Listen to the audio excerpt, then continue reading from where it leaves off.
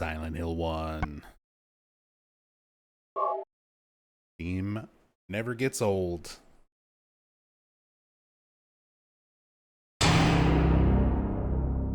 just do a right down the middle normal playthrough of everything today.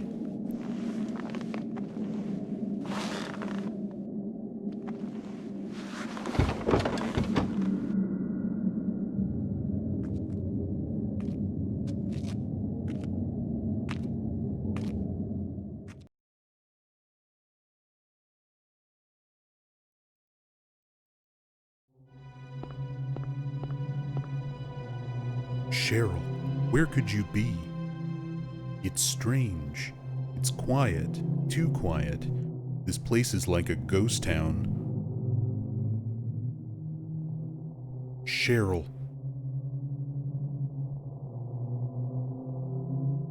Look at that handsome man. Oh, and we've got self-view mode engaged. Forgot that I even had that set up. We can look at stuff nice and close.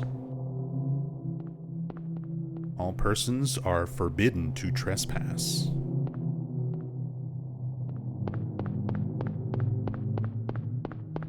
Hope Silent Hill 1 remake keeps the intro. Me too. It's one of those things that I really missed from Silent Hill 2 remake.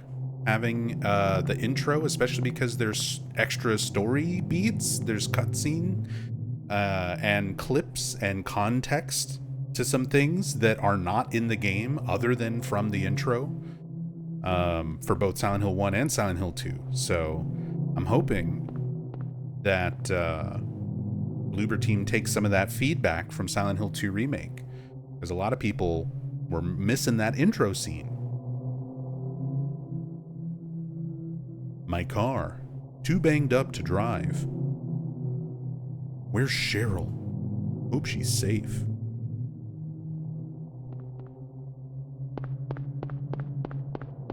Hey, what's up, Yurimi? Dear God, he's marathoning again. Somebody stop him. Don't stop me now, 'cause I'm having a good time. I'm having a ball. Zyno, thank you so much for the 100 bits. Thank you, thank you.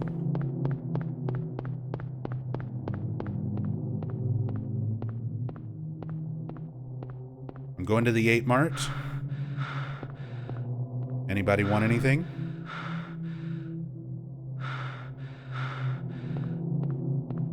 I'm so glad they included the little 8 Mart references in Silent Hill 2 Remake. You can find the logo on the shopping carts and stuff around town. And of course our Bill Skins 5th newspaper. Little Silence of the Lambs reference. All these little references I'm sure Bloober Team is going to include. There were so many little details like that for Silent Hill 2 Remake, I'm sure. This will all be included.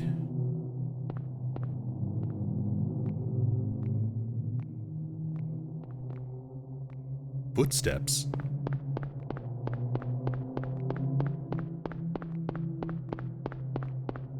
Chalky milk. Sketchy 8 Mart hot dog. Canned light bulbs. We do need some fresh light bulbs.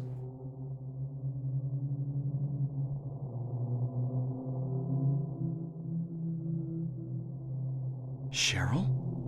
Is that Cheryl?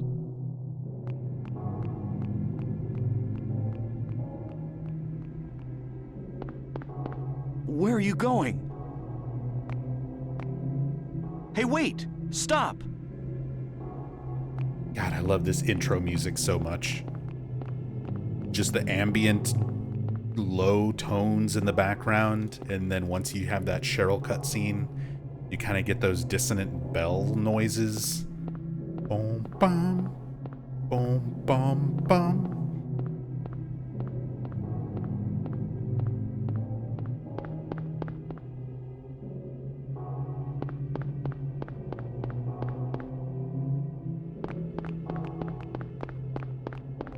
Cheryl? Cheryl! Cheryl! Cheryl. Sweetie? So we won't do the glitch where James finds Cheryl in the beginning? We can go do that real quick. I got you, dog syrup.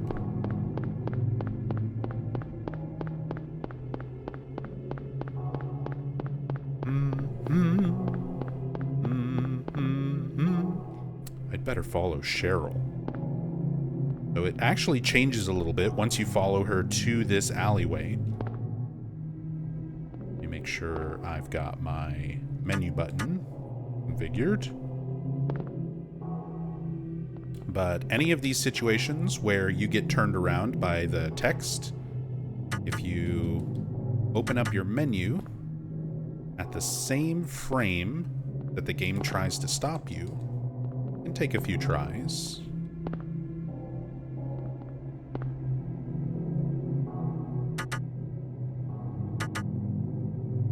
Kind of buffer it a little bit. There we go.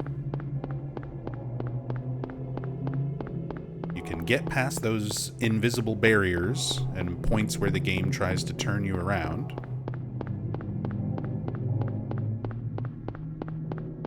And then you're free. Oh! Apparently once you're in the alley,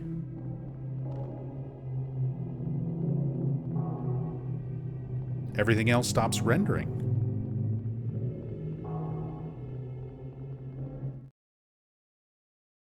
It's alright, dog syrup. We can still do this.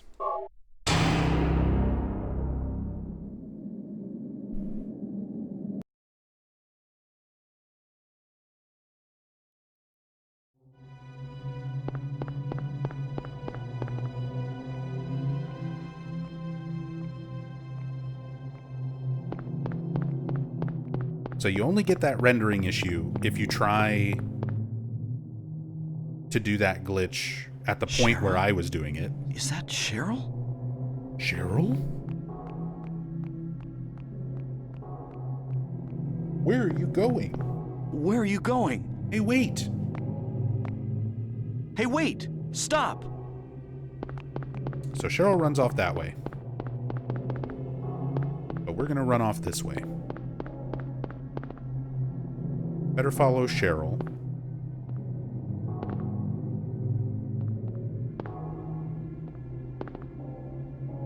So same thing here. You want to open the menu.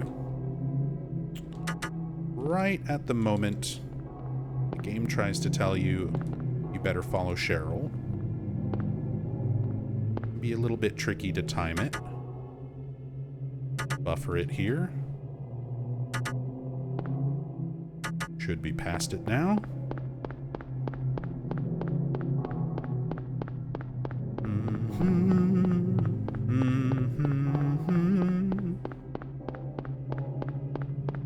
And if you just run down this street a little ways to the next intersection,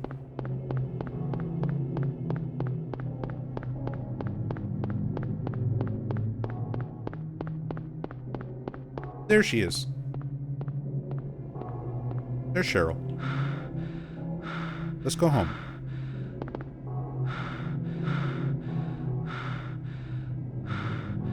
This place is weird. Let's go home. Let's go talk to the car insurance people.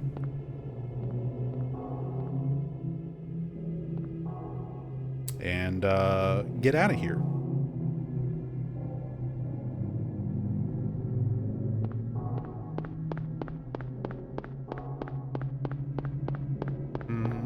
She kind of has some gamer posture there. Yeah. Little bit. Just a little bit.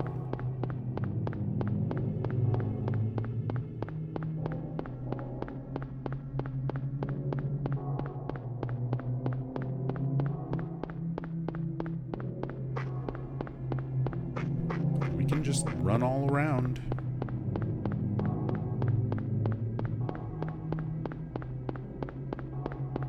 But okay. That's the good ending. That's the good plus plus ending.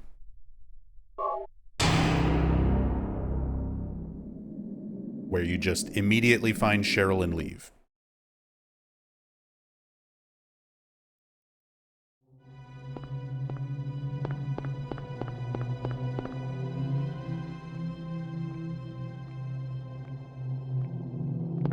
Cheryl wants that 8-marked sushi.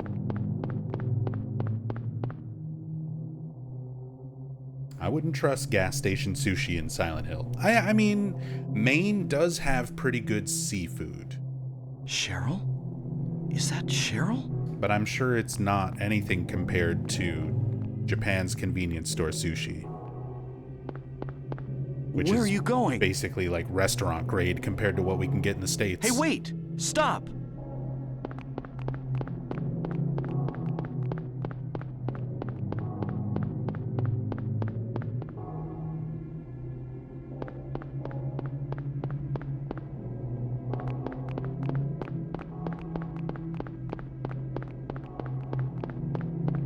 Tassadul, speaking of Ascension, spoke to a streamer playing Silent Hill 2 the other day, and she didn't know who you were. These fake fans these days. SMH my head. Beware of dog.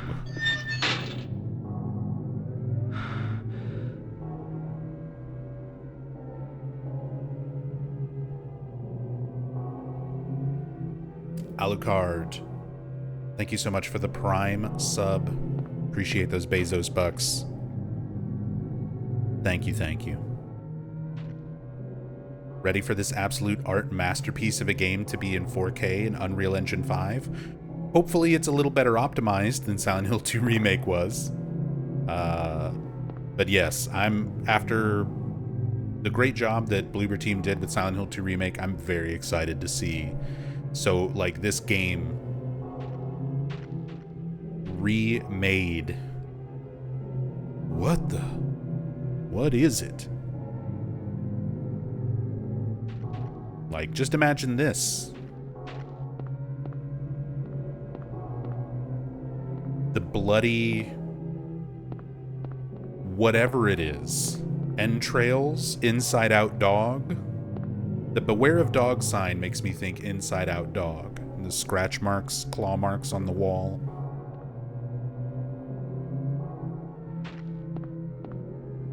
Although, Bloober Team, things to improve on compared to Silent Hill 2 Remake. Silent Hill 2 Remake did not have the dynamic footstep noises.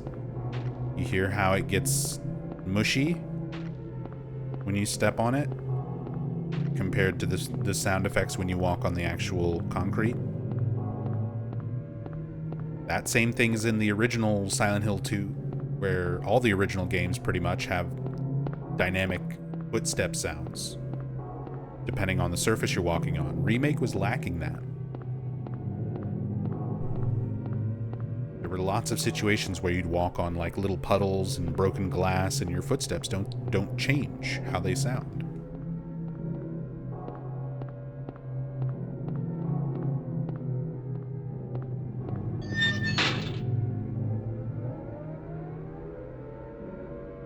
I'm curious how Bloober's going to handle so many of these iconic like cinematic cameras.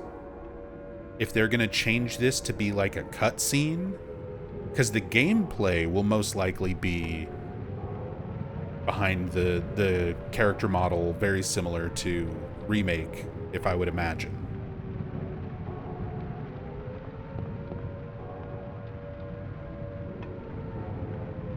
That's strange. It's getting darker. Better than nothing, I guess.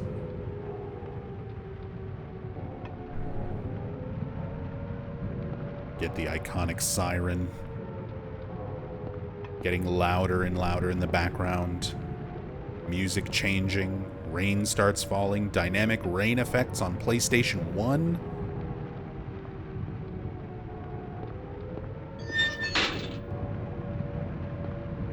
Let's just go back. A dead end? What the hell? Henry Townsend moment.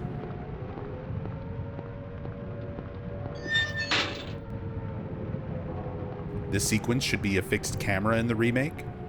They should either make a few sequences have sort of more cinematic camera views compared to the rest of the gameplay, or they'll do it as cutscene rather than gameplay. I would rather it be gameplay with cinematic camera angles. I know that's kind of difficult to do with directional controls and typically behind the character model camera views, but I hope they figure out a way to do this. Honestly, like, I hope they kind of take a page out of the first Resident Evil remake, as in the very first Resident Evil game when they remade it for like GameCube and stuff, where you can actually do directional control and tank control and switch on the fly. I doubt they'll do that, but I would love something like that to keep a lot of the camera stuff intact. But yeah, I doubt they'll include something like that. Make it unlockable. Give me tank control like New Game Plus settings that I can toggle on or something. That'd be cool. For the people who want it, they can have it, and the people who don't want it, they don't have to bother with it. A broken wheelchair? What's this doing here?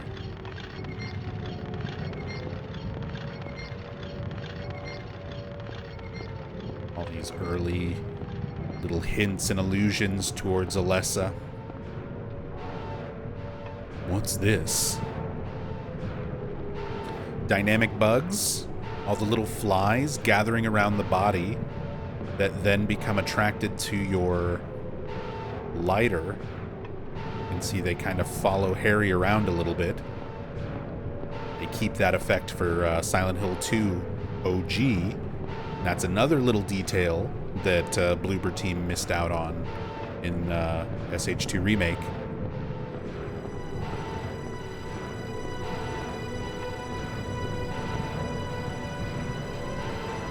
Harry better still have a Zippo lighter in the remake.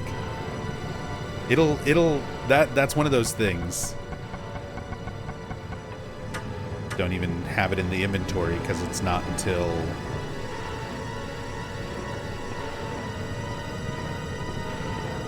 but if you actually view the model, like the higher quality model in the game files and stuff, it actually says Zippo on the bottom of it. Yeah, it's not so much that Japan didn't care about copyright in 1999, but it wasn't enforced back then the way that it is now. Like, since then, there's been a lot more litigation and lawsuits where companies have figured out you can make more money suing people than selling a product. So copyright became way more strict. It's way more enforced now, because people will sue over anything that even remotely resembles something that they have the rights to. But back in 99, when this game was made and released, 96 when it started development, and then 99 when it released, yeah, that kind of thing just wasn't that heavily enforced.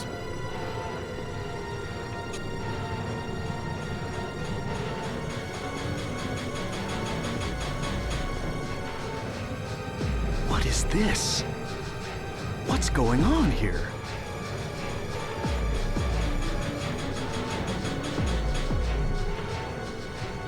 What? What's this doing here?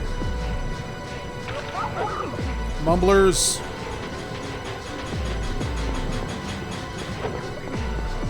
Not to be confused with Grey Children from the movie. Not to be confused with giant sewer rats.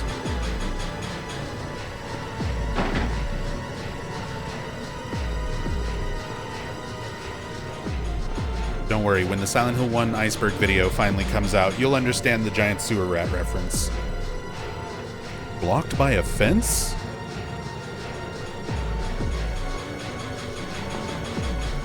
Get juked. Get looped. Baby killers.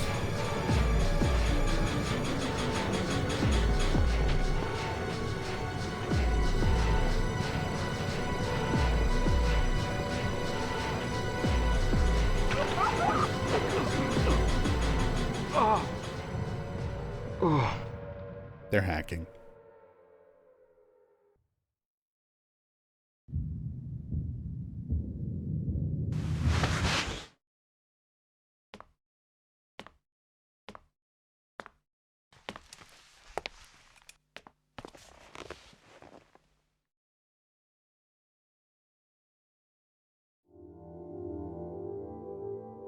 Was I dreaming? How do you feel? Oh, like I've been run over by a truck. But I'm all right, I guess. Glad to hear it. You from around here? Why don't you tell me what happened? Wait a second, I'm just a tourist. I came here for a vacation. I just got here. I don't know what happened. I'd like to find out myself. Uh-huh. Have you seen a little girl? Just turned 7 last month. Short, black hair. My daughter. Sorry. The only person I've seen in this town is you. Where is everybody? I'd tell you if I knew, believe me. But from what I can tell, something bizarre's going on. That's all I know.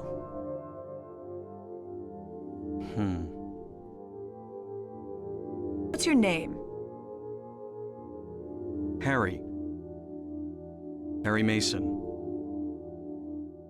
Cybil Bennett. I'm a police officer from Brams, the next town over. The phones are all dead, and the radio too. I'm going back to call in some reinforcements.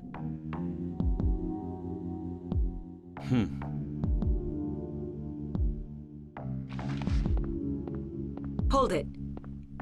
Where do you think you're going? My daughter. I've got to find her. No way. It's dangerous out there. In that case, I need to find her now. Cheryl's my little girl. I can't just leave her out there by herself. Have you got a gun? No. Take this, and hope you don't have to use it. Now listen to me. Before you pull the trigger, know who you're shooting. And don't do it unless you have to. And don't go blasting me by mistake. Got it? Yeah, thanks. You do best to stay nearby. I'll be back with help as quick as I can.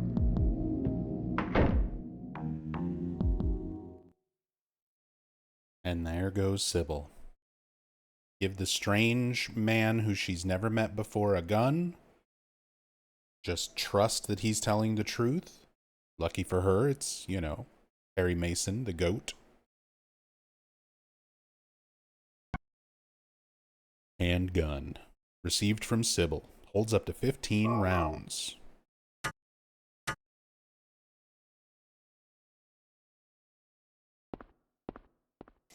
There's our Portishead posters. So many little references and Easter eggs just in this first area. The diner itself is Cafe 5 to 2, which is the name of the diner from the start of Natural Born Killers.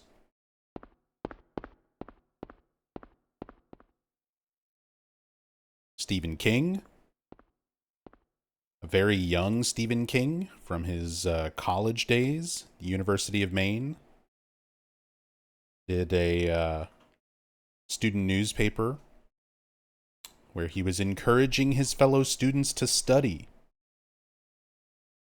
Study, damn it. Stephen King really looked like that? Yeah.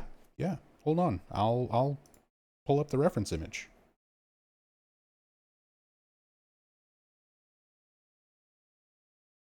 If you want to see the comparison.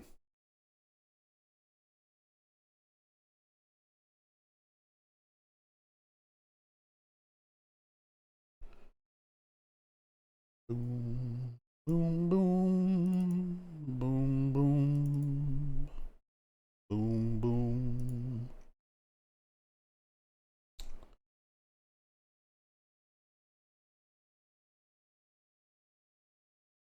Oh, I've got it saved. Question is where? I really need to organize my stuff better. Especially considering I'm like, it gets more chaotic, not less, as I work on videos like the iceberg. Because I'll have stuff just screenshotted and downloaded and saved in all sorts of places, and then because it's saved in a particular place for the editing software, I don't want to have to like constantly go through and change the location of the file. And so I just kind of leave it wherever it winds up.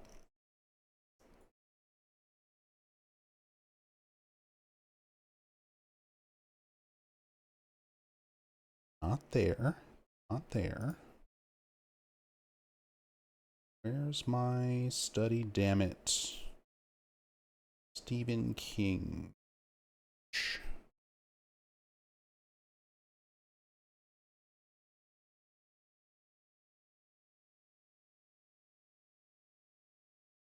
Mm-hmm.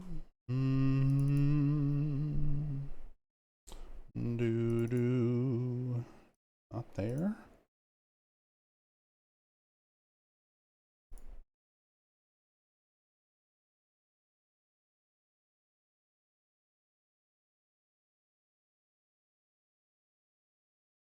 It's not there.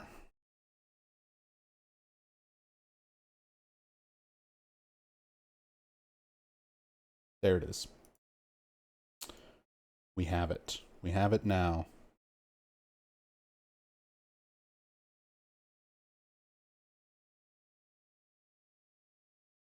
There it is, from the main campus. Young Steve King. Back in the student days.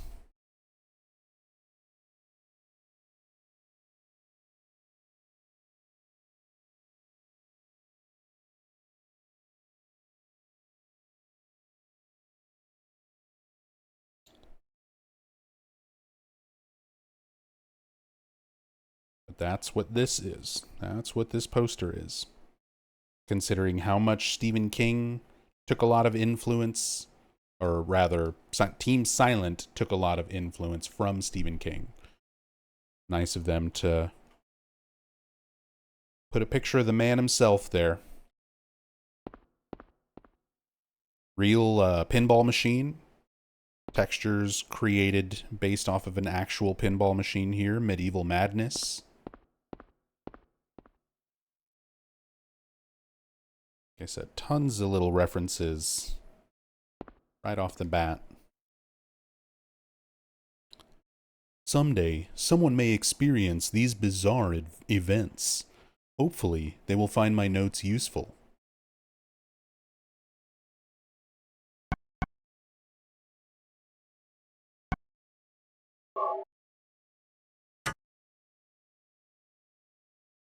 In the remake, it'll be a pachinko machine instead. Oh, God.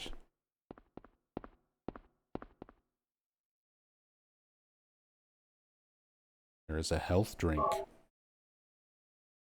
There is a flashlight.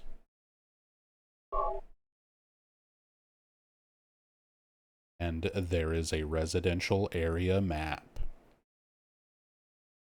Appropriate that we're also starting off on Bachman Road. So, lots of Stephen King influence on Silent Hill 1 and Silent Hill series in general. Poster of the man right on the wall. And then Bachman which is a reference to Richard Bachman, one of Stephen King's pen names, former pen names.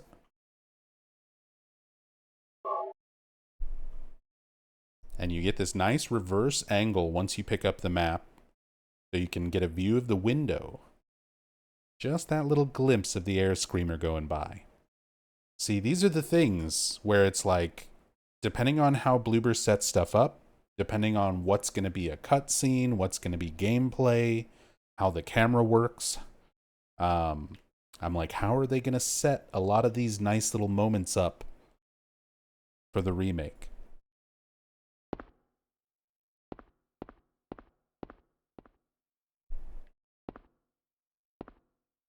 Or will they just be changed to kind of work a little bit better with the new camera and controls? Will they just be omitted entirely? That's kind of like the worst case scenario, is that they can't figure out how to implement something and they just leave it out. Hey, how's it going, Hank? Health drink. Kitchen knife.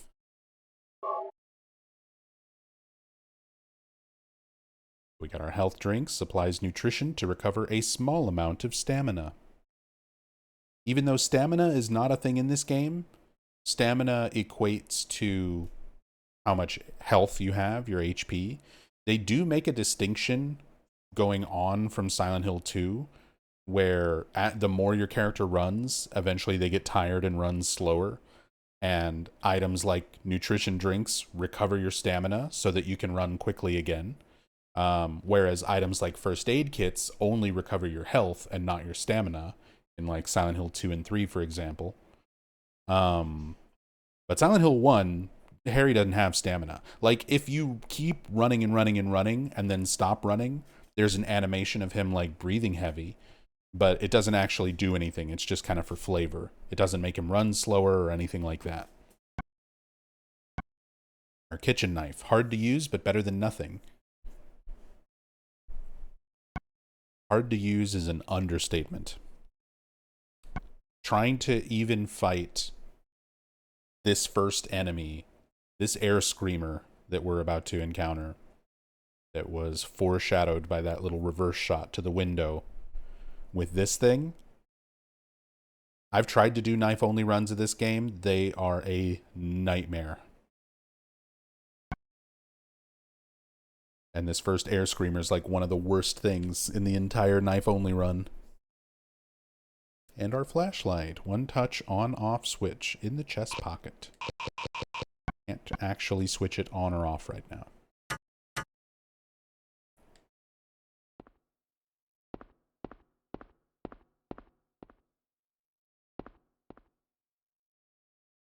A radio. Is it broken?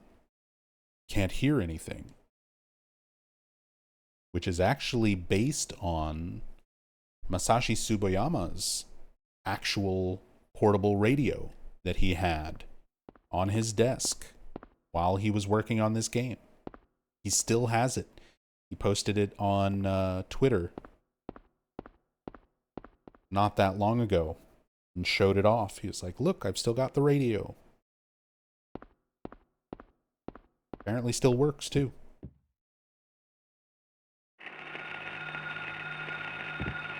What's that? Huh. Radio. What's going on with that radio?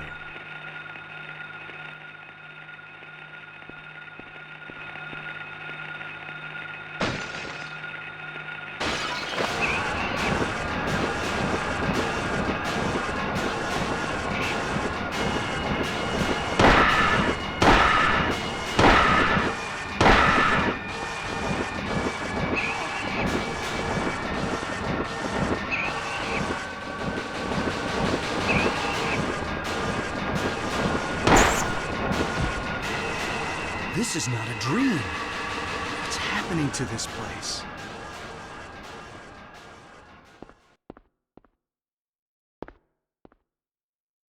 That first air screamer.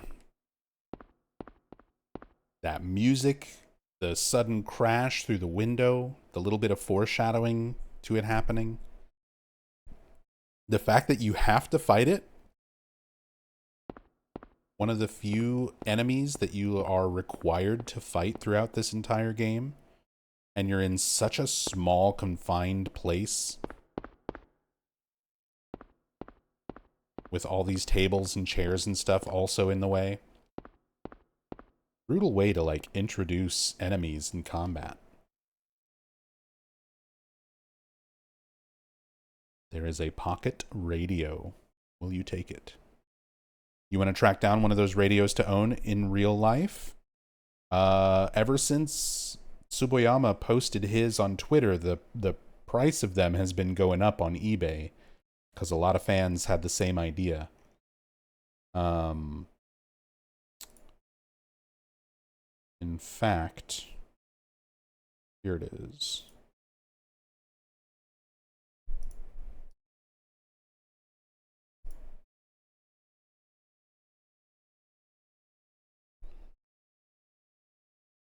There's the post. Masashi Tsuboyama's real radio.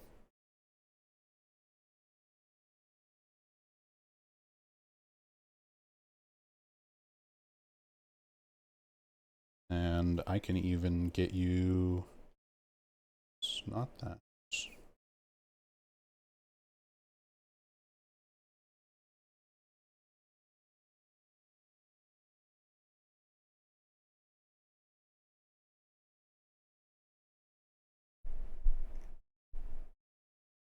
I can get you the model number.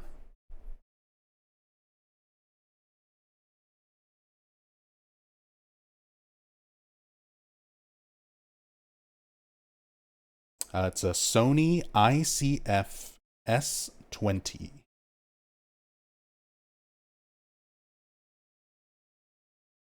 I'll put that in chat.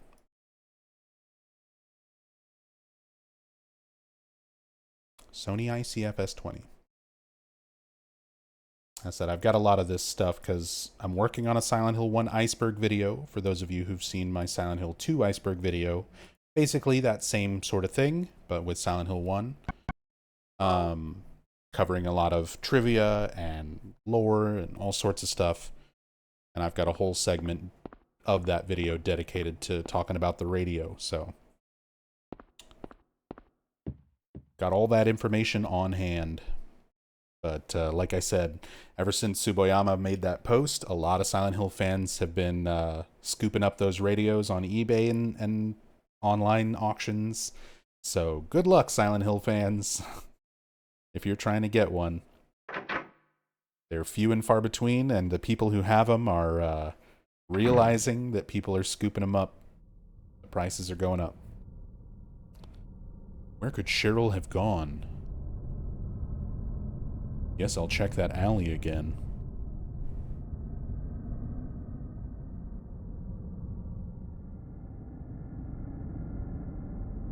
Cheryl. I've located her with my cyborg vision.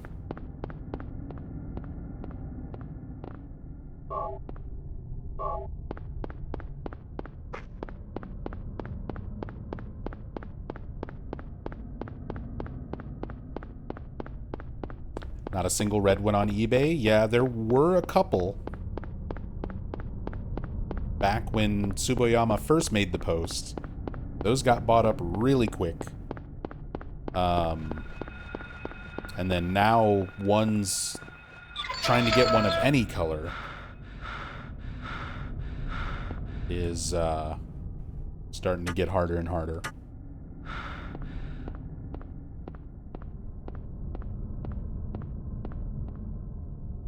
A dog's head. Somebody shooting hoops with a decapitated dog. And right next to it, Key of Woodman, which is meant to be a reference to the Wizard of Oz. The Woodman, or Woodsman, is the Tin Man, as most people would know from the film.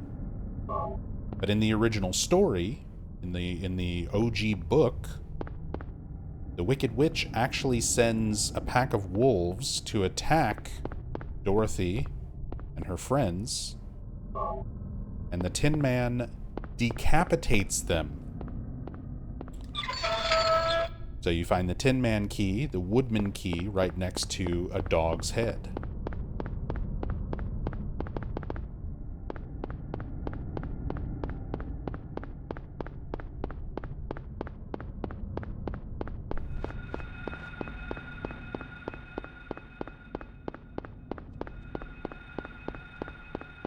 eBay sellers like, radio, what's going on with that radio?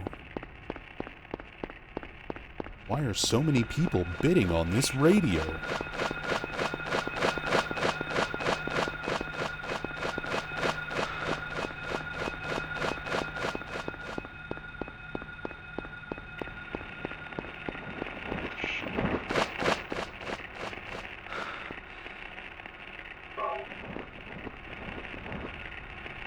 Key of Lion. Another Wizard of Oz reference. Lion has to put all the other characters on his back and jump across a giant gorge. So we find the Lion key right next to a massive cliff, massive gorge.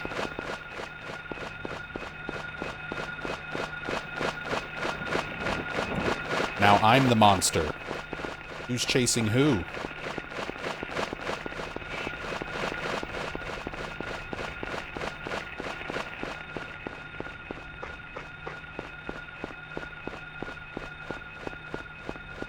That's how you deal with the air screamers. You just gotta show them who's boss.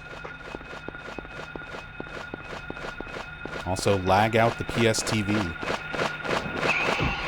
Okay.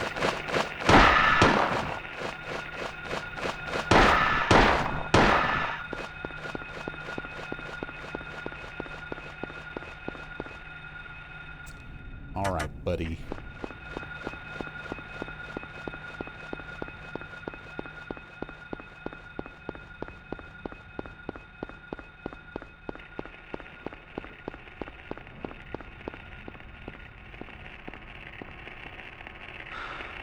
I like when they just walk on the ground.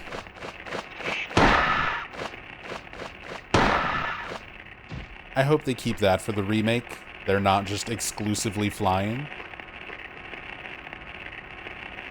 Oop. There you go.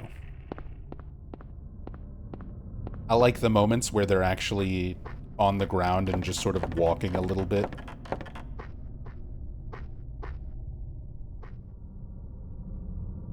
Key of Scarecrow. Yet another Wizard of Oz reference. Scarecrow has the idea. They needed to cross a chasm, and there was a tree nearby. Tells the Tin Man to cut down the tree so that they can walk across it, get to the other side, using his brains that he thinks he has to ask the Wizard of Oz for. So we walk across a tree, get across the gap, pick up the key. All these little fairy tale references because those were Alessa's favorite books. All these parts of her mind, her subconscious, things from her memory are manifesting themselves into the town. Also, the ghoul sign.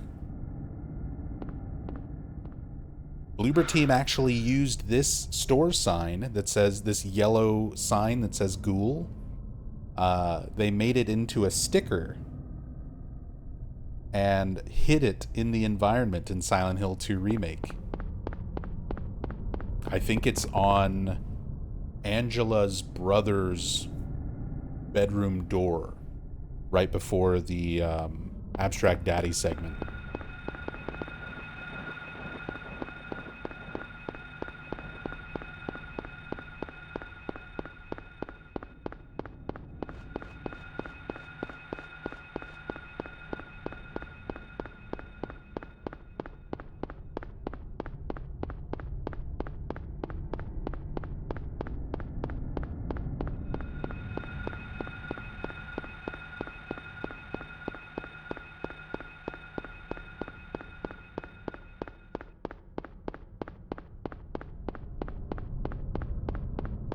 Much like the 8 Mart shopping cart. Yeah. A lot of little Silent Hill 1 Easter eggs in Silent Hill 2 remake. The 8 Mart thing, the ghoul sign, Shoot, and Crusher Dan are made into VHS copies.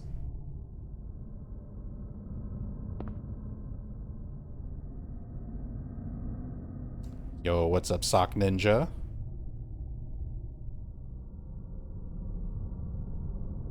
One of my dearest friends and favorite Harry Mason cosplayers. Doghouse, Levin Street.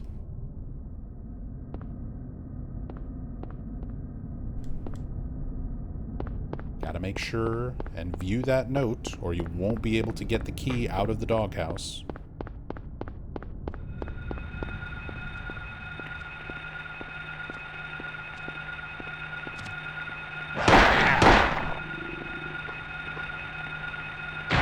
Video game logic.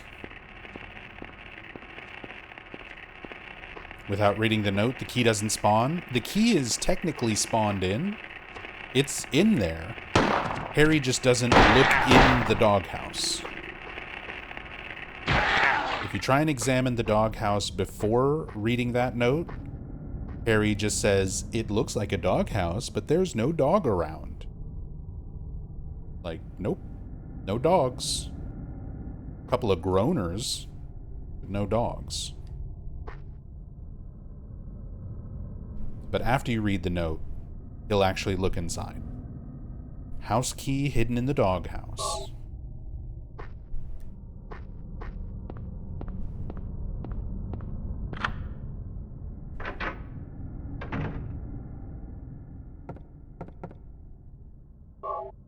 First aid kit.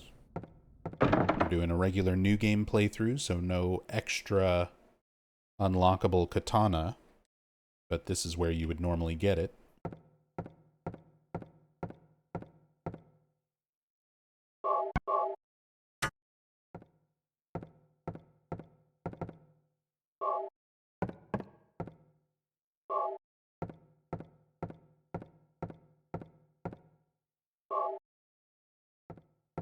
Don't think leaving your key in your doghouse is the most secure option? I mean, people do that kind of stupid shit all the time, though. There's plenty of people who just leave it under their welcome mat or in one of those little, like, rocks. It's fake rocks that you can put your key in and then, like, leave it out in your yard.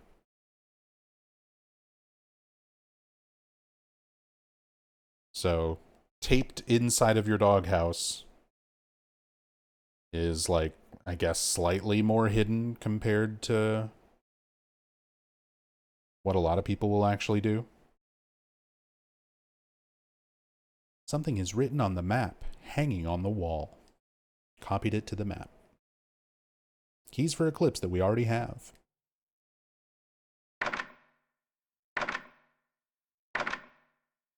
They're called the keys for Eclipse because you go through the door and Eclipse.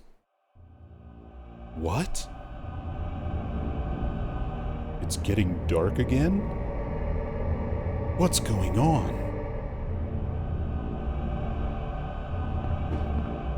In a Maine neighborhood in 1987, yeah, that was common. Shit, you'd be lucky if the door was even locked. A lot of people back in those days, in a nice enough neighborhood, small enough town, they didn't even lock their door.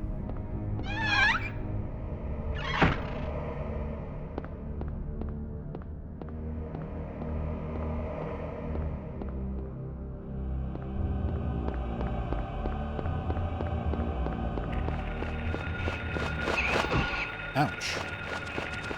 My face.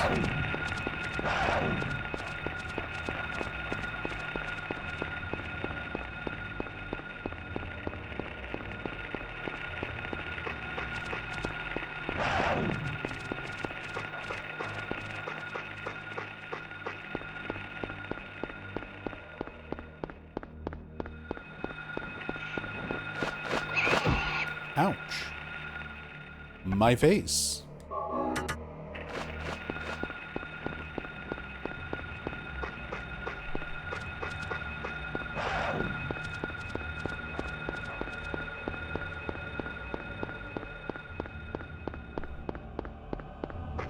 As an aside, 87 would also mean Harry's Jeep was pretty new.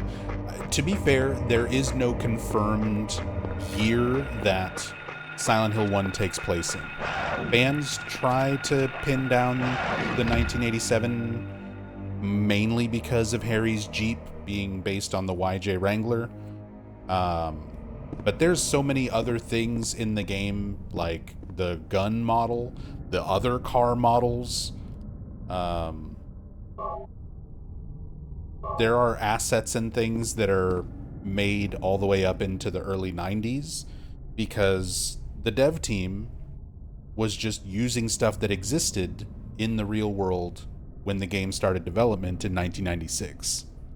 So there's interviews with the director, Keiichiro Toyama, saying they specifically went out of their way to not give details into the time that this game was taking place or the location. It wasn't even solidified that this was Maine.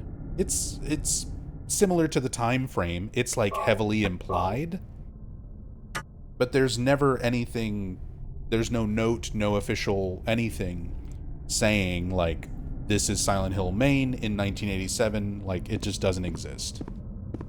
It's all fan speculation. And the thing is, this is a fictional world. It's not accurate to our own reality. Anything could exist differently in this universe. In this universe, maybe the YJ Wrangler came out in 1981. In this universe, maybe it didn't come out until 1995.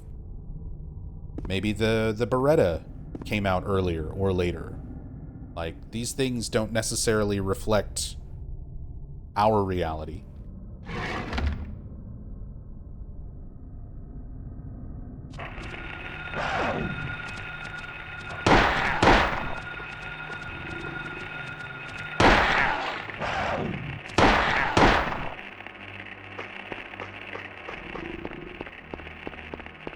Also, I know it's a pretty old game, and most people here are fans, and you already know everything about this game the same way I do. But there's got to be at least a few people who didn't know you can go in that bus. Midwich Elementary School. Here we are, Kindergarten Cop. John Jacob Astor Elementary School.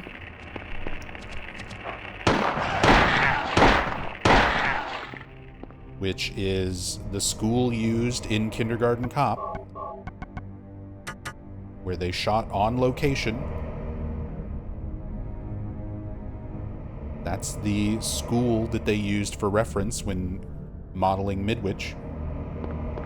So there's a lot of... And they specifically used Kindergarten Cop, not just John Jacob Astor Elementary in general. Specifically, it's how it was depicted in the movie Kindergarten Cop, because they even use a lot of the same posters and background decorations and recreated some assets based on things in the background of Kindergarten Cop. Rachel and I actually rewatched it when I was doing research and stuff for the Iceberg. I was like, I haven't seen that movie in probably like 13, 14 years. Let's watch it. And we watched it. And it's great. Still holds up. Still super funny. A lot of creepy, weird stuff in it. Not intentionally, but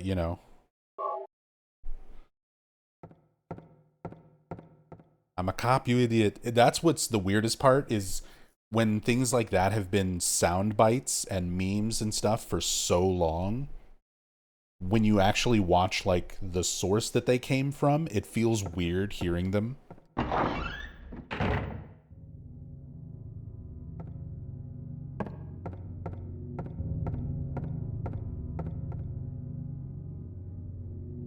Located in Astoria, Oregon? That's correct, Yoshio. More Ronaldo Gordon. This must be the list of teachers. Or a list of band members for Sonic Youth, because that's also what they are. Lots of little music references, music and band references all throughout Silent Hill 1. We've already looked at the Portishead posters in the diner. Now we've got a Sonic Youth reference.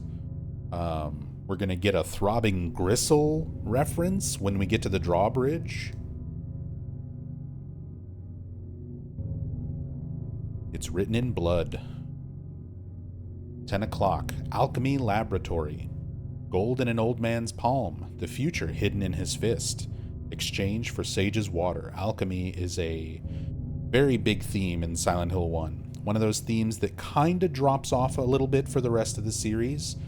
But when they were trying to implement a lot of stuff to make the cult and the Otherworld and a lot of aspects just seem sort of foreign and strange and not easily identifiable, occult-like, they used a lot of alchemy references and symbolism and imagery. So referring to the science lab as an alchemy laboratory. Gold in an old man's palm. Alchemy kind of revolves entirely around turning other elements into gold and vice versa. Exchange for Sage's water.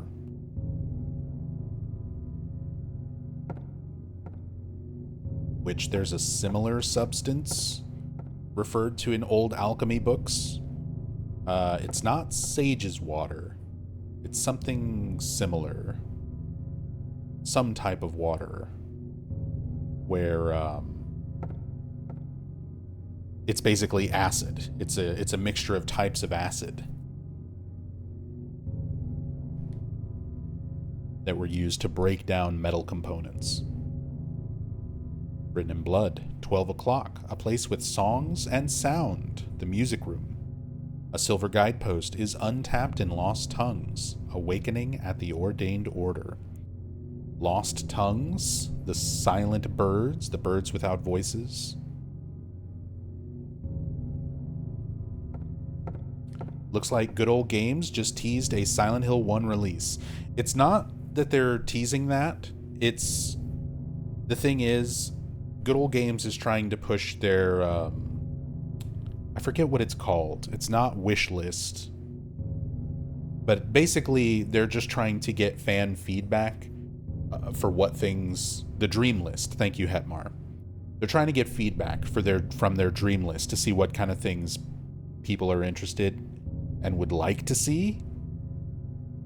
I would love to see Silent Hill 1 along with every other original Silent Hill game. All the OGs need to be on Good Old Games or some sort of platform where people can actually get them and play them without piracy or emulation, because unfortunately that's kind of the only way to play a lot of the series these days without spending a ton of money.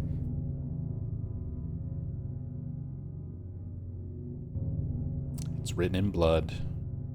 5 o'clock. Darkness that brings the choking heat. Flames render the silence, awakening the hungry beast. That's our split-head lizard. Open time's door to beckon prey. Time's door. So the door on the clock tower. Yeah, right now they only add games that have a PC port. There's no PC port for Silent Hill 1. So there's a lot of other things that would need to happen for Silent Hill 1 to show up on GOG. Silent Hill 2 and Silent Hill 3, however, both have existing PC copies. They have official PC releases, not just emulation and stuff like that. Silent Hill 4 is already on GOG. So I feel like the main things that would be easiest for GOG to get and put on that platform would be Silent Hill 2 and 3 PC, which would be a great step in the direction for making these original games more accessible.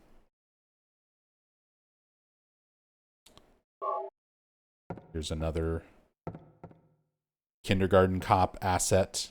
The infirmary is very, very similar to how it is in Kindergarten Cop, even down to this medicine cabinet. And a little poster here for Silent Hill Hospital, which is not a thing. There's many hospitals in Silent Hill. None of them are just called Silent Hill Hospital.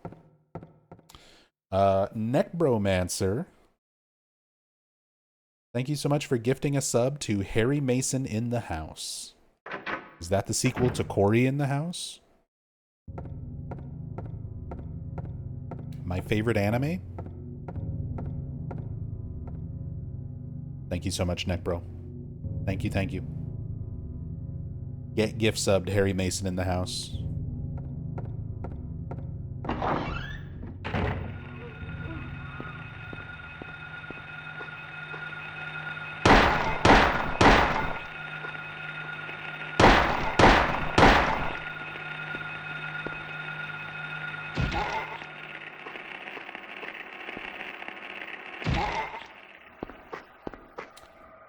Little bit of foreshadowing to the effects of the Seal of Metatron, by the way.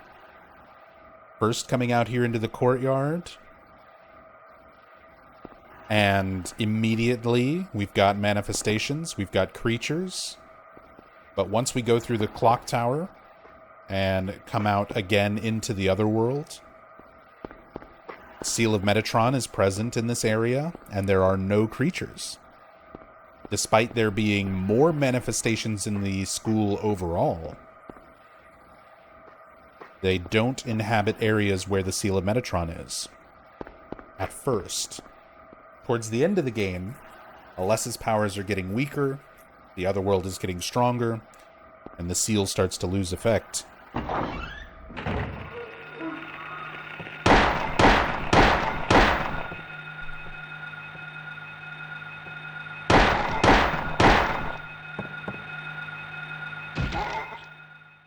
Bonk.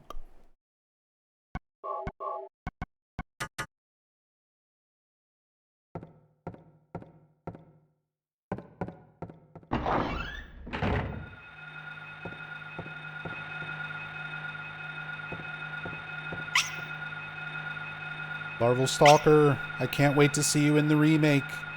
Little clumsy shadow babies.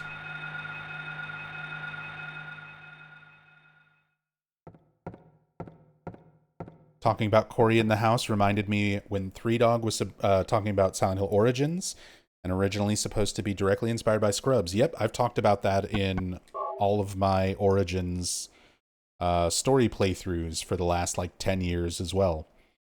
Kind of an infamous story at this point. But yeah, Sam Barlow, who was the director for Silent Hill Origins, took over the project when it moved to Climax Studios in the UK, said in an interview straight up, the original script and everything for Origins, when it was first being developed by Climax LA, it was supposed to be a dark comedy. They were going for dark comedy that was loosely based on the TV show Scrubs.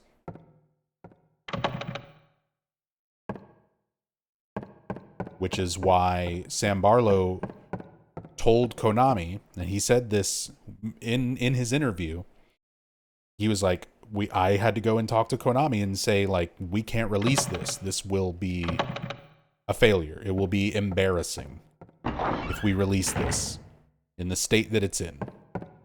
So let me and the UK studio, start over and make something that's more presentable and respectable to the franchise. And Konami was like, okay, you can start over, but we're not giving you any extra time, and we're not giving you any extra budget. You still have to do it in the remaining time and budget that wasn't already wasted by Climax LA. Which is a big part of why Origins is the way that it is. It's kind of a miracle that that game released and exists at all. But it's also why it feels very rushed and kind of a mishmash of things that don't really make sense. More Kindergarten Cop posters.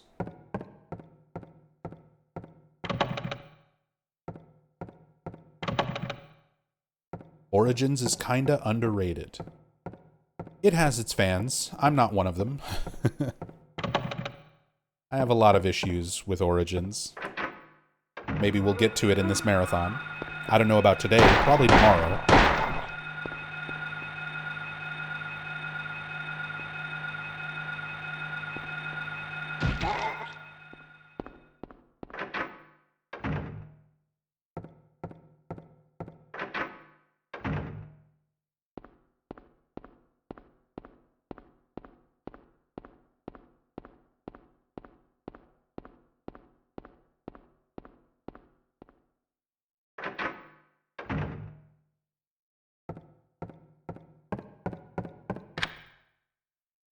Great OST at least. I mean, anything Yamaoka does in terms of music is gonna be good. I don't think it's fair giving points to a game and being like, well, the soundtrack's good. It's like, well, yeah, it's Yamaoka. Yamaoka could write the soundtrack to my next bowel movement, and it would be great. It's not really on Origins for that being good, you know?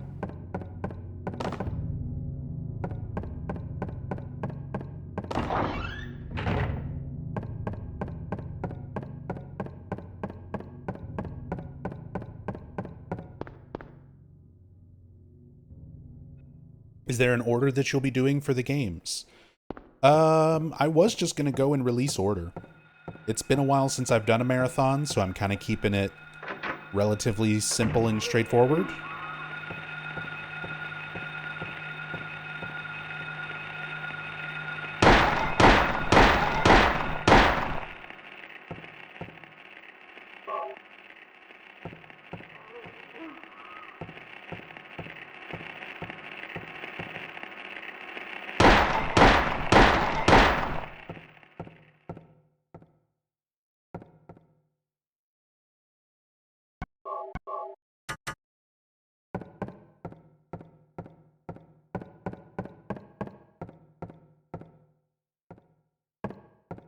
Love looking at all the little bits of artwork and stuff in the environments. Again, I can't wait to see these environments in Remake.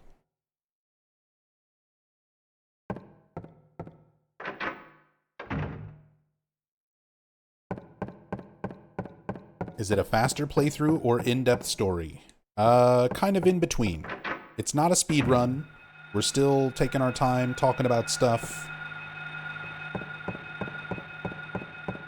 But because I'm trying to get to multiple games, we're not going crazy, super in-depth.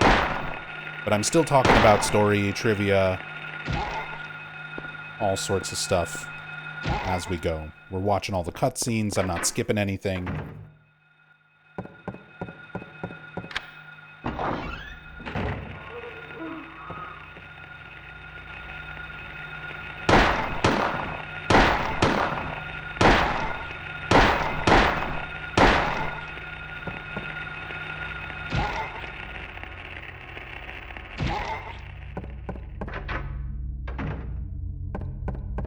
Try and go to the music room early, and the piano's actually closed.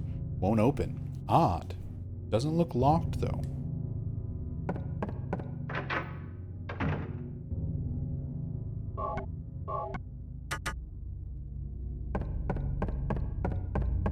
Alright. Gotta ignore some enemies.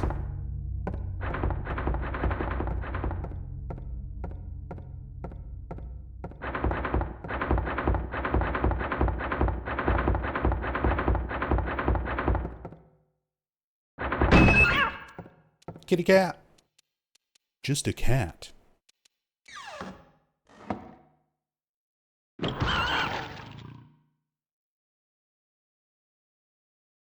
Don't worry, that was just the sound of the cat killing a monster on its way out.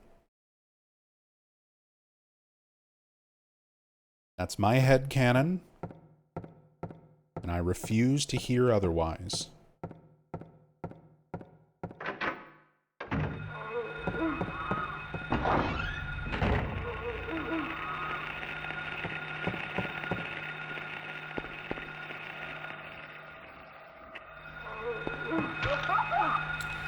Not my dick.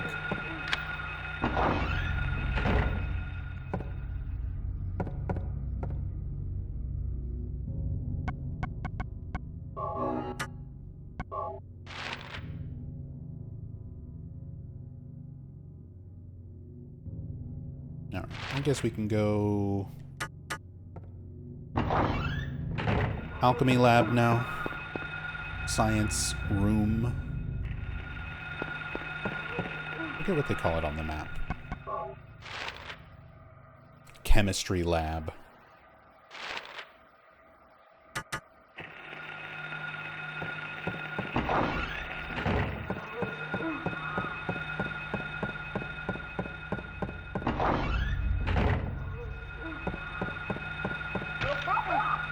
How dare you?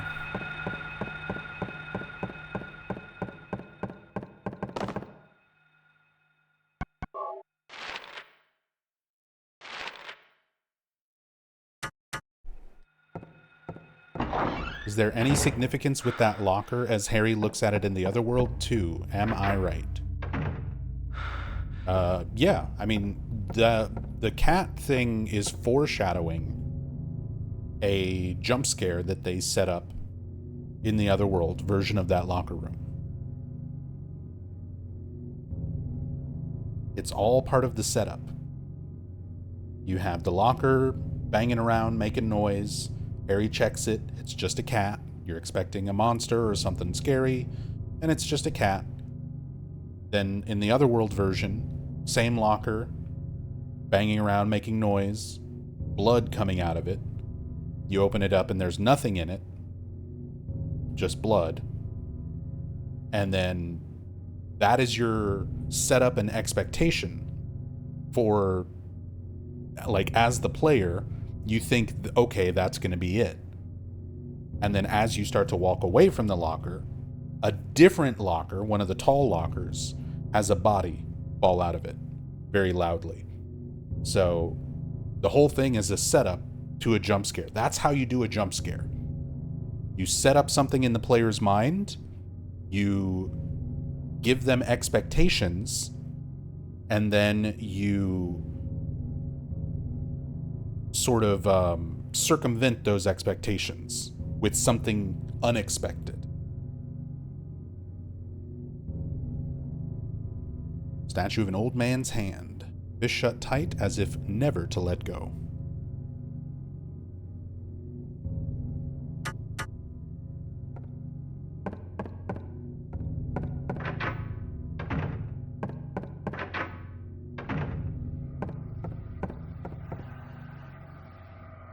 There's our chemical. The label reads concentrated hydrochloric acid, found in the lab equipment room.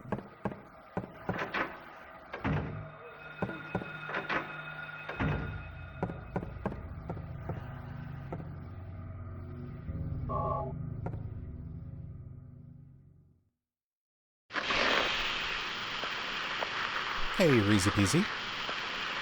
Hope you're doing well. There's our gold medallion. First medallion for the clock tower.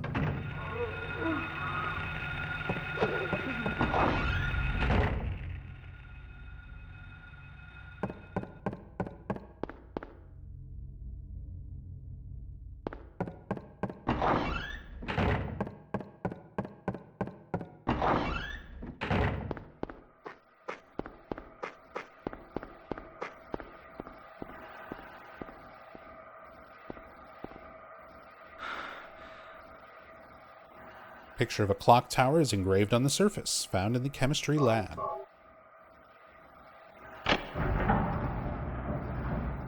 Plaque reads, a golden sun.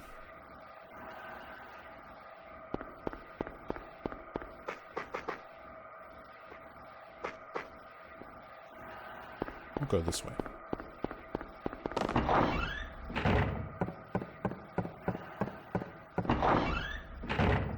Raw, heavy machinery sound just drills into you so good. Yeah, I'm really hoping the audio turns out good for Silent Hill 1 Remake. I hope they're able to maintain a lot of the feeling and atmosphere, because the soundtrack and ambient sound for Silent Hill 1 is very different compared to a lot of the rest of the games. Like Silent Hill 2 is a lot more melodic. Silent Hill 1 is very industrial, very heavy industrial. And Bloober just lost their I mean, he's no longer with Bloober Team, but Arkadiusz Rakowski, who was the lead audio designer for Bloober Team for the last, like, forever, 12, 13 years. When was Layers of Fear 1? But the guy who did the audio for Silent Hill 2 Remake, not all of that was Yamaoka, remember. Yamaoka worked on the remake for a few tracks and as a consultant, but he didn't do all the audio, he didn't do all the ambient, he didn't do a lot of that stuff. A lot of that was Arkadiusz. Arkadiusz is no longer with Bloober Team. So that's one of those things I'm a bit concerned with when it comes to Silent Hill 1 Remake. I hope they get someone really damn good. If not, just leave it all to Yamaoka himself for Silent Hill 1 Remake to replace Arkadiusz.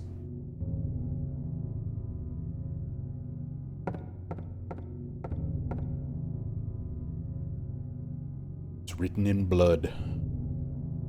A tale of birds without a voice. First flew the greedy pelican, eager for the reward, white wings flailing. Then came a silent dove, flying beyond the pelican as far as he could. A raven flies in, flying higher than the dove just to show that he can. A swan glides in to find a peaceful spot next to another bird. Finally out comes a crow, coming quickly to a stop, yawning and then napping. Who will show the way? Who will be the key? Who will lead to the silver reward? So the color of the bird corresponds to the color of the keys that you need to press in order. So white bird, black bird, white bird next to another white bird, and black bird.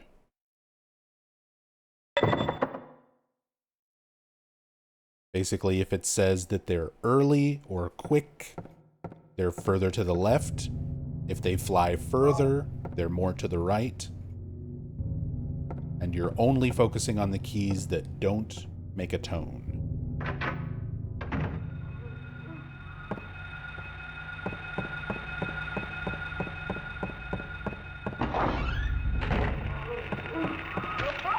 My butt. Get your knife out of my butt.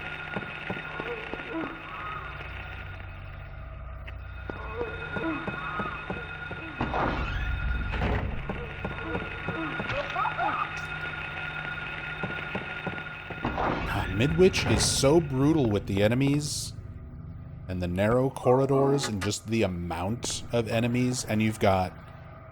It's the first real area in the game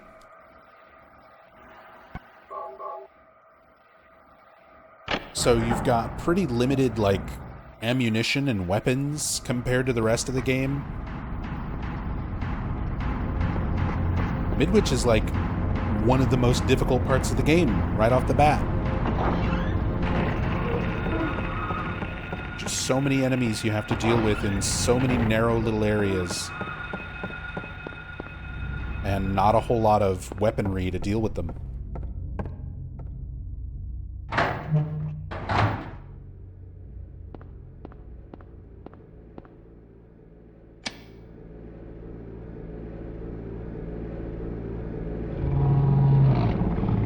Still poorly equipped? Yeah, exactly.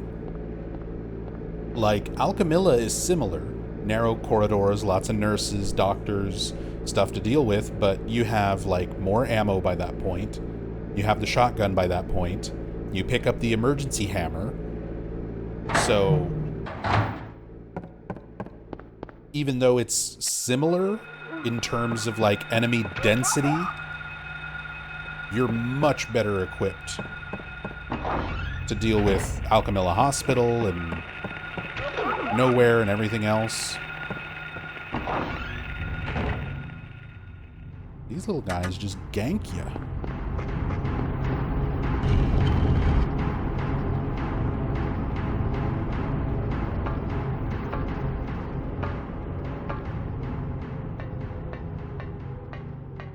There's that siren again.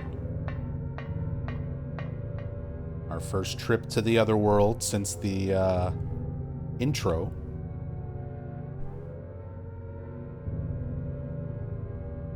I guess technically the eclipse on your way to Midwich is kind of like that transition, but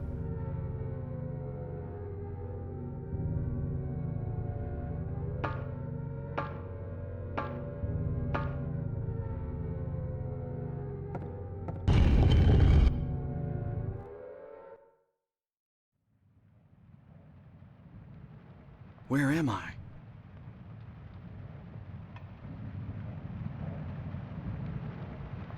Have I been here before?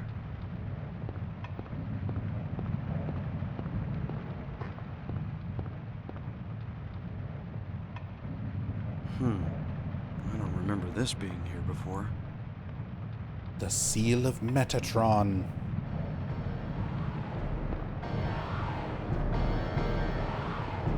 I love the music. The music kicking in after that.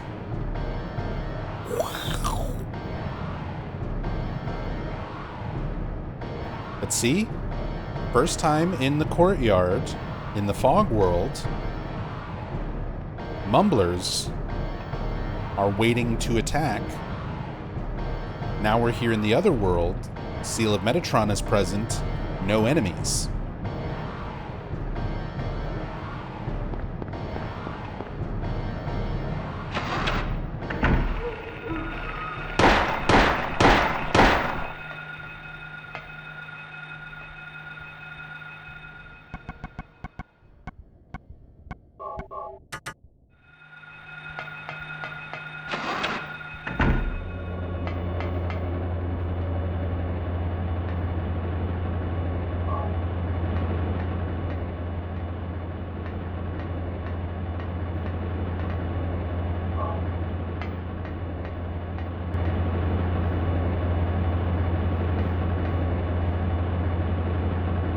Big rusty metal fan behind gross, red, bloody, rusty bars. You can see the corpse hanging back there behind it. Huge fan is rotating. If approached carelessly, I may be sucked in. Maybe they'll add that for the remake. Harry can actually get sucked in and die with a big fan.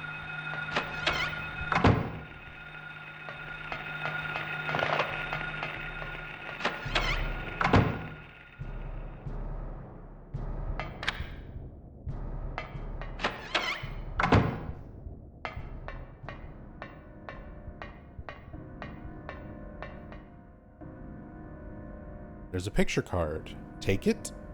And then there's playing cards. Cards scattered around. So we see similar cards in Alessa's room towards the end of the game. And there's... in Silent Hill 3, they call back to a lot of these things to sort of give them more significance. And Heather has a moment when you examine the playing cards in Silent Hill 3, in the recreation of Alessa's room, where she says she used to play cards when she was little, when she was Alessa, with, oh my god, get gift subbed, get stick bugged. But Heather has a memory of being Alessa playing cards with Claudia Wolf when she was little, to give the stuff like playing cards more significance. So I'm wondering if Remake is going to include more little references and things like that when you come across these things in Silent Hill 1 in the remake. Can O Snails, thank you for stick bugging. W Gamer, Smigma Figma, Laudable Halo, Uber Gold, and Artur A. Enjoy the gift subs. Thank you for the stick bugs. Thank you, Canis Nails. Thank you, thank you. Really, really appreciate that support.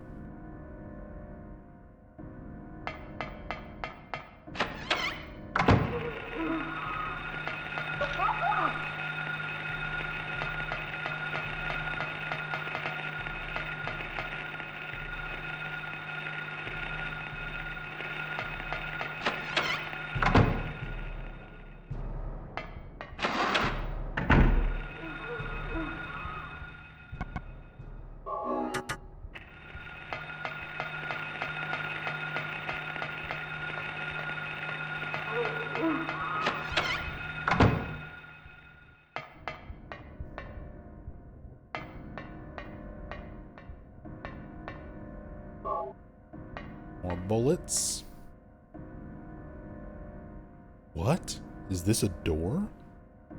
If it is, there's no keyhole or even a knob. If I push it, it moves a bit, but it certainly won't open. What's this? In the center of the door is a horizontal slot. What is it for? What do you think? A rectangular card with a picture of a key? Key on one side, 3 rectangles on the other, matching up with the 3 squares or rectangles on this door.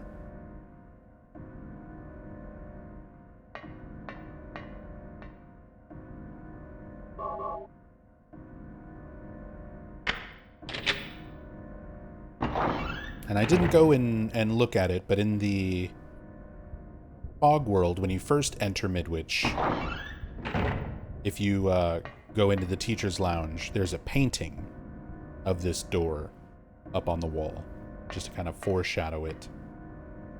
What are the 2 bodies at the side of it? The bodies are just a recurring part of the Otherworld. We see them in many places. And it's just, what do you think they are?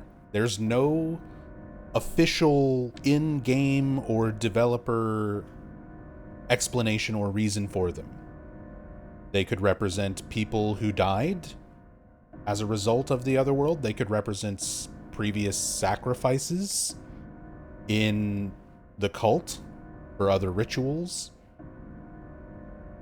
They could be representations of Alessa herself. We see her wrapped up in similar sort of fabric in her wheelchair at the end of the game.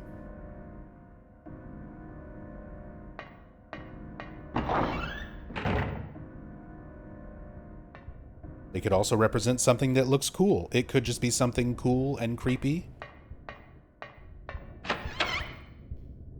Most likely there is some sort of meaning behind it, as many things in these games have meaning behind it, but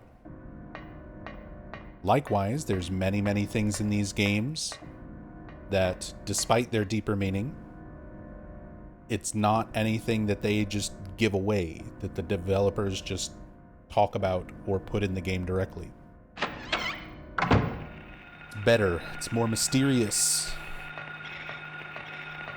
You need enough things to sort of piece together the story and what's going on and why certain things are significant, but not everything needs an explanation. Subtlety is a good thing.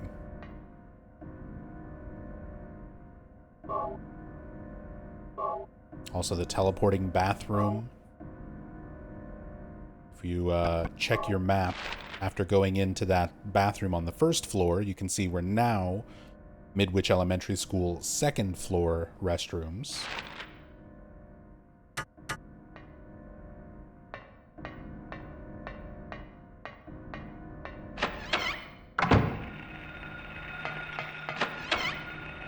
And then going back in through the door and back out teleports you back to the first floor.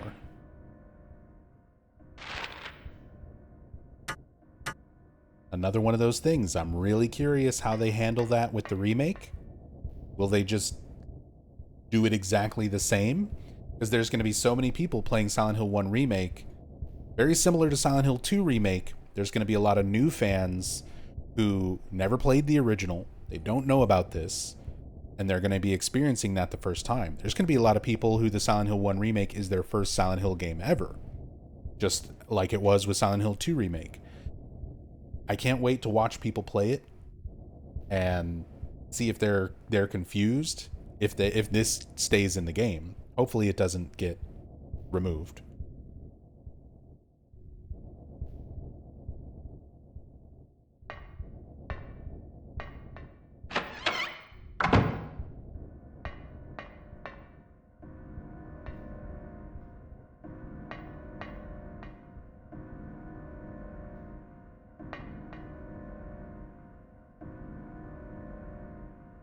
Are you sure the game wouldn't be improved by a series of audio logs Alessa left behind to explain what happened?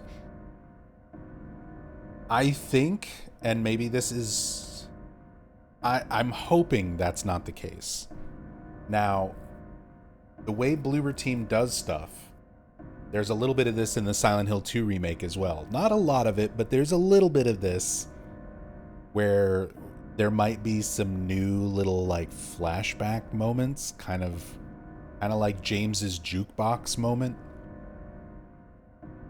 where you'll encounter things and have little visions that Alessa gives you to try and give some context or explanation to certain things. Not a lot, but there probably will be new scenes to try and add context. Hopefully not just notes and audio logs.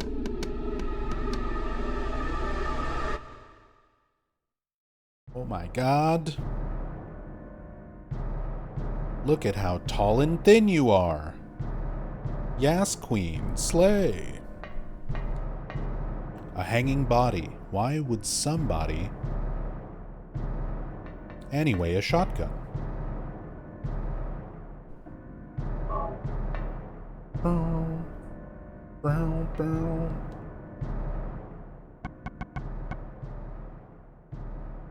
Fires in a wide radius. Holds up to 6 rounds because it's a magic shotgun.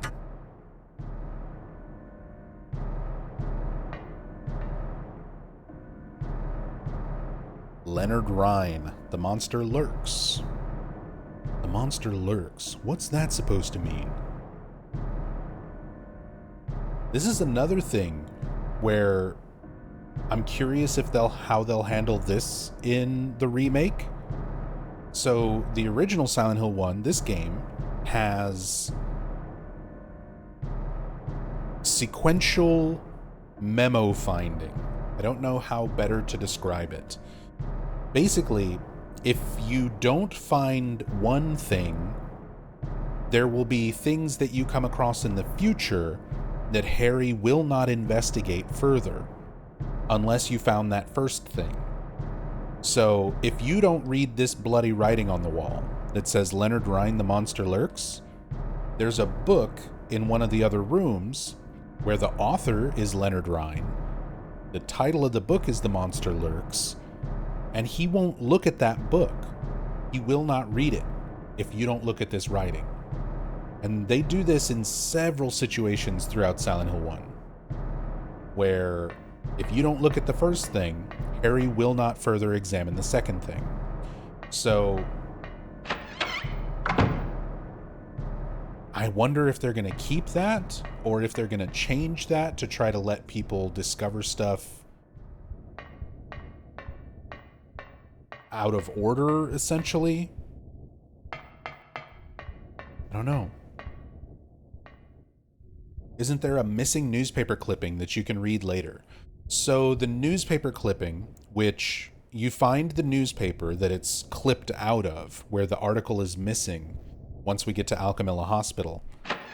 The article itself is supposed to be something that you can find, but this version of the game that I'm playing, the NTSCU North American release, is bugged, where that memo, that newspaper clipping, is not in the game. It never shows up.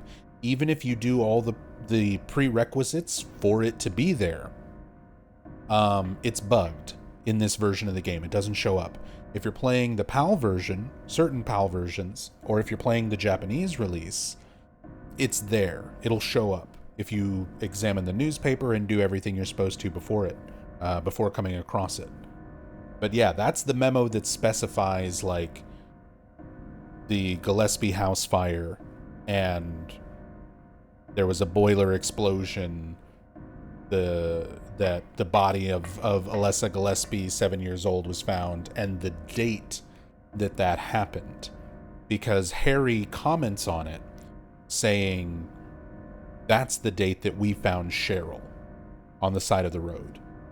So it's supposed to be one of those little moments kind of linking together Cheryl being born into existence, Alessa being burned and splitting her soul, and potentially an explanation for what happened causing the fire.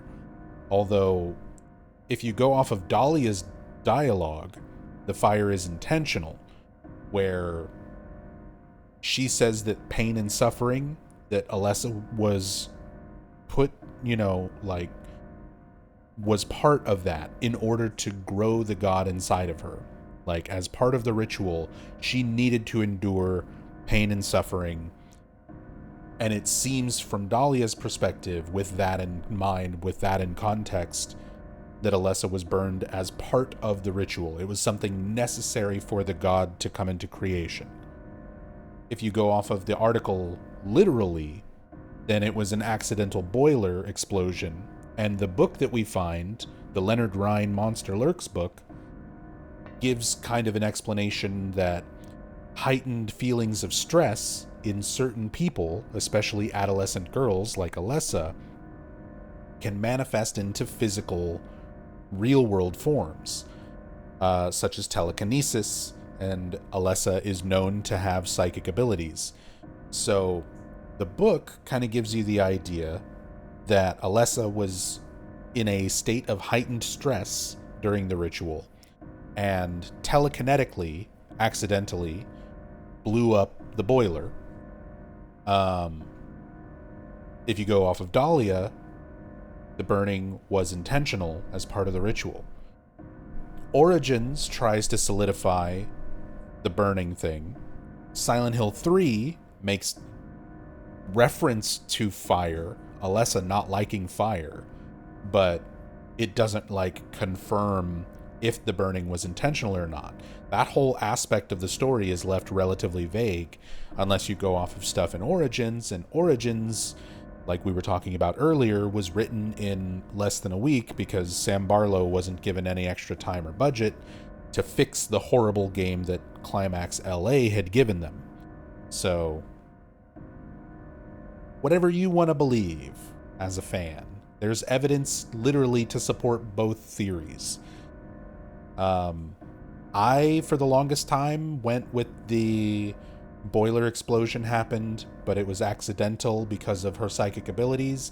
In my time playing this game recently and doing research for the Silent Hill 1 Iceberg, I'm leaning more towards Dalia and her explanation for the pain and suffering being necessary for the god to exist, meaning that some amount of pain and suffering was intended to happen, and the fire seems like a good way to accomplish that. Minds can change, yes, Silent Hill fans. Believe it or not, you're allowed to change your opinions and thoughts on things in these games, especially things that are not clarified through in-game information or developer commentary. Can't use the phone.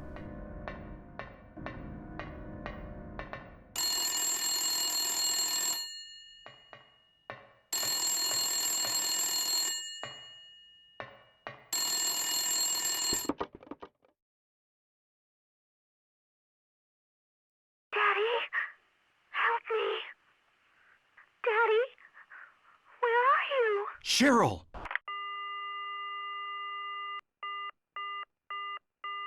That was Cheryl's voice. I know it. Where is she? Cheryl. First instance in a Silent Hill game of somebody psychically communicating through a telephone. This comes back in Silent Hill 3 when Leonard Wolf is trying to psychically communicate with his daughter, Claudia, and instead communicates with Heather via phone, via psychic telephone.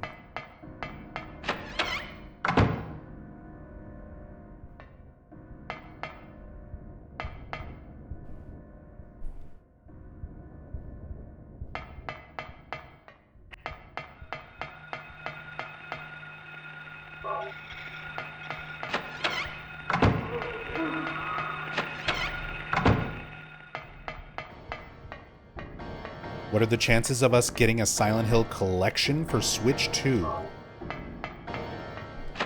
Slim, but I wouldn't say none.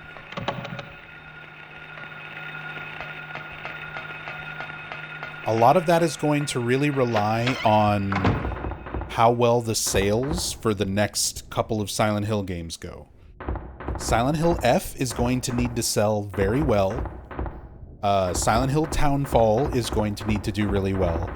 Silent Hill 1 Remake is going to need to do really well. And when I say really well, I mean at least as well as Silent Hill 2 Remake, if not better. Which did like 2.5 million units sold in the first like 3 months. So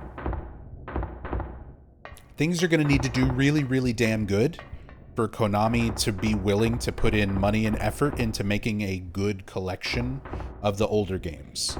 They need to know that the fans want it, and they only look at numbers. They don't listen to feedback. They don't listen to internet, petitions. They look at sales numbers. That's all they look at to make their decisions for what happens. It's going to require money. It's going to require effort. It's going to require a lot of renegotiating contracts for that, something like a collection to happen. And Konami needs to know that that's worth it. So everybody's going to need to buy Silent Hill F and Silent Hill 1 Remake.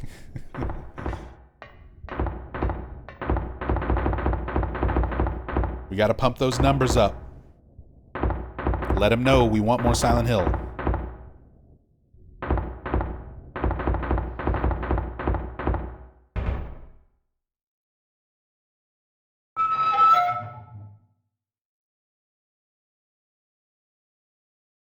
Nothing inside.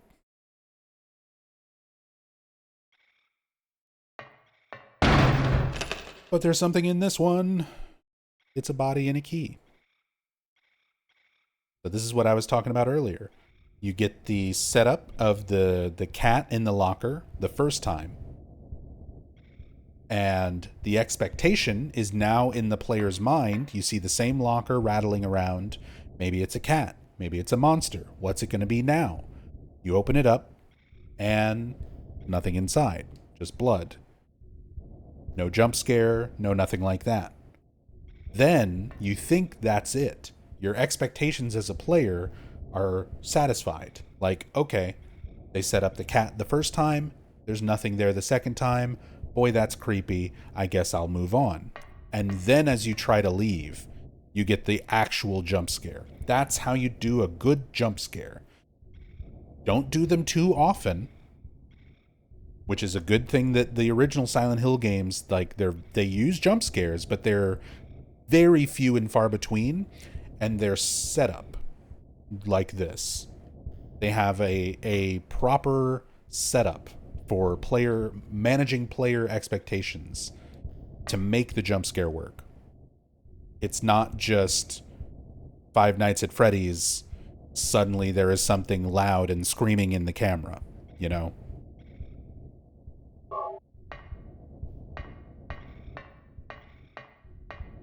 There's a psychological setup for what the player is expecting to happen, and then something that subverts those expectations.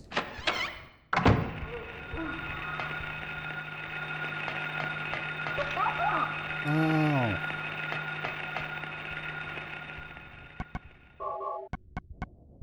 Save our shotgun.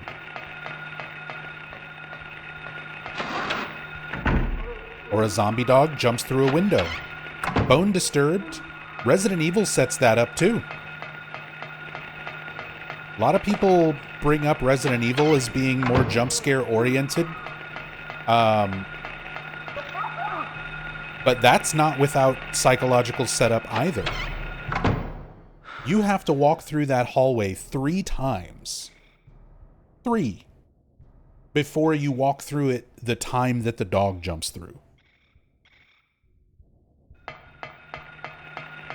You get the static camera angle that sort of gives you the idea, like, oh, something might happen here. But it doesn't just immediately do it.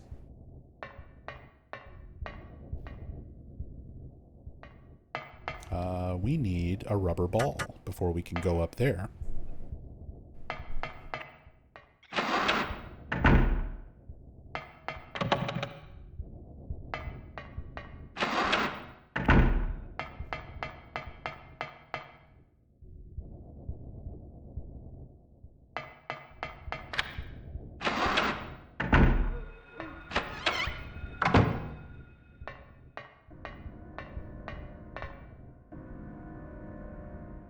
There's our rubber ball.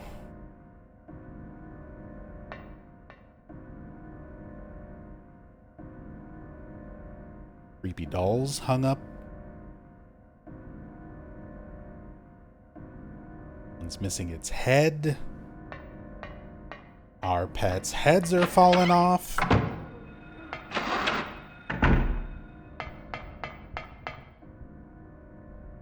It's been a while, so I guess I forgot that. I just remember the dog. That's the thing. The scare is what's important. Like, that's what sticks out in your mind is the dog jumping through the window. But the reason why it sticks out in your mind, the reason why it's so memorable is because there's a setup to it. They set up the hallway as though it is a relatively safe hallway. There's no zombies in it. There's nothing there the first few times you have to walk through it. Then they shock you by making it unsafe and having the dogs jump in very suddenly, and you get the music sting with it.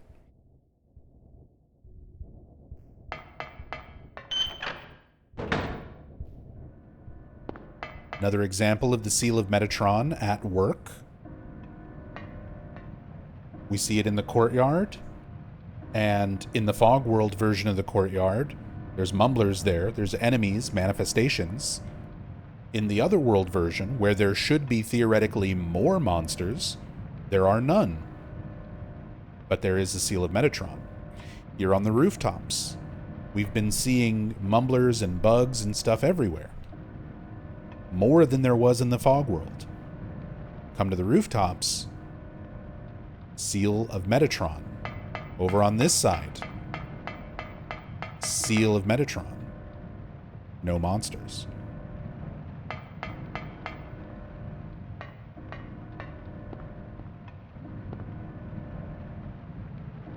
There's a hanging key just out of reach.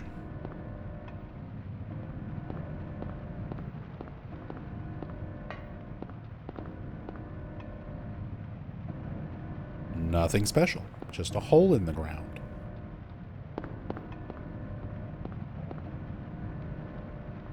Don't you mean the Mark of Samael? Don't you mean the Virun 7 crest? This thing's got like 8 different names. Chill.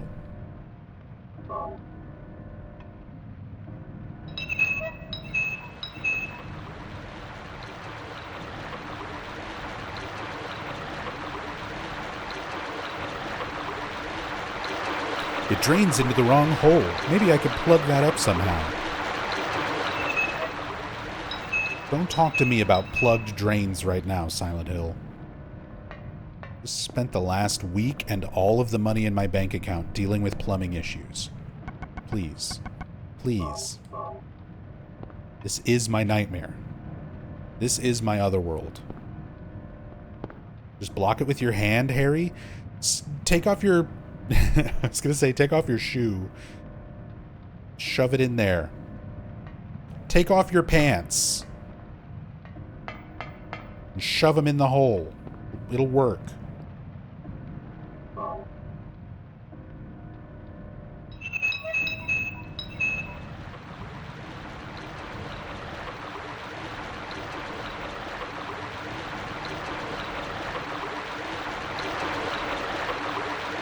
What are your thoughts about Bloober doing a remake of this game? Do you think they'll give us a remake of 3 as well?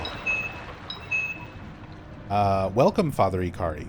I've been talking about the remake stuff all throughout this playthrough so far, and I will continue to do so for the remainder of this playthrough, and all foreseeable ones until that remake comes out. I am one of the biggest Bloober Team haters out there. I did not like a single one of their games until Silent Hill 2 Remake, and then I loved Silent Hill 2 Remake. I think they did a great job with it. It's not perfect. It's got flaws. There's a lot of things that I still prefer about the original compared to the remake, but they did it justice. In the moments and the points where it really mattered, they did it well. So I've got a little bit better hope and expectation for them to do a Silent Hill 1 remake and do it well. I hope they're just as faithful and respectful, if not even more so, to the source material when it comes to the Silent Hill 1 remake. I hope they take what they did with Silent Hill 2 remake, where they brought on Masahiro Ito, the original artist for Silent Hill 2, and they brought on Akira Yamaoka, the original sound designer and musician for Silent Hill 2, and had them on as consultants. I hope they do that times 10. I hope they bring on as many original Team Silent members who were involved with Silent Hill 1 to work on the remake, or at least act as consultants. Get Owaku in there to look over all the writing and make sure all the lore is correct. Get, people in there to make sure that those aspects are done correctly. All of those guys are still around. They recently reunited for a photo earlier this year. So those devs are still around. Some of them are even still at Konami. So yeah, get them involved. Also get the original voice actors, not to play their characters. I understand they're going to have to recast for mocap and for the voices of the main characters. There's no way they would use the original voice actors for the main cast, but bring them back for cameos, little flashbacks, little bonuses, maybe a UFO ending, wink wink, nudge nudge with the original voice actors, but get them involved. That would be awesome as well. Those are some of the main things I want out of that Silent Hill 1 remake. As for, do I think they'll make Silent Hill 3? Yes, I do. So, Bloober Team released all of their plans for all of the games that were going to be in development. They were all using code names, so you don't get any actual titles. But they released all of that a couple of years ago. So, there were a few different projects that were supposed to be done with Konami that were Project G and Project H. And the timeline that they were giving in those documents, Project G is lining up with Silent Hill 1 Remake, which a lot of fans were already speculating was Project Gillespie. Which means Project H, further down the line on those documents, would be Project Heather. They've also dropped plenty of little Easter eggs from Silent Hill 3 in the Silent Hill 2 remake. So, yeah, I think eventually Silent Hill 3 remake is going to happen.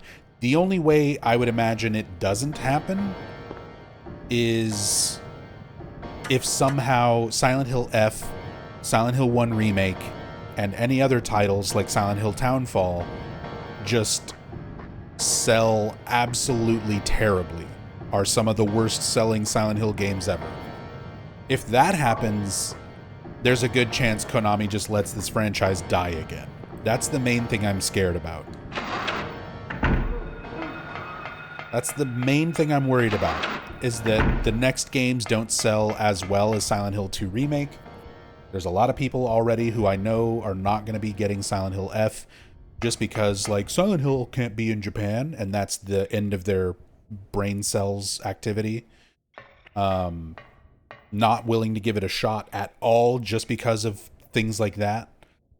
So that's gonna impact sales numbers. That's gonna reflect on how Konami views going forward with the franchise. It's gonna mess some stuff up, unfortunately. That's just how that stuff works. So I'm hoping Konami knows better, and I'm hoping the fans know better, and the games sell well enough that going forward, stuff like Silent Hill 3 Remake can happen.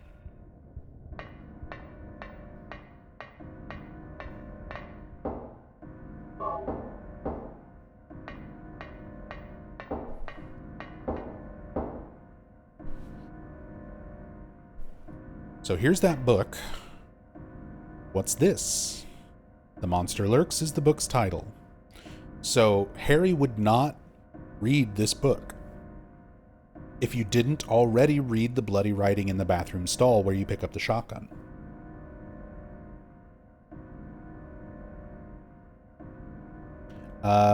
Zero a Fool. On the topic of Bloober Team, what did you think of Observer? I didn't like it. I just mentioned a moment ago, I don't know if you just got here, but I did not like any of Bloober Team's games until Silent Hill 2 Remake. Observer was probably their most creative one out of everything else, but I still was not a fan of it. I don't like their writing. I don't like their writing style. I don't like their narratives. I don't like their characters and the way they write characters when they do original works. I think Bloober Team is really suited for doing things like remakes because they do really good environments, really good visual effects, really good audio. All of the visuals and audio aspects of a game, they're great at doing that. I have no complaints about any of that stuff when it comes to their games, but I don't like their stories. I don't like their characters. I don't like their gameplay, and they need templates to work off of to make those things better.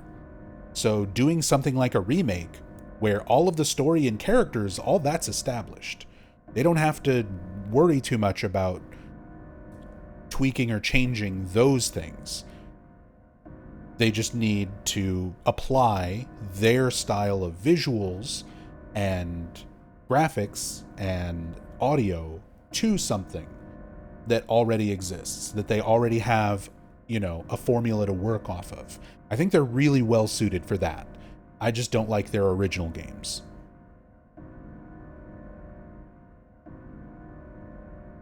Chapter 3, Manifestation of Delusions. Poltergeists are among these. Negative emotions like fear, worry, or stress manifest into external energy with physical effects. Nightmares have, in some cases, been shown to trigger them. However, such phenomena do not appear to happen to just anyone, although it's not clear why adolescents, especially girls, are prone to such occurrences.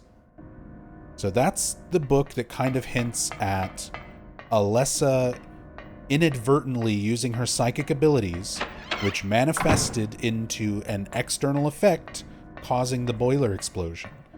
But we get contradicting dialogue from Dalia, not exactly contradicting, but implications from Dalia's dialogue that some level of pain and suffering, like that of being burned, was intentional for the god to exist. It's part of the ritual. So, interesting the way they sort of give you these little hints and clues to things, but don't outright answer a lot of that. Hearing this, the hunter armed with bow and arrow said, "I will kill the lizard." But upon meeting his opponent, he held back, taunting, "Who's afraid of a reptile?" At this, the furious lizard hissed, "I'll swallow you up in a single bite." and the huge creature attacked, jaws open wide. We even get a little picture of the split-head lizard there in the book. This is what the man wanted. Calmly drawing his bow, he shot into the lizard's gaping mouth. Effortlessly, the arrow flew, piercing the defenseless maw, and the lizard fell down dead.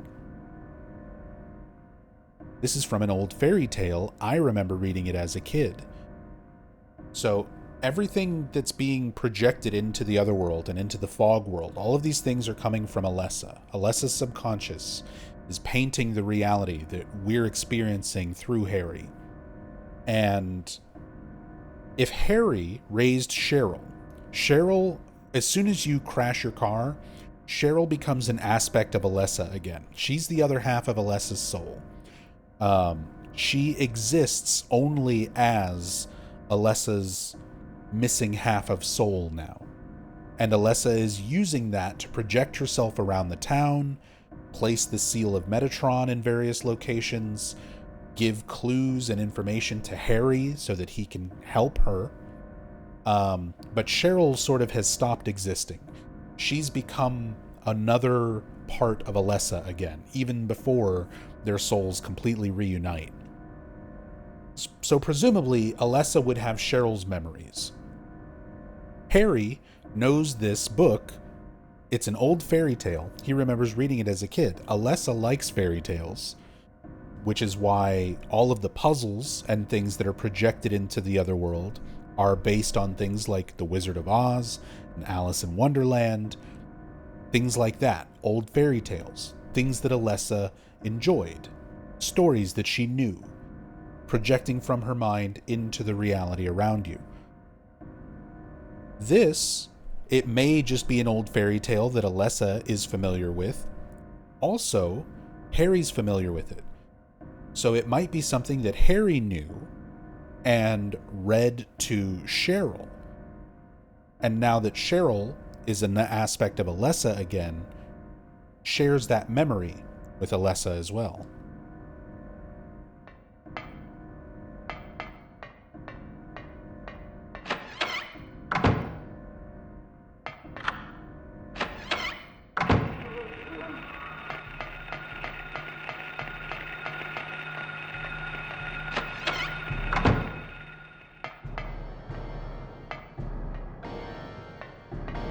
You can see glimpses of Bloober's writing in Silent Hill 2 Remake, the added scene with Angela where they forgot what James wants and have him saying generic protagonist things about escaping the town. Yeah, there's multiple ways to take that scene, and your idea on it is probably the more realistic variation of that. That Bloober team just didn't correctly write James for that scene.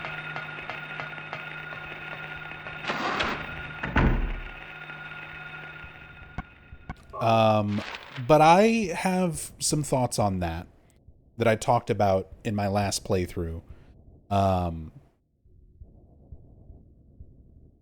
for me, there's something interesting about James's character where he's mimicking the other people, the behaviors of the other people that he comes across.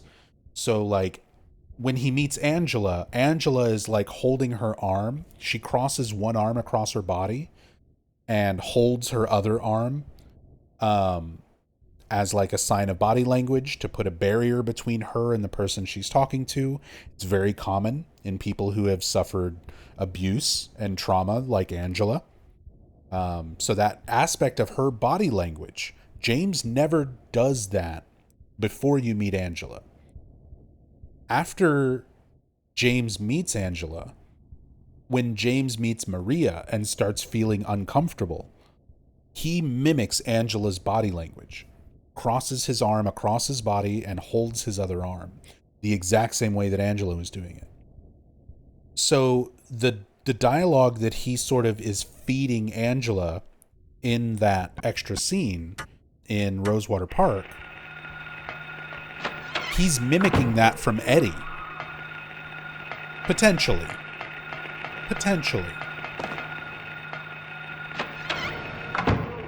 he's more or less just repeating back to Angela something that Eddie told to him in an attempt to sort of seem more normal.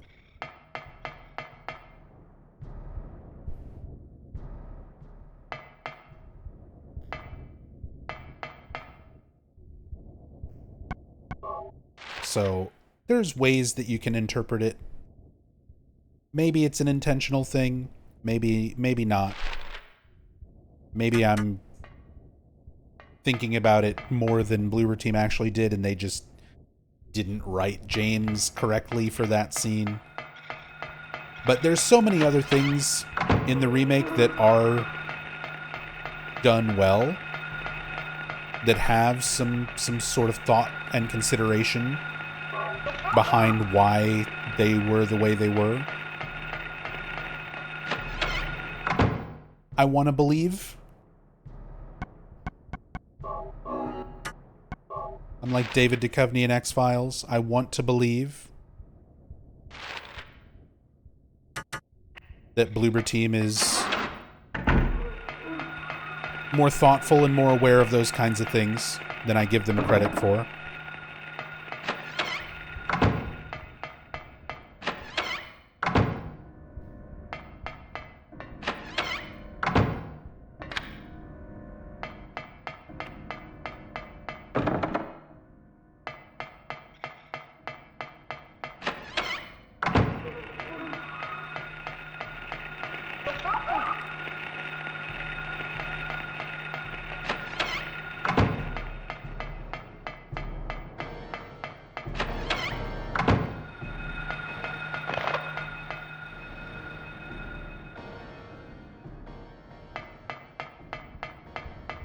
Feels a little generous for Bloober, but it's possible. I will say I do like how they worked the alcoholism angle into a new scene in the bar. I did think that was good. And there are scenes like that Bloober Team added, like the Heaven's Night scene. I love that Heaven's Night scene. It's really well done, and they get the alcoholism aspect of James's character across without saying a fucking word. You don't have James come up, he doesn't have like a line of dialogue saying like, oh, I don't drink anymore, or I'm trying to not do that right now. He doesn't make like a verbal excuse towards Maria. They convey it all just through his body language and facial expressions and the camera. The use of the camera and the perspective. So I like I said, as one of the biggest Bloober haters who didn't like any of their games previous to Silent Hill 2 Remake, they did a lot of stuff very well in the remake. So I've got high hopes for them with Silent Hill 1 Remake. I hope they continue improving on kind of the weaker points of their game development, the character writing, the narrative, the gameplay, and improve on that even more than it was for Silent Hill 2 Remake. They've got some time, but they definitely don't want to mess this one up. They don't want to mess this one up. But I don't think they will. I think, as always, they're going to change some things, and any amount of change is going to make some fans not happy. But overall, I think it'll be a good game.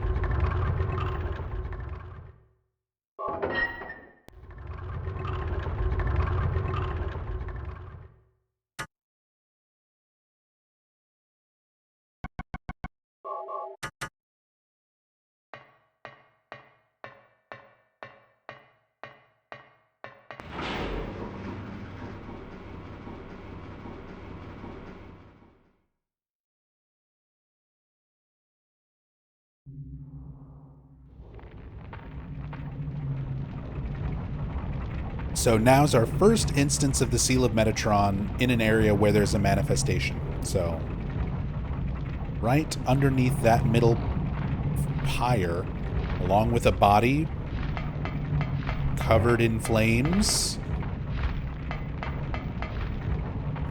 Again, if you're to view these bodies as representations of Alessa, she's even wrapped up in similar clothing, sheets, in the end of the game.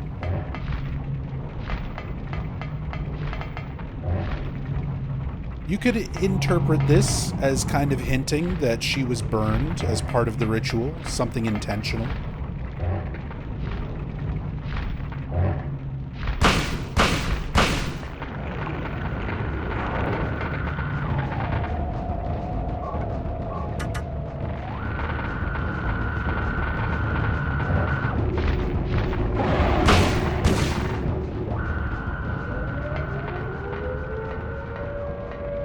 That's Split-Head Lizard, the monster from the storybook.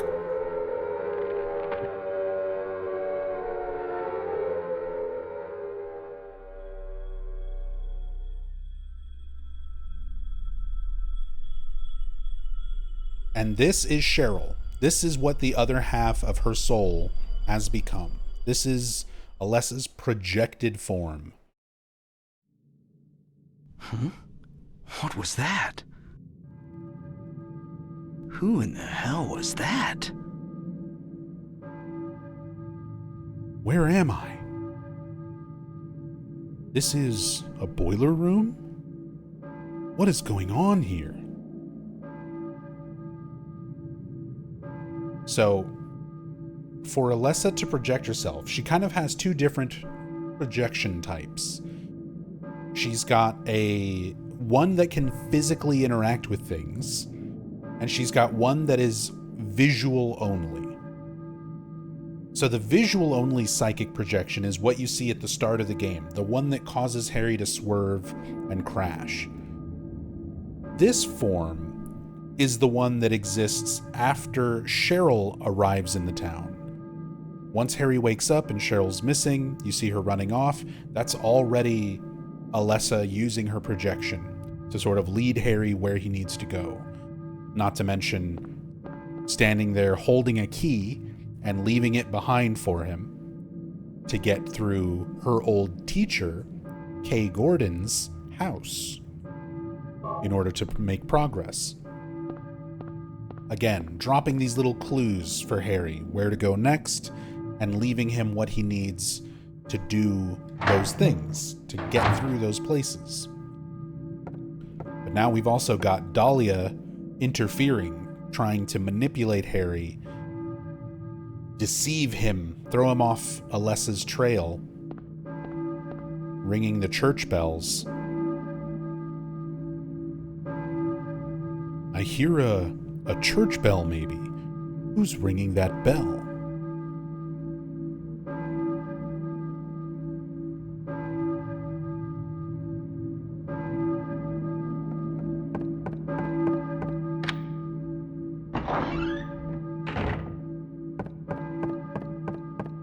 And for those who don't know, before you leave the school, if you check the teacher's list again, Kay Gordon, that's it. I'll note the address down on the map.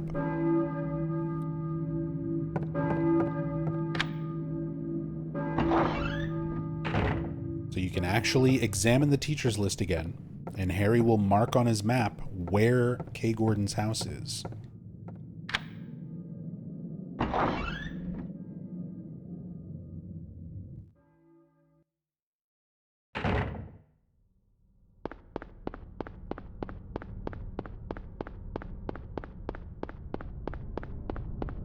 Periscope Pete makes me wonder how Bloober's new game, not based on a previous IP, Chronos the New Dawn, will go. Same. I plan on getting it. I plan on playing it. And yeah, I hope it's good, because that'll give a little bit of indicator of how Bloober has hopefully evolved as a studio in terms of gameplay and writing something original.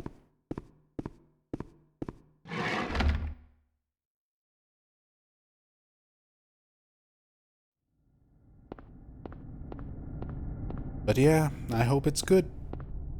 I hope it at least shows some level of, like I said, just evolution from the developers. Like, obviously, when it comes to game development, they're a much bigger team now. They've got a lot of new people involved. It's not all the same people writing and coding and making the games that made their previous ones. So I like to think that, you know, things can be drastically different. Just even based on the people involved. The garage door is smeared with blood. There's Kay Gordon's house. A lot of fans seem to think, I've seen this discussion online and on subreddits and stuff, where they seem to think that the blood is an indicator that Kay Gordon was killed. For, like, interfering. That, because you find a note in Silent Hill 3 that gives the idea that, like, Kay Gordon recognized that Alessa was a victim of abuse, and that she wanted to bring it up with authorities, but she was, like, scared to.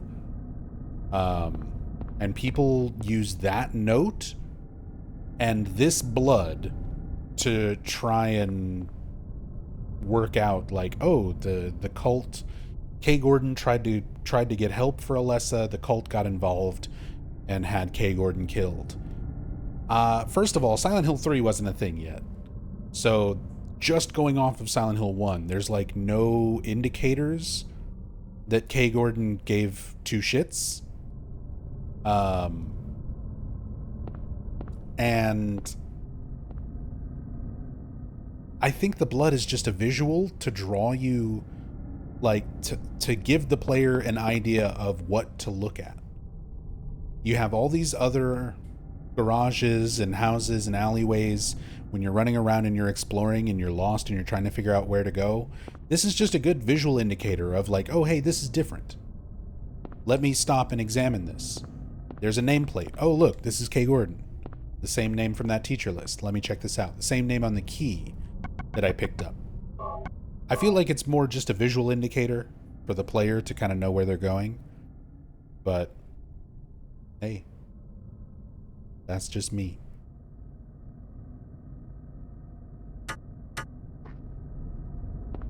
Not gonna lie, always thought Kay Gordon was a man too. She's referred to as a she, again, I think in the Silent Hill 3 memo, in that context. I don't know if they actually give context for Gordon. In Shattered Memories, Kay Gordon is a man, and he's a high school teacher that is having a sexual affair with Cheryl Heather Mason, one of his students.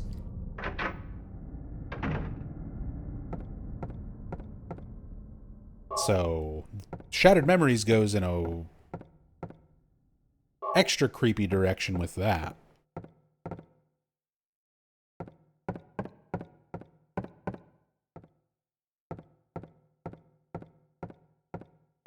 Bet you'll be able to go into some of the garages in the remake.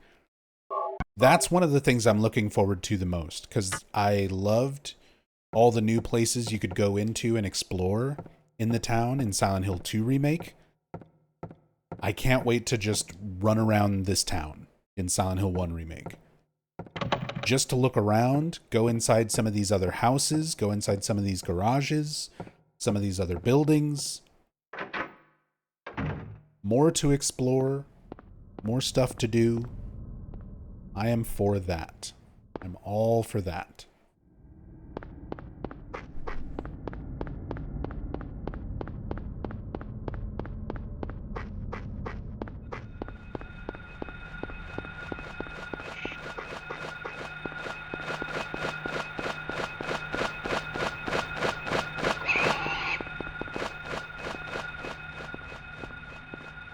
Nub's just going to smash all the windows again? I mean, I'm looking forward to that too.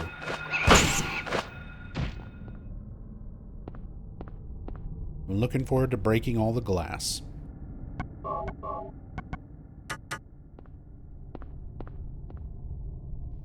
So refreshing. A very stretched out Pepsi logo. We were talking about how they didn't give a shit about copyright back in 1999. They really didn't.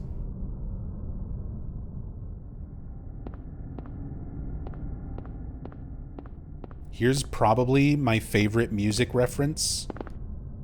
We've seen Portishead posters. We've seen the band member names from the band Sonic Youth as the teachers list. Here's one that a lot of people miss. Advertised on this bench right here. Gangusta, which would be the Japanese phonetic pronunciation of gangster, gangsta, paradise. Gangusta Paradise. Rest in peace, Coolio. Rest in power. Forever memorialized in Silent Hill 1.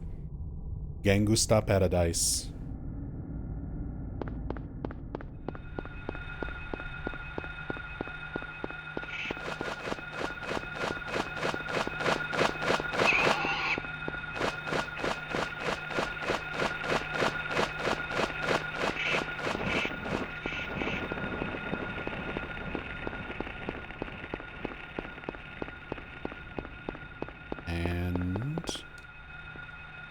This is not the one with the Coca-Cola. There's a car around that's got a Coca-Cola sticker on the back.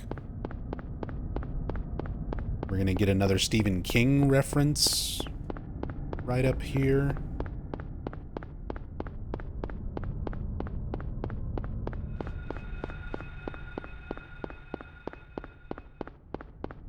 Is it up here?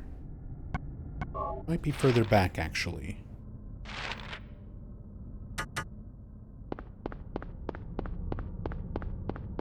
I thought it was between the church and, yeah, the gas station. Here it is.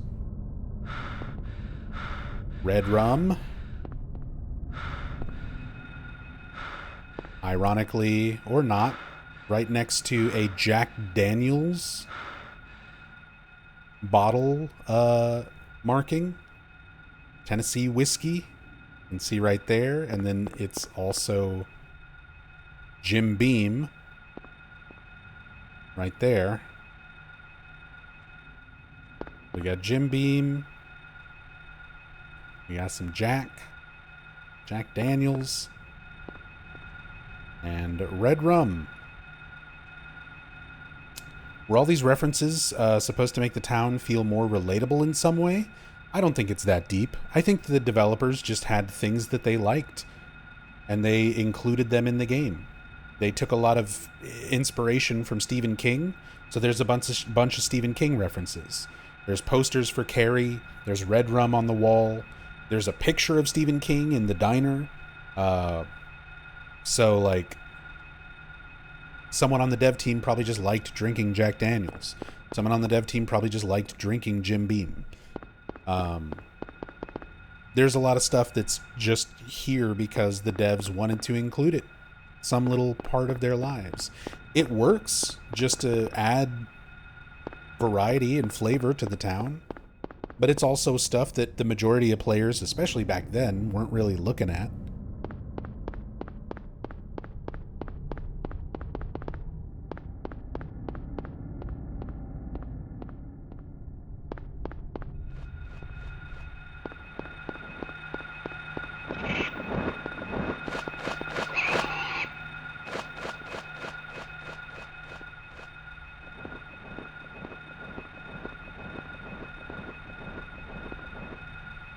Vulcan Church.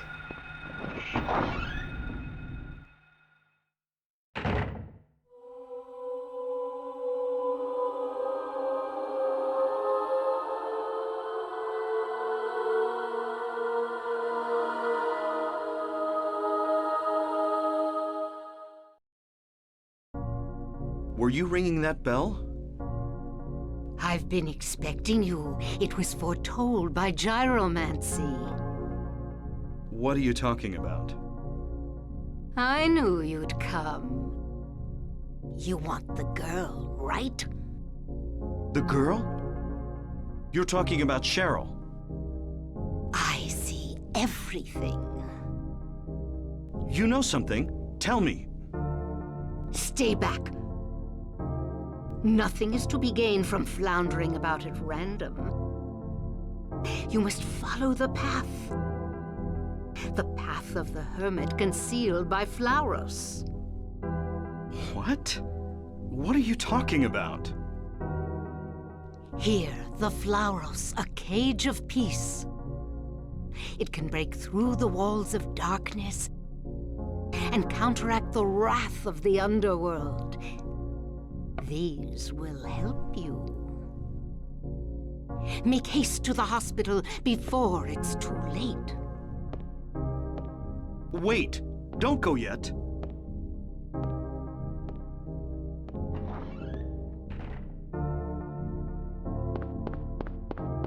Get her. After her.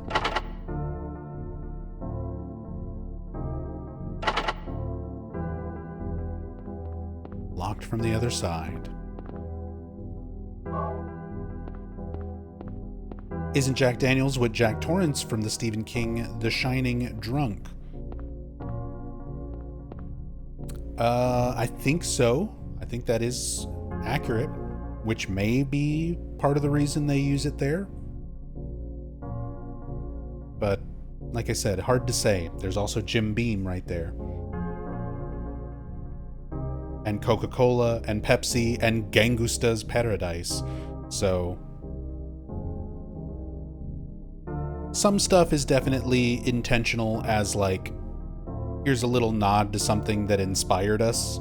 The dev team was clearly inspired by a lot of Stephen King, so they put a lot of the things that inspired them in little references to that stuff in the game. They were inspired by stuff like The Shining. You've got Danny, a little boy with psychic powers, little kids with psychic abilities, and abusive parental figures.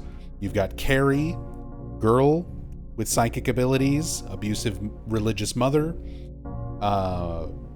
who burns down, kills a bunch of people, but, you know, fire plays a big role thematically in Carrie. Fire plays a role thematically in Silent Hill with Alessa. So there's a lot of things that are clearly inspirations.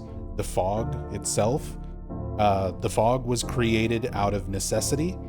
It was to hide rendering distance, but it was also used thematically. The reason, there's a lot of things they could have used to hide render distance. They could have just used darkness. They could have just used rain. But they went with fog. And that came from Stephen King's The Mist. So there's lots of Stephen King references just because of how influential he was when they were working on this game. And there's a lot of stuff that's also just kind of there in the game because somebody on the dev team liked that particular musical artist or movie. You know, the radio that you pick up was one of the dev members' radios that he had on his desk. That was Masashi Tsuboyama's radio. So it wound up in the game.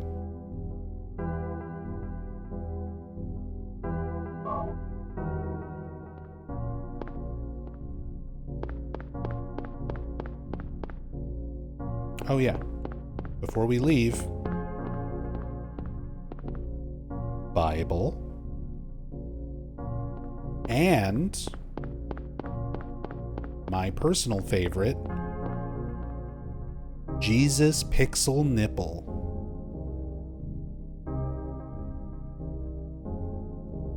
Now we can go.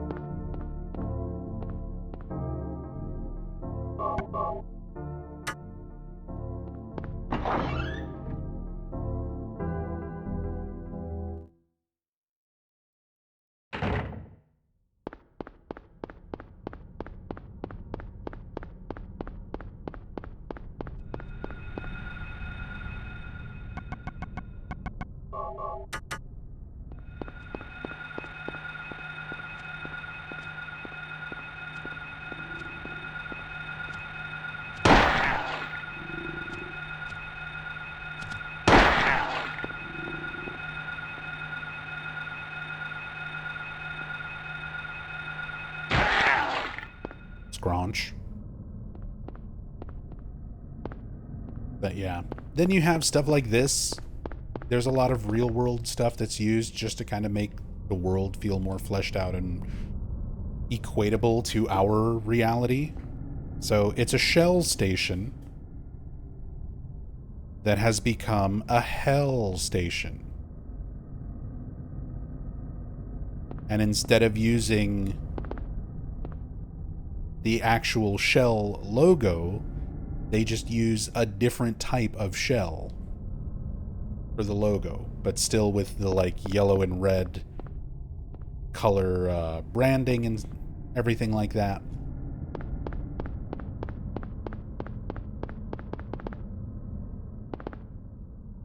Here's some 1996 gas prices for you.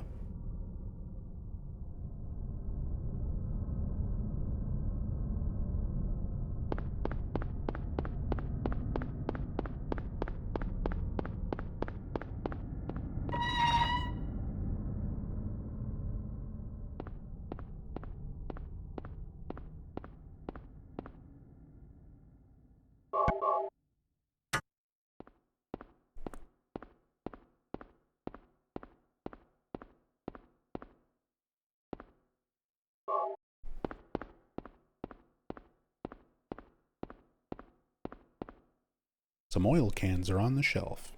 In New Game Plus, this is where you would pick up your can of gas for either the chainsaw or the rock drill. A car engine. No problem there.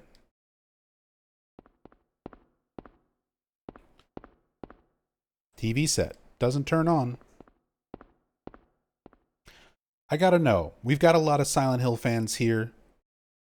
And like I said, I'm working on a Silent Hill 1 iceberg video for YouTube. Very similar to my Silent Hill 2 iceberg video that I released last year. Just goes over a whole lot of different points and topics, trivia and lore for the entire game. And 99.9% of the time, it's something that I'm already very familiar with and talk about, or something that I can easily research and give more information about. One of the bullet points, little spoiler for the Silent Hill 1 iceberg, one of the bullet points on the iceberg, because I didn't make the iceberg itself, it was made by oh,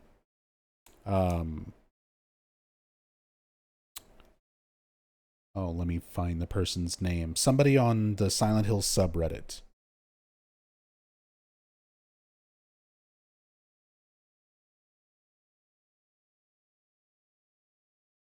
Kindly Patrick made the Silent Hill 1 iceberg, the actual chart, and then I'm making the video to break down everything that's on the chart. One of the bullet points on that chart is this engine, this car engine in the garage. I've never heard of this being significant in my 26 years of being an obsessive Silent Hill fan that researches every last little thing about these games. I've never heard of this engine talked about or discussed, that there's some sort of deeper lore or meaning to it. And for some reason it shows up on the iceberg. I don't know. I don't know why. Everything else on there I knew about or easily researched. This is one of the only things where I was like, I don't know why this is on the iceberg. What is the significance of the engine in the garage? So, if one of you knows, please tell me.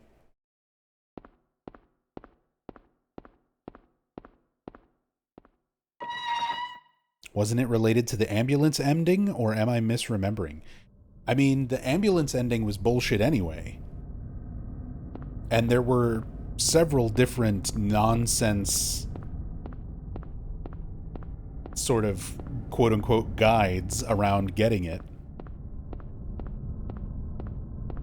But I don't remember the engine being any part of it. And again, I've been a fan of this game since it came out.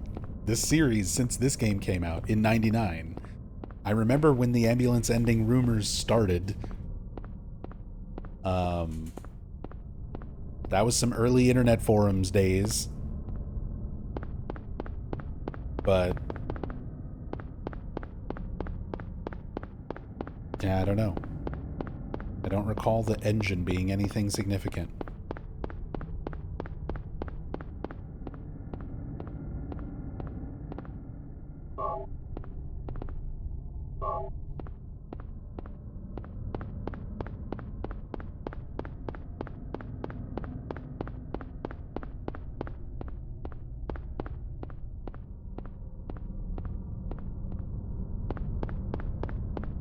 At that time, people were trying to solve the piano puzzle? Yeah. People were still stumped on solving the piano puzzle, or even just figuring out main plot points.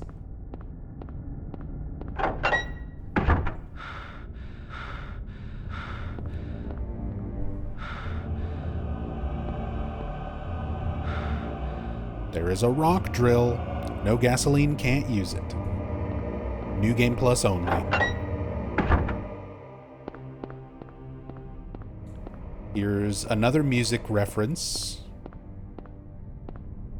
The Orage Bridge Control Room.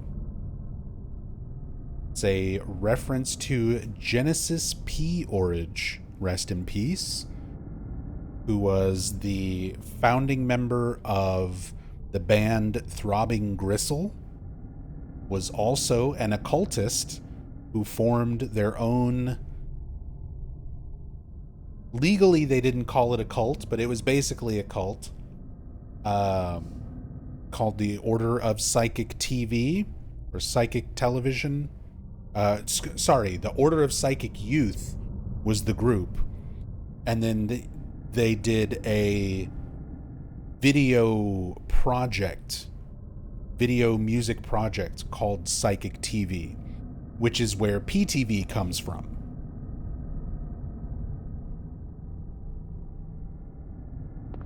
The drug that's being manufactured in Silent Hill that's made from the White Claudia plant, the flower, is called PTV, which is a reference to Psychic TV. So there's a few Genesis P. Orage references. And Throbbing Gristle, Genesis P. Orage, one of the founding sort of laid the foundation for heavy industrial music, which obviously plays a big part in the sound design of Silent Hill 1 and the series overall. So I'm guessing a lot of that music references, stuff like Portishead and Genesis P. Orage, that was probably put in by Yamaoka. Things that inspired him when doing the soundtrack and the sound design. Our shopping district map for the next section of town.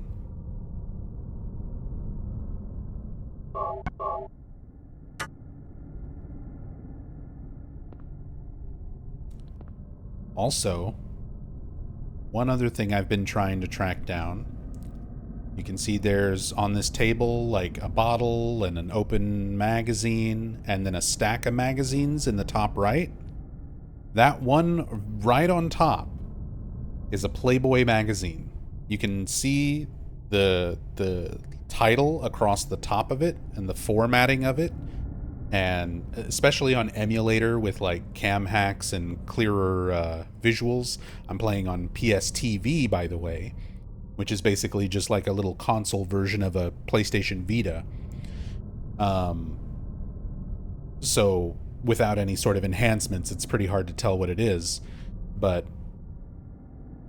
that's a Playboy magazine, and I've been trying to find out exactly which one that is.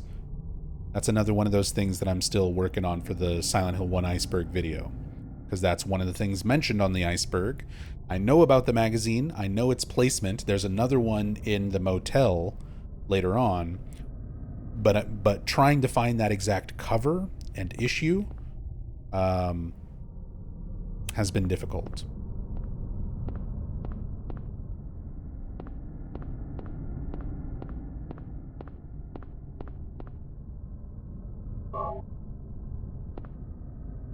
Let's explore more of the drill room? Sure. Legate did a quick Google search, and apparently ambulance ending required using the oil can on the engine and taking it to the ambulance. Don't know if that's what it's referring to.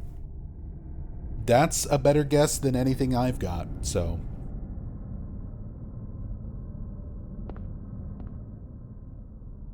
Thank you for that.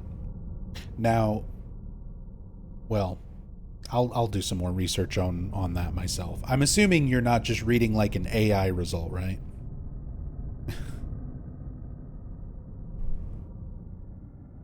I guess it's time to read a ton of Playboy. Hey, it's research.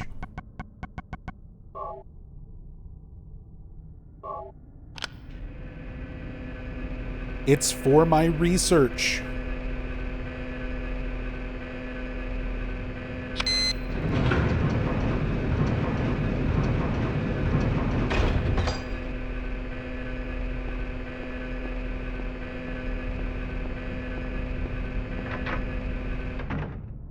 Ain't gotta justify it to me. You gotta get me that Playboy subscription for my birthday. Rachel and I, we like watching a lot of compilations of old commercials from like the 80s and 90s and early 2000s. And we were watching MTV and Comedy Central commercials. There's not a whole lot else down here, by the way. We were watching MTV and Comedy Central from 1997 commercials, and one of the commercials was for Playboy subscriptions, and they're trying to spin it as like it's a great gift for your significant other and other people in your lives. And one of the examples in the commercial was a girl saying that she'll get it for her brother. It's like, ew, you're gonna get... It's already a little weird. Yeah, Merry Christmas, Mom. It's good for anyone in your family. No, it's already a little weird being like, here, honey, I got you a subscription to Playboy. But for someone, for a sister to get it for her brother, I don't know. That's creepy. That's weird. I don't like that.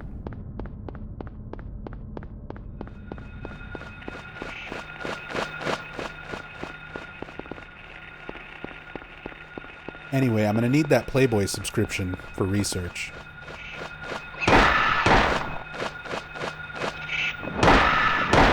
Purely for research purposes. And I'm gonna need vintage Playboys from like 1989 to 1996.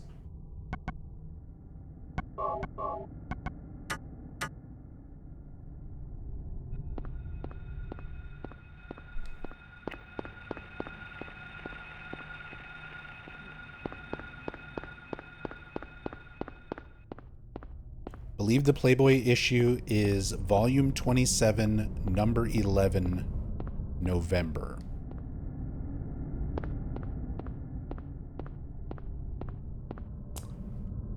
Repoison, I'm just gonna have to make a note on that for now. So thank you for your research on this very important topic.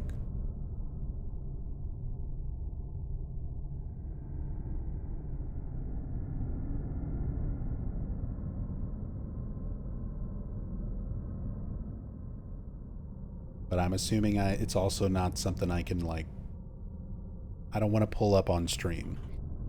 B27, number 11.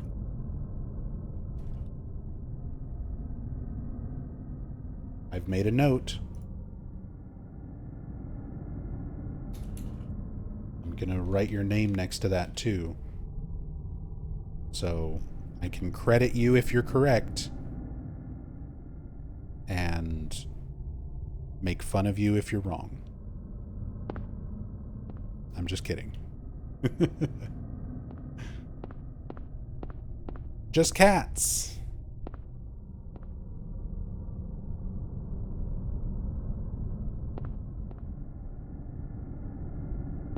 My favorite store in all of Silent Hill. I can't wait for the Silent Hill 1 remake. If Bloober doesn't make it so that you can get inside of this building and explore Just Cats, I'm going to be very upset.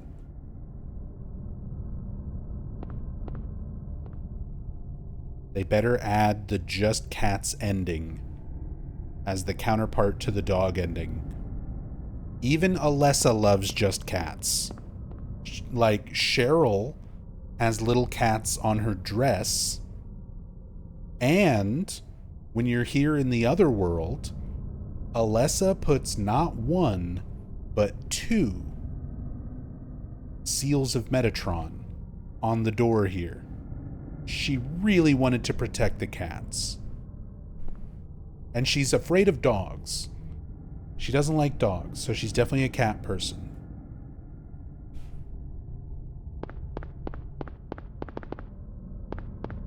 Do what's right, Bloober. Give us the cats.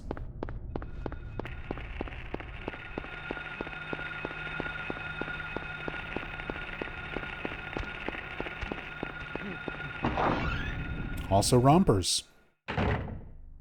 Can't wait to see rompers in the remake. They're already creepy in this. If you ever look at them like pretty detailed. Look at them kind of up close.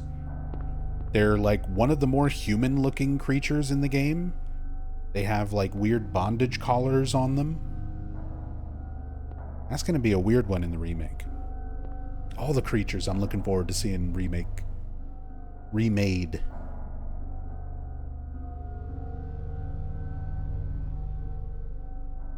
Drug.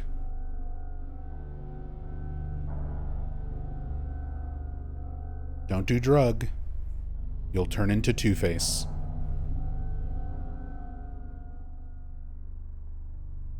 Hey, what's up, Ducky? You just checked it out? That's the one. November 1980, Women of the U.S. Government.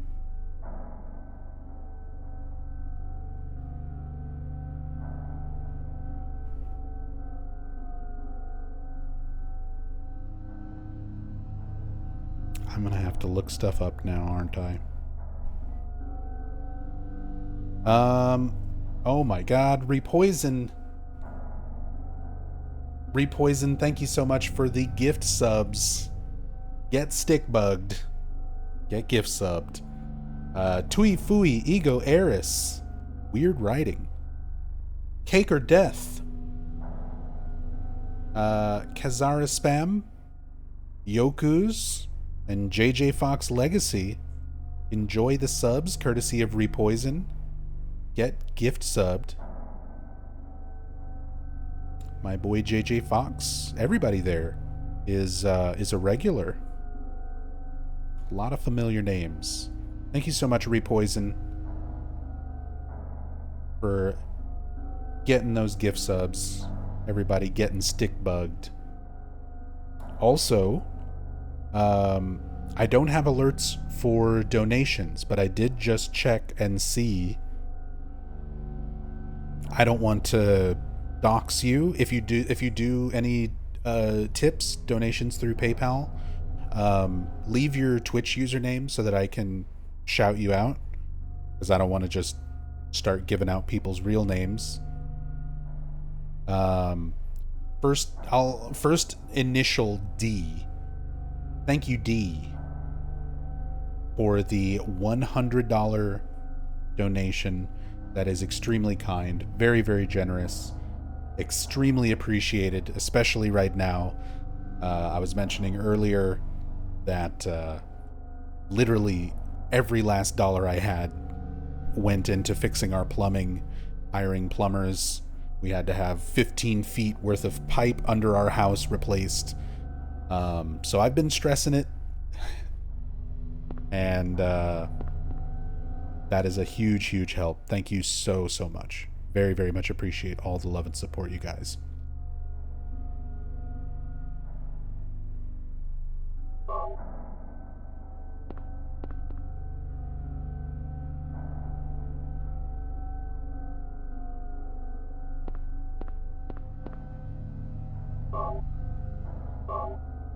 God, I love these moments where you just get this creepy music.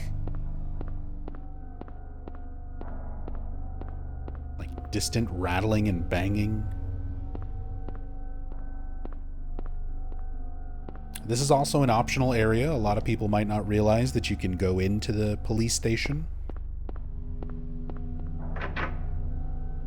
And a nice thing about this, if you miss the shotgun when you're going through Midwich, if you never go into the bathrooms and you don't pick up the shotgun, then you can pick up the shotgun here.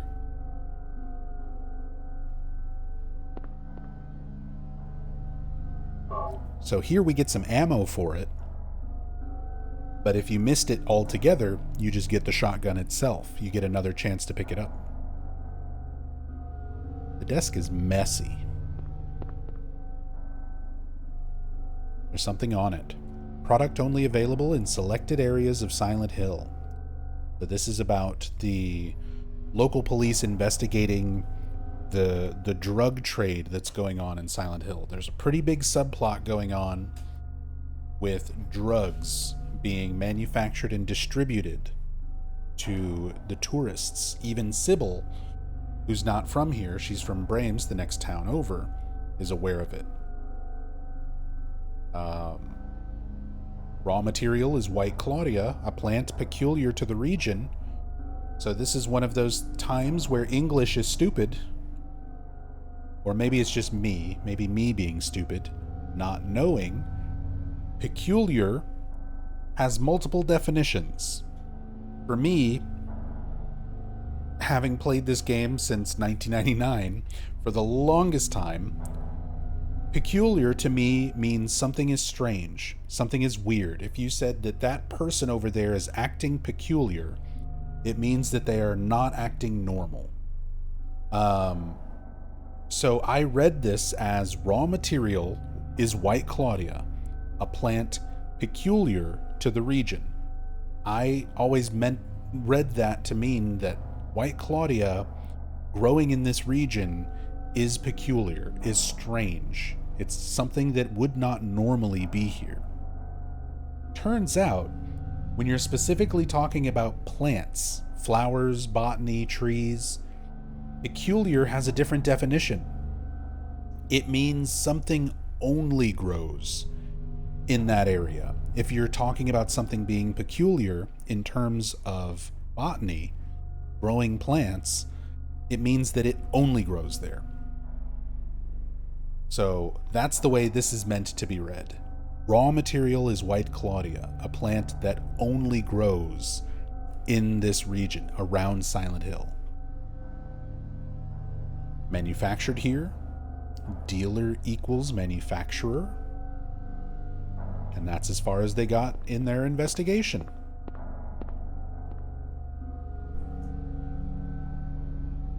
There's a memo on the desk. Coroner Seals called. Officer Gucci Mane is unlikely to be murdered. He apparently died naturally. But medical records show Officer Gucci Mane had no prior symptoms of heart disease.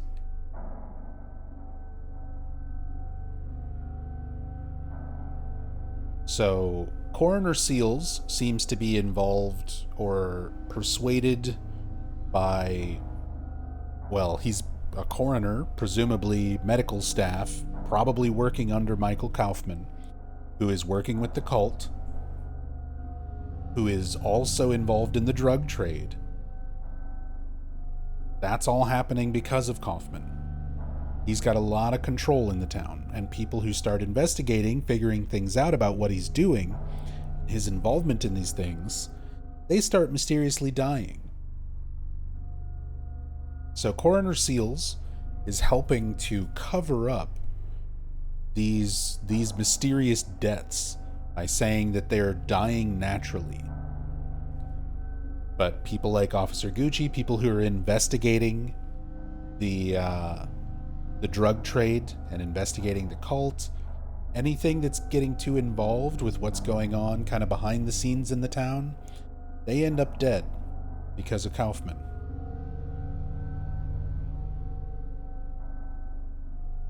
Even though people like Officer Gucci, and we find another note later about the town's previous mayor, the anti-drug mayor, who also died of a heart-related, illness, even though they didn't have heart disease or anything else.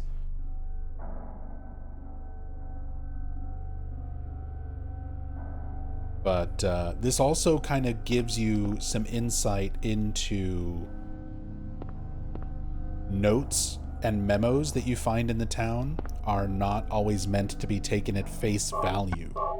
Some of them are parts of an active cover-up that's happening to protect Kaufmann, to keep people away from the drug trade and away from knowing what Kaufmann's involved in. So stuff like that boiler note saying that the Gillespie home burned down because of the boiler explosion might be part of that cover-up. Kaufmann knew about the ritual, cult knew about the ritual, didn't want people investigating further, so just say it was an accident. Say it was a faulty boiler.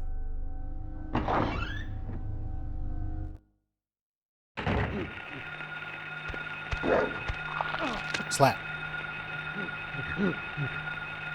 Also, Bloober Team, when you're working on the remake, I know your devs watch my streams and my YouTube channel, so I know you're listening.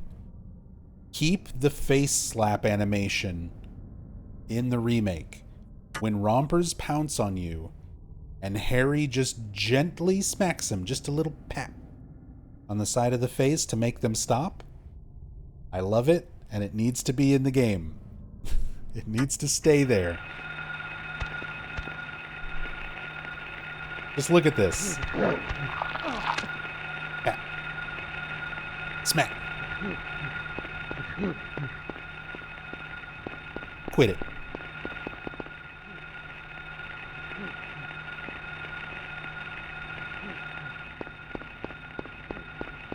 Hey, what's up, Akari?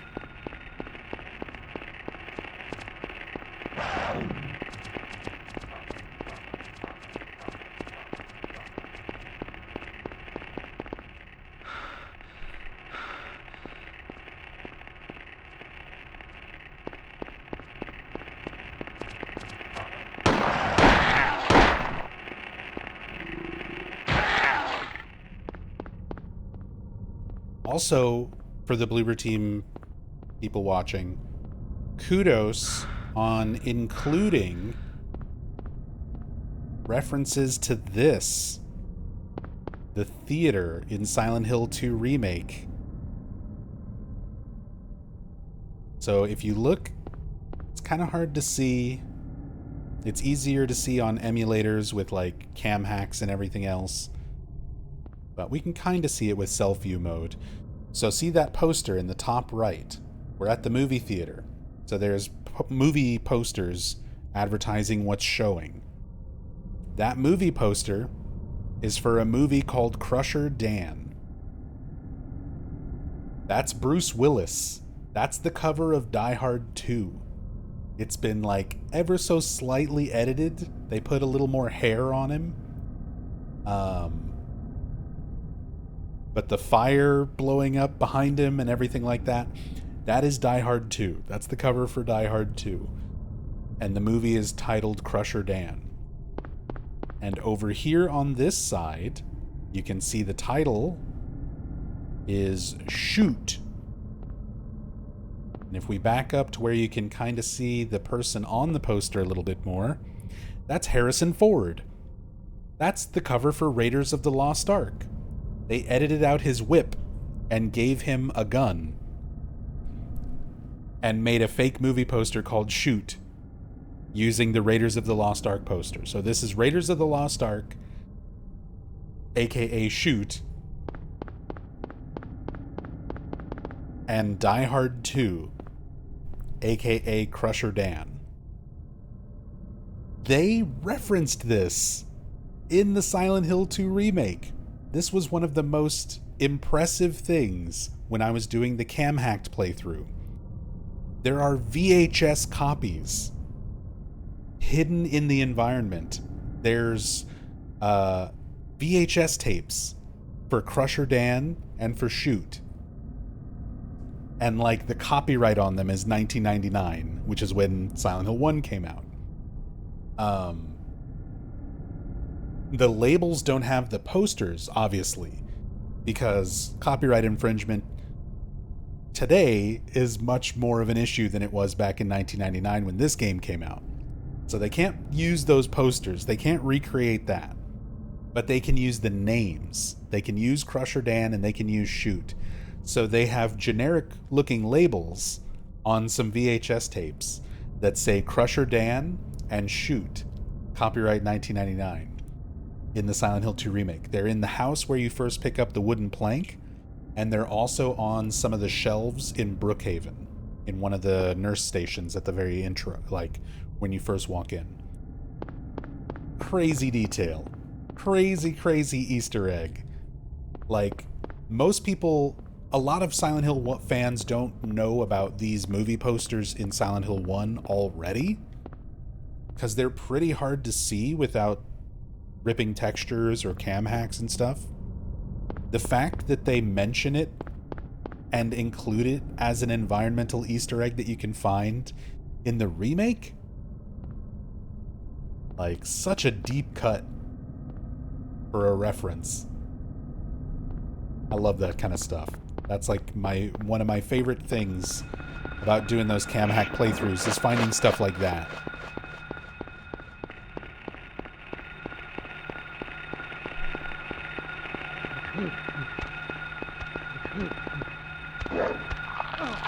Oh god. Oh god.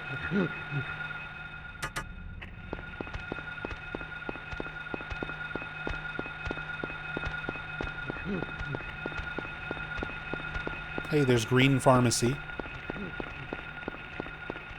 Oh, look everyone, it's the ambulance ending. Let me just haul that engine over here. Slap.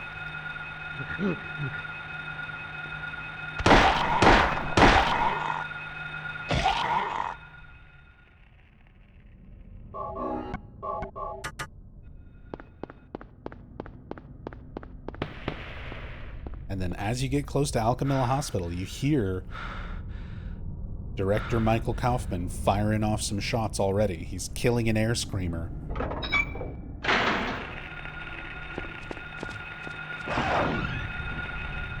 Looks like a hospital, but there are dogs around.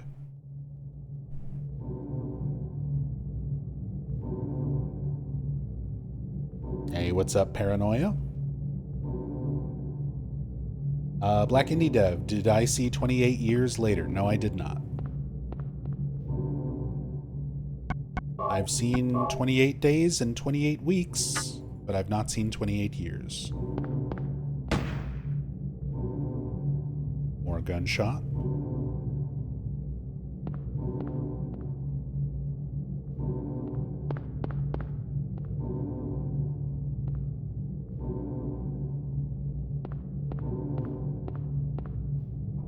Phones and phone books. No need to examine this. That description will change when we're done with the hospital and on our way out.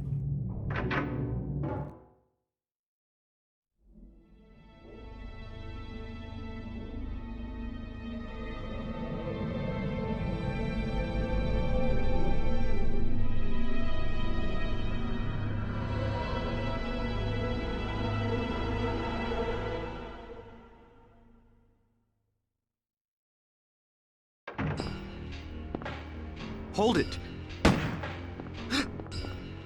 Stop! Don't shoot! Wait! I'm not here to fight. My name is Harry Mason. I'm in town on vacation. Thank God, another human being. Do you work here? I'm Dr. Michael Kaufmann. I work at this hospital. So maybe you can tell me what's going on. I really can't say. I was taking a nap in the staff room. When I woke up, it was like this. Everyone seems to have disappeared. And it's snowing out, this time of year. Something's gone seriously wrong. Did you see those monsters? Have you ever seen such aberrations? Ever even heard of such things? They look like monsters You and to I you? both know creatures like that don't exist. Yeah. Have you seen a little girl anywhere? I'm looking for my daughter. She's only 7, short, black hair. She's missing. I'm sorry. But with all those monsters around, I highly doubt that she's... Sorry, I didn't mean to alarm you. Your wife, she's here with you? She died 4 years ago. Now it's just me and my daughter. I see. I'm sorry. Well, I'd better be going. I can't just sit around here doing nothing. So long. Good luck out there. See you later, Kaufmann. I've seen a lot of people criticize the way I say Kaufmann. That's how he says his own name. That's why I say it that way. It's funny because the other characters, like when Harry says it, he says Kaufmann. Most people read that name as Kaufmann. But the character himself pronounces it Kaufmann. He would know best.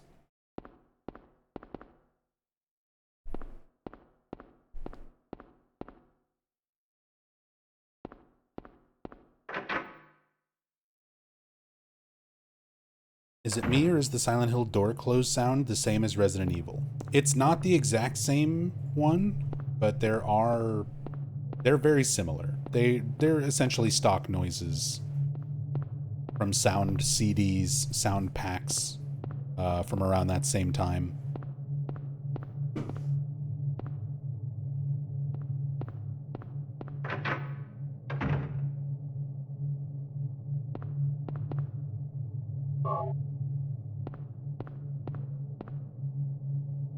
Can you tell us more about Kaufmann? Kaufmann? What's his deal?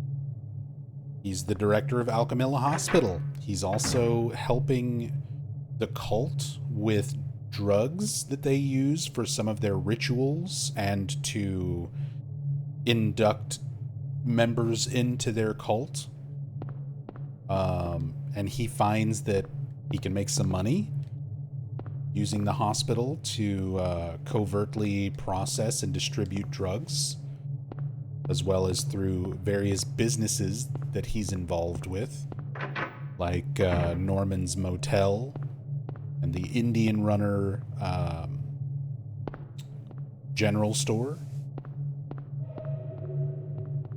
Kaufmann is not a member of the cult, but he does believe at least somewhat in what they're doing being real. He's seen the effects of weird stuff in the town, not to this level, like the Otherworld and the manifestations and things like that. That is something that's entirely new happening because of Alessa and her nightmares, the presence of Cheryl. Like, all of that is kind of a perfect storm allowing this stuff to occur.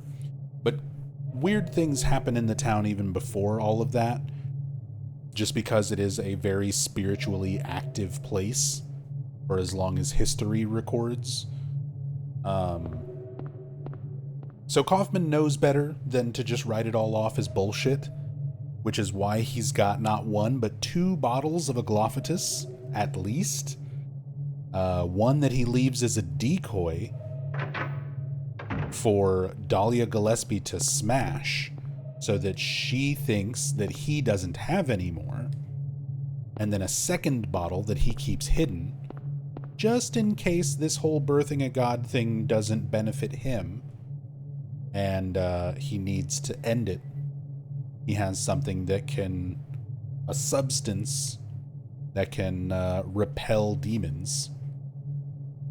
He is also a terrible shot. I mean, we hear 3 shots fired when we're outside the hospital, and then a 4th shot fired once we're inside the hospital.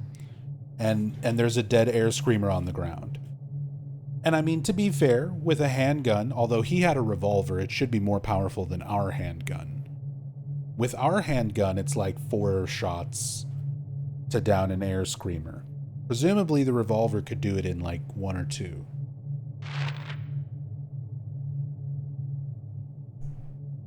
And it took him 4. So, clearly he's not great. Not great with that gun, and he misses Harry point blank. Either that or Harry just tanks a bullet like a champ. So here's where you find the newspaper with a clipped out article. If you're playing the Japanese version or the PAL version, later on in the game, this sets up part of the prerequisite to read that clipped out article, which mentions the boiler happening, the boiler explosion in the Gillespie home causing a fire, and the date. It doesn't actually say the date, but Harry, when he reads it, responds saying the date on that article is the same day that they found Cheryl on the side of the road. So it links together Alessa splitting her soul, the fire in the Gillespie home, and the creation of Cheryl. All of that is missing in this version, in the North American version of Silent Hill 1, due to a bug. It's literally just a bug in the code that prevents the article from showing up where it's supposed to. But it's in every other version.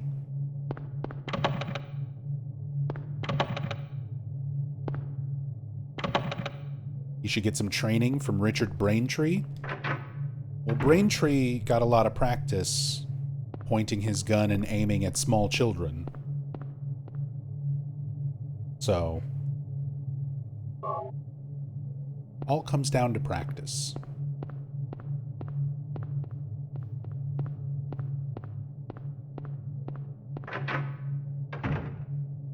Hey, what's up, Steve-O? How am I feeling today? I'm doing all right. It's been a stressful week. Been dealing with plumbing problems in the house, which in turn has caused a lot of financial stress because it was a much bigger problem and much more expensive to take care of than I thought it would have been. But it's taken care of now. So, yeah, other than being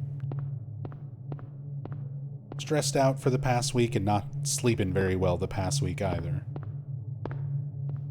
Today I'm finally feeling some relief, feeling a lot better about things.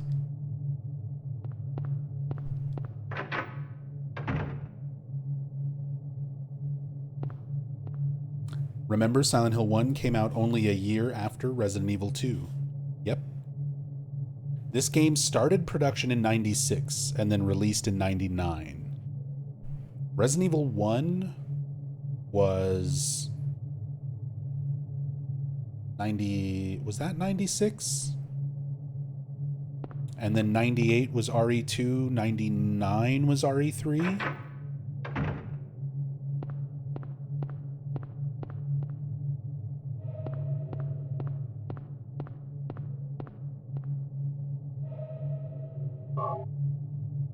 I know the turnaround on RE3 was faster because they already had a lot of groundwork set up from the first 2 games.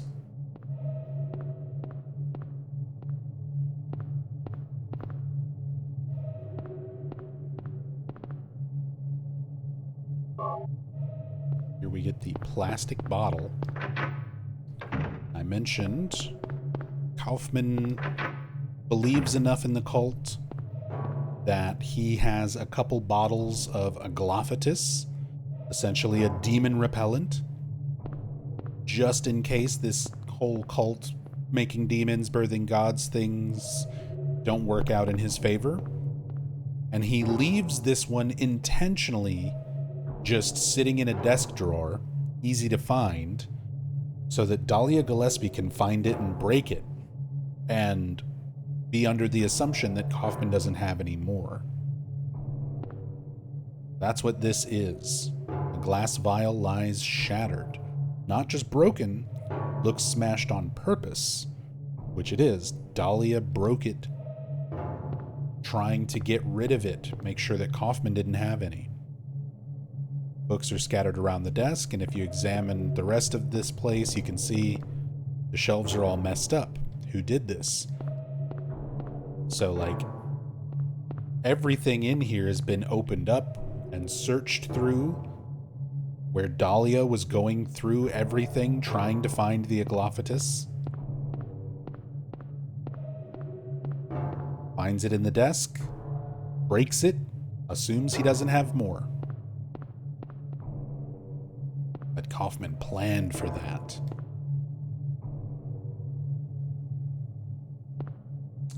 But he didn't plan on good old Harold Mason showing up with a plastic bottle and scooping up some of this stuff for himself. Now, what have we here?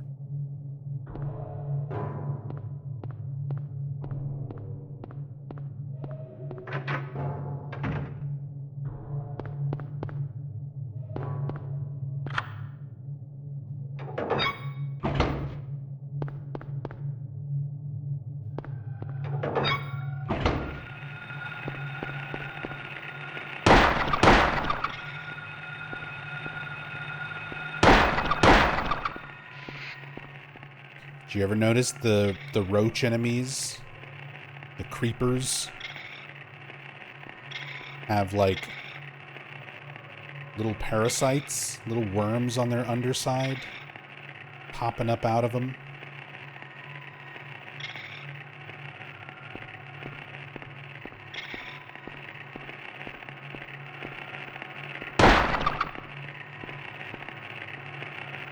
At least that's what it always looked like to me. Suppose it could be part of it.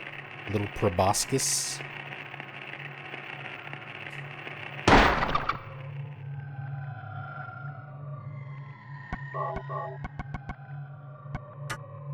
We're already up to 187 handgun bullets.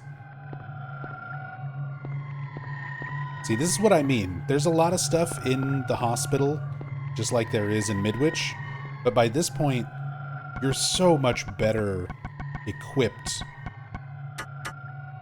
to deal with the enemies compared to Midwich. It makes Midwich one of the more difficult places to get through.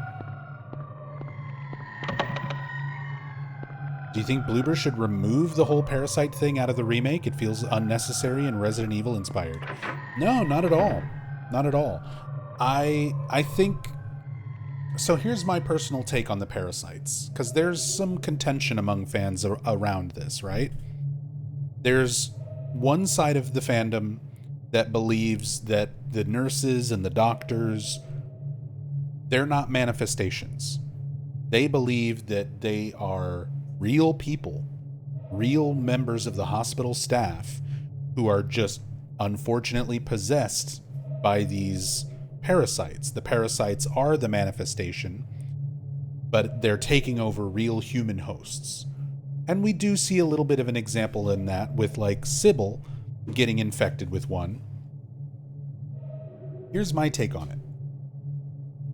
Lisa Garland has dialogue later on where she says, "I'm the same as them. You know, I'm not the only one who's dead that's still walking around." When she kind of has her realization that she's already dead, that Lisa herself is a manifestation from Alessa's memories of her. So I feel that the nurses and the doctors and the parasites are all manifestations. They're based on real people that existed, just like Lisa, that Alessa would have remembered and been able to manifest into reality. But they themselves are not like living people who just have a parasite in them. I think they are representative of hospital staff who have died already.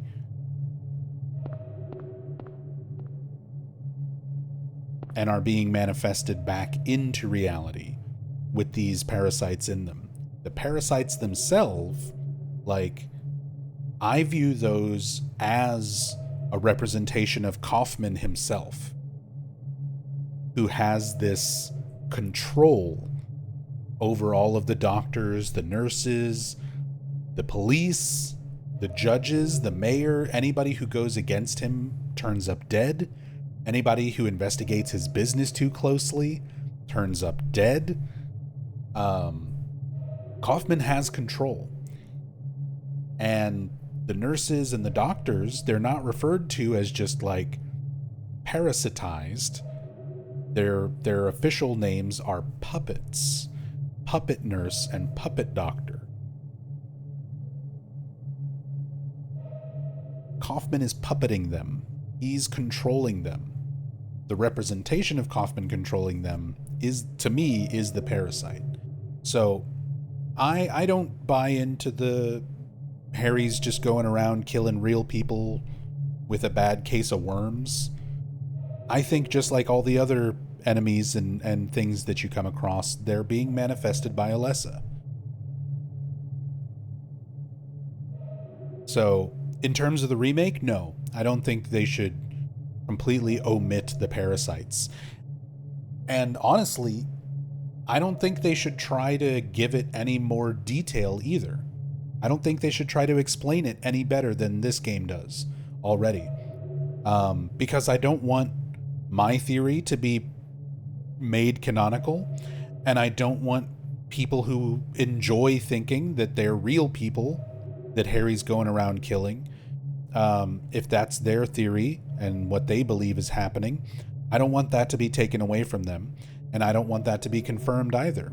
I think things like that are best left open to interpretation and discussion.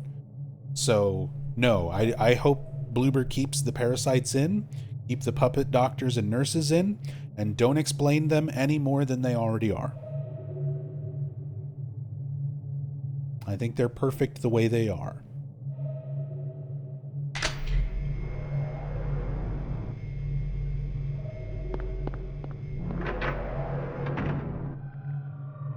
They can make it a lot creepier with a modern twist.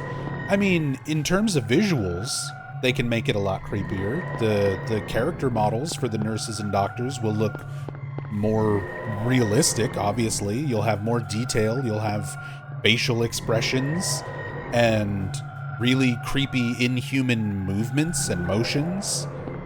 So, in that regard, like, I want to see them more detailed. But I don't want it to be, like, given an explicit reason for existing. I don't need an explanation. But I'm looking forward to seeing it done in the remake. Like, adding those layers of detail in terms of graphical fidelity and animation quality.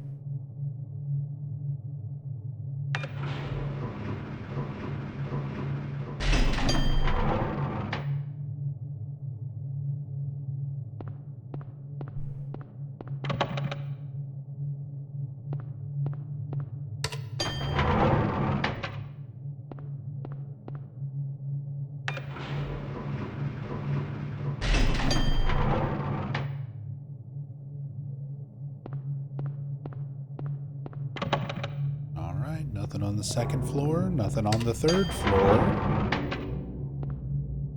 You go back to the elevator, surprise, there's now a fourth floor. So, just the way I was kind of talking about theories and headcanons, this is also a good example that I like to point out of fans overthinking things, which happens very often in this series as well. So for a long time, many fans, even I myself, used to think that this was particularly significant. Or, in Japanese culture, 4 is seen as an unlucky number because it can be pronounced one of two ways: shi or yon. Shi is also part of the word for death. It means death. So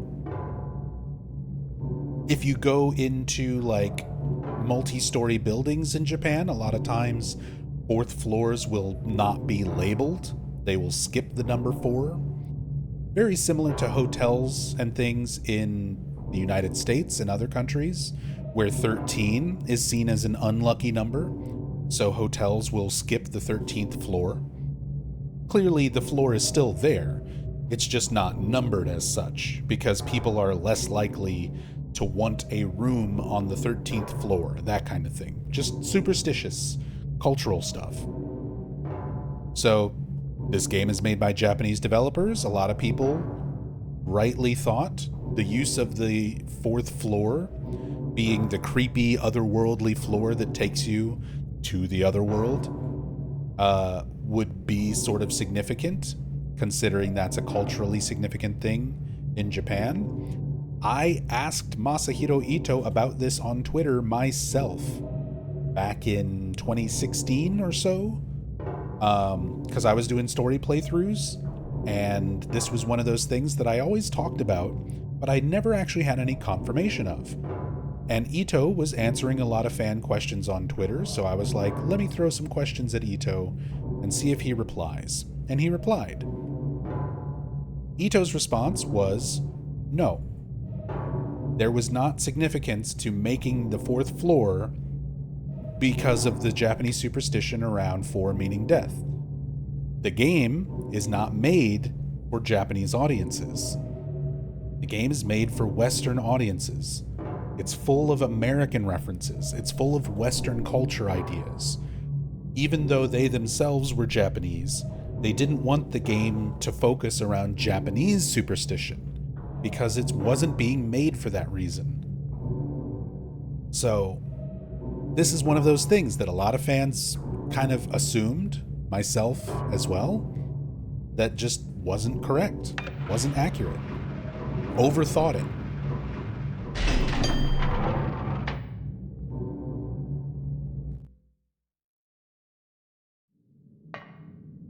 It's just supposed to be weird that the floor is not there, and then it is there. The 4 part is just sort of circumstantial.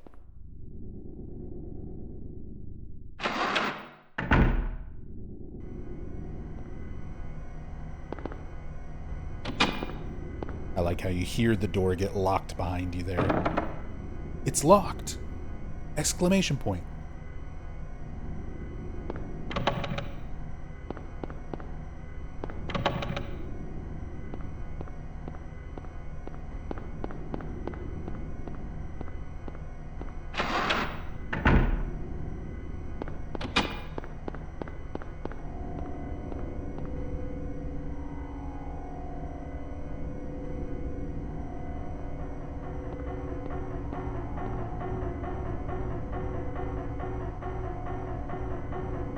So much good music and ambient tone in this game. I love the industrial feeling, the heavy industrial feeling of Silent Hill 1's soundscape.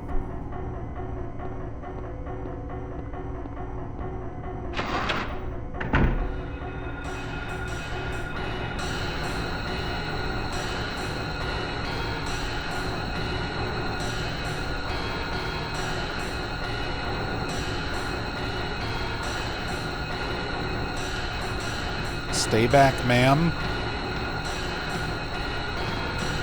come any closer.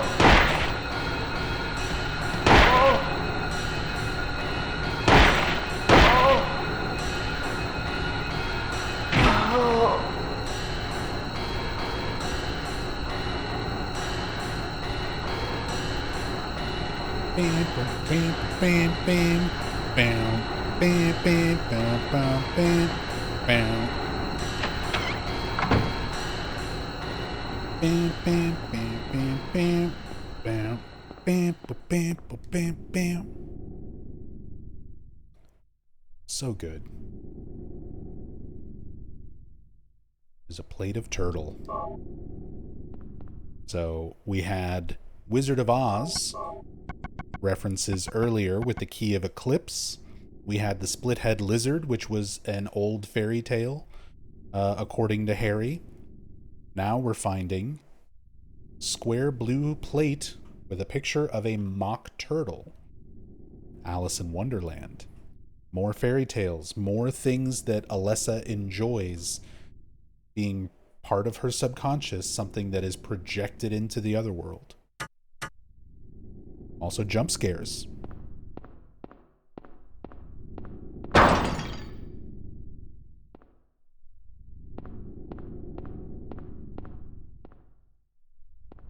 Because they haven't done a jump scare in a while. That's the thing. Space them out. And sometimes it's just a loud crash when you're not expecting it, very suddenly. Don't do it constantly. If you do it too much, players get used to it. You become desensitized to it.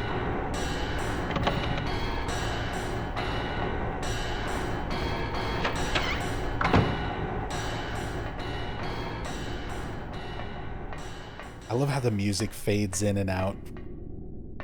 In the different rooms, you get these moments of kind of quiet, droning, low ambient tones in the individual rooms, and then the loud banging like out in the hallways.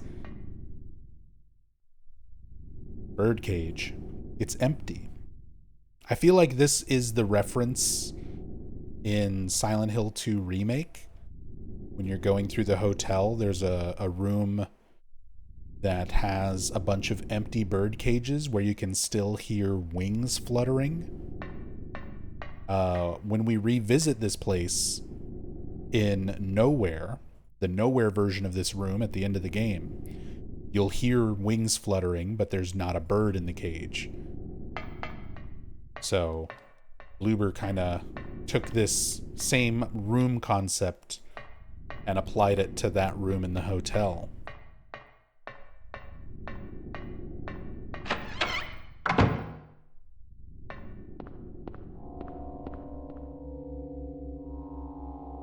And now the music changes completely when you're out in the hallways.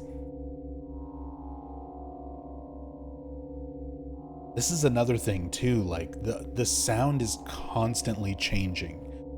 You're never given enough time with any of the background audio, the ambient tones. It never really gives you time to like get used to any of it. You don't get that time to get familiar and accustomed to it. It's constantly changing, like room to room, hallway to hallway.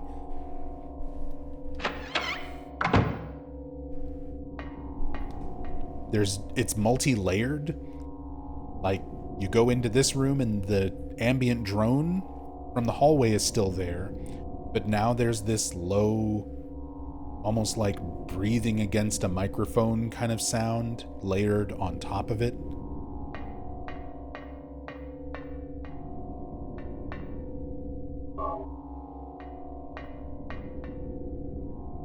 VCR. That's video cassette recorder for you youngins. Plays VHS tapes. It's old but usable.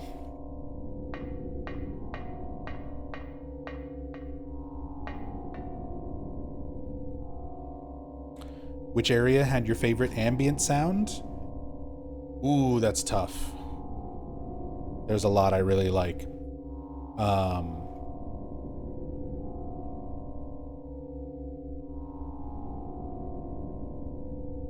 I like the amusement park. I think the ramping up of the sound in the amusement park from the end of the Cybil sequence to Dalia capturing Alessa, capturing the other half of her soul, it just goes so crazy. It always stands out in my head.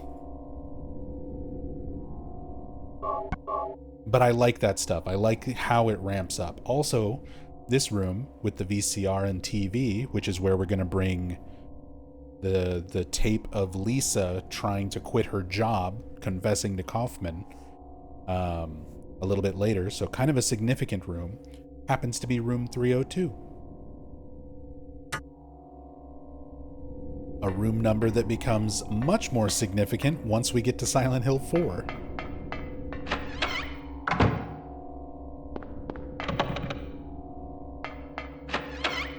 Which I was hoping to do today, but we're also 4 hours in, and I'm still on Silent Hill 1.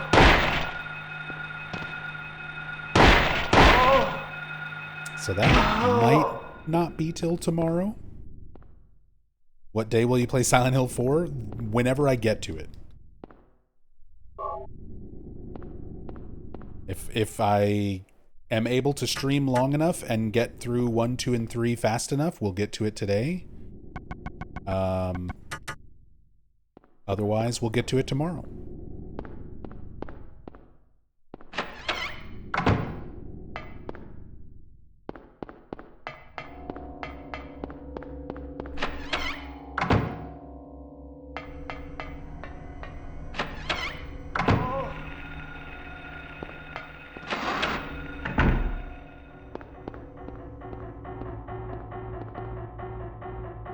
First aid.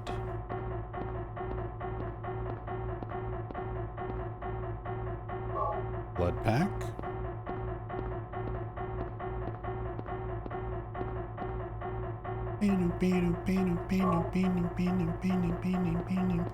Hey, what's up, Oleander?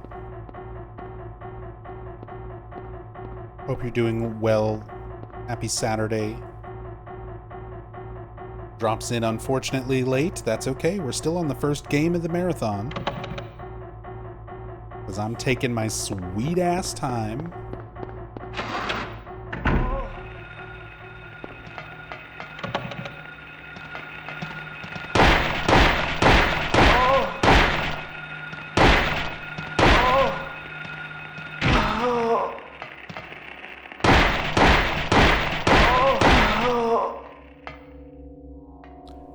By the way, I don't know if people pick up on this. The different nurses have different HP values. Oh, get stick bugged. No, that's not a stick bug.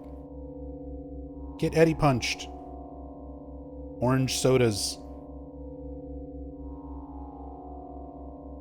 Orange sodas. Thank you so much for the brand new sub. Very, very much appreciate the support. Welcome, welcome. Thank you.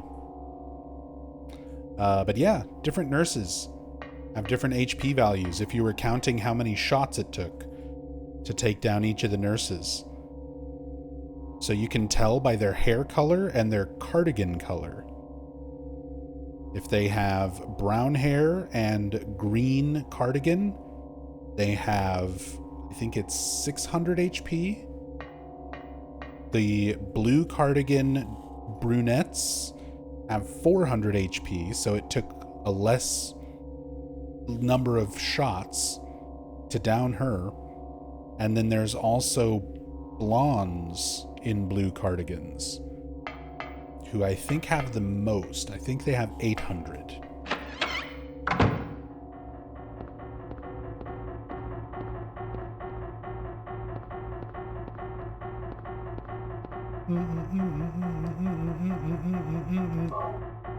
Plate of the cat. Square yellow plate with a picture of a Cheshire cat.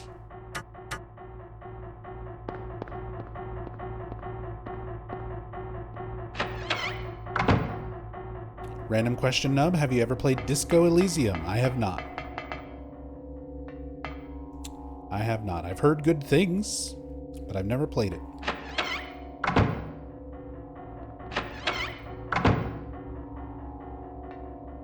If this game gets redone with modern graphics, it's going to be extra creepy. I mean, it's happening. The Silent Hill 1 remake is confirmed to be in development. It's being made by Bloober Team, same people who did Silent Hill 2 remake. Although, interestingly enough, there are a lot of fans who disagree. There's a lot of fans who say that this game's creepiness and atmosphere and charm comes from its limited graphic fidelity being on the PlayStation 1. So they feel that modern graphics are going to ruin it, spoils it.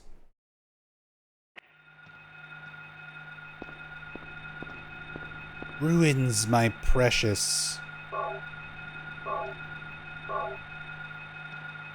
With which statement do you agree more? Neither.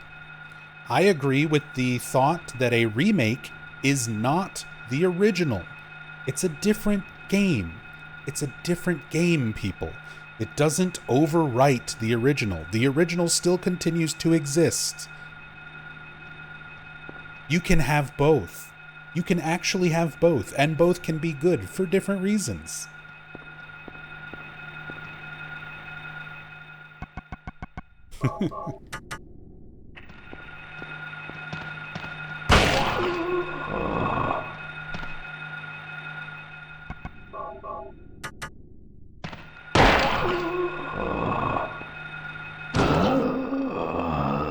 Take that, parasite doctor.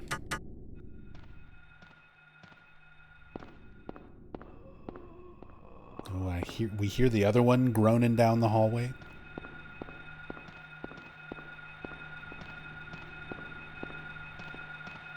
Yo, King Stephanos with the 8 months. Welcome back. Thank you so much for that Prime sub.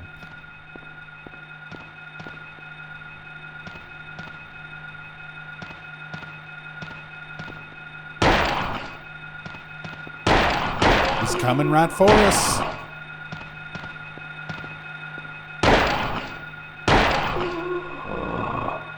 All right. If it's a knife fight you want.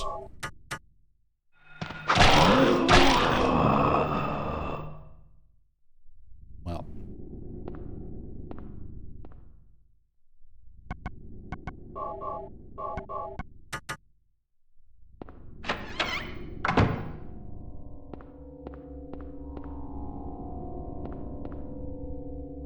Otherworld version of Kaufmann's office. In the fog world, everything was thrown out all over the floor.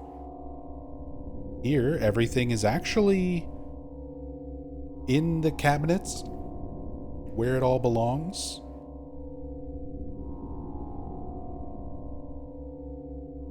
Also, jump scare. Wait, there it is. There it is.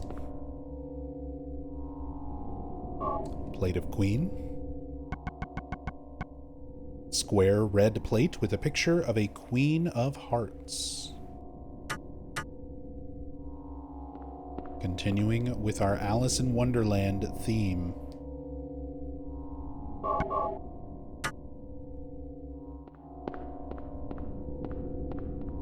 I think these older games become more immersive due to their lack of clear vision. So, I agree to a certain extent. And a lot of it depends on one question. How old are you? Because if you're an old fart like me, who grew up with games that were, 8-bit or even before that era, but 8-bit, 16-bit, 32-bit, going into PlayStation 1, early textures, early 3D, early polygons, you were already accustomed to using your imagination when you play games. You have to imagine what a character looks like. You have to imagine what you're looking at visually. It's like reading a book that's just words.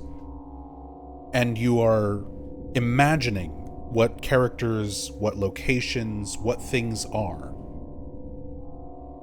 If you're younger, where you've grown up in the PlayStation 3, PlayStation 4, modern graphic fidelity is what you're familiar with, if you're a teenager or a 20-something-year-old, where that's all you've ever really known, you're less likely to look at graphics like these and let your imagination do the work for you. You're not as accustomed to viewing things that way. Your brain doesn't do that the same way that somebody's brain who grew up with games being an imagination sort of thing had to.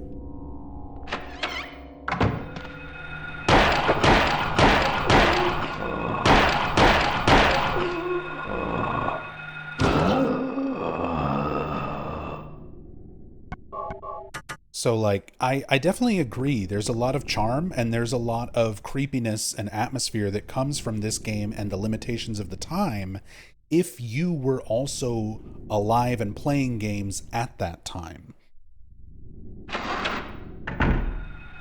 For younger people, it doesn't work the same way. Your brain is not wired the same way.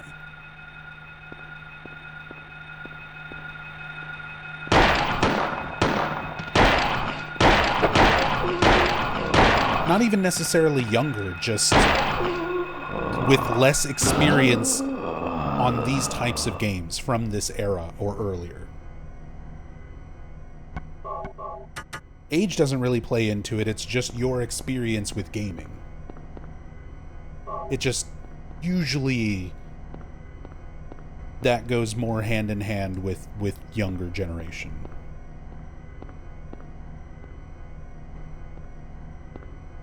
Because there are a lot of younger kids who like older games, who play more vintage things. There's a lot of indie games that are designed around the aesthetic of older games.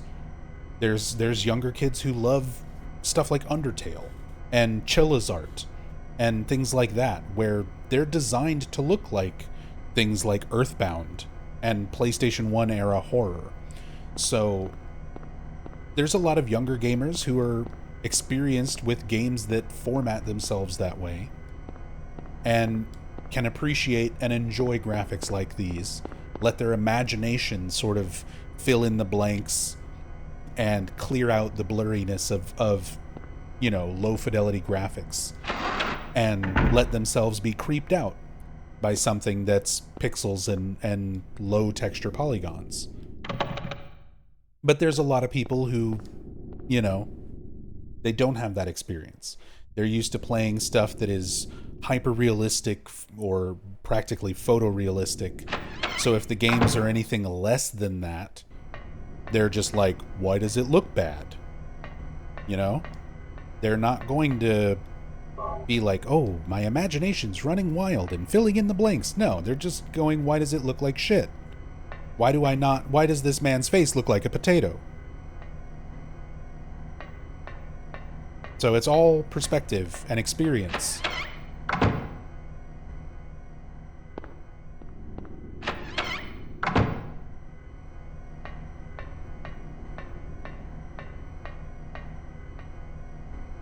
Nothing in here but jump scares. There it is.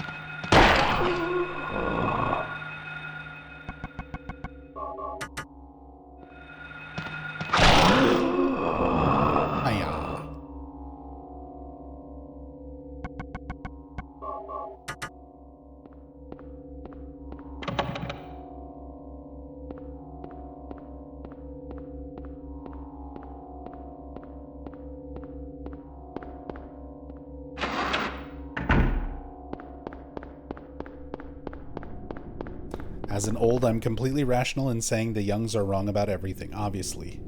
Youths. That's okay. I have those moments too. I try to catch myself and rethink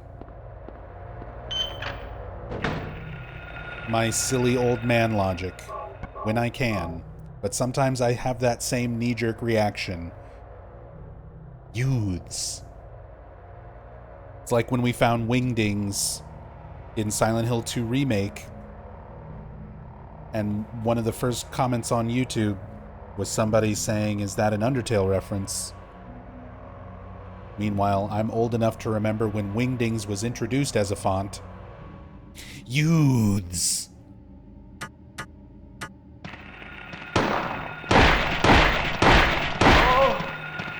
Undertale didn't invent fonts.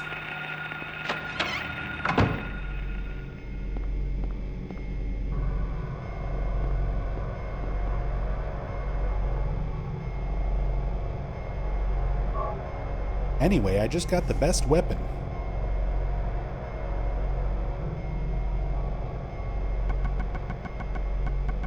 At least in terms of melee weapons. The emergency hammer. Highly damaging, but hard to use.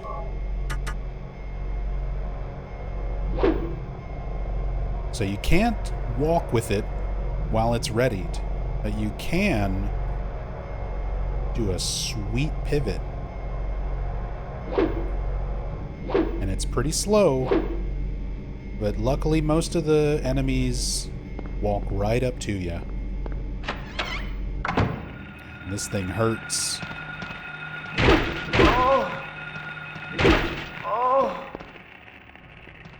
See, look how much she writhes around on the ground.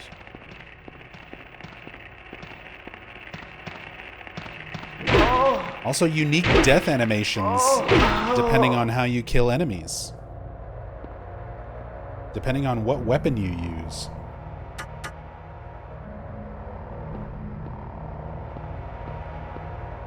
This game was ahead of its time in so many aspects. There were so many things it was doing that a lot of games were not doing. So many little aspects of detail that are easy to overlook by today's standards.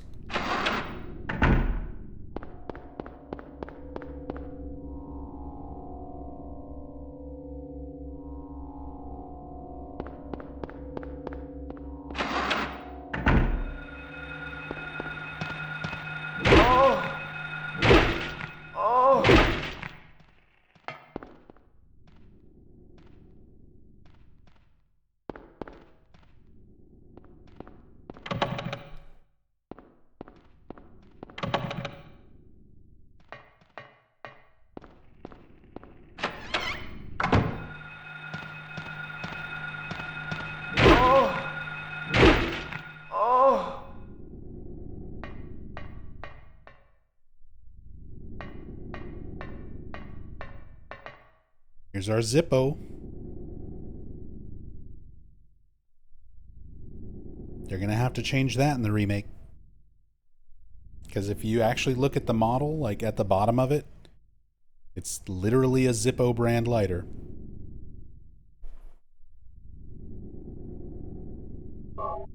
They're going to call it a Blupo or something. It'll be a Blupo lighter.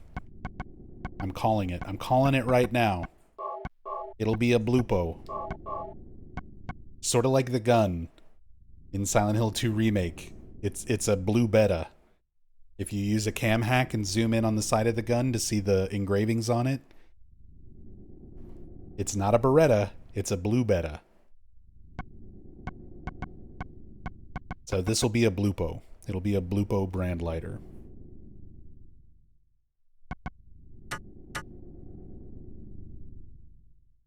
Was White Claudia a stimulant or a downer? It's a hallucinogen. Which doesn't have to be either of those things.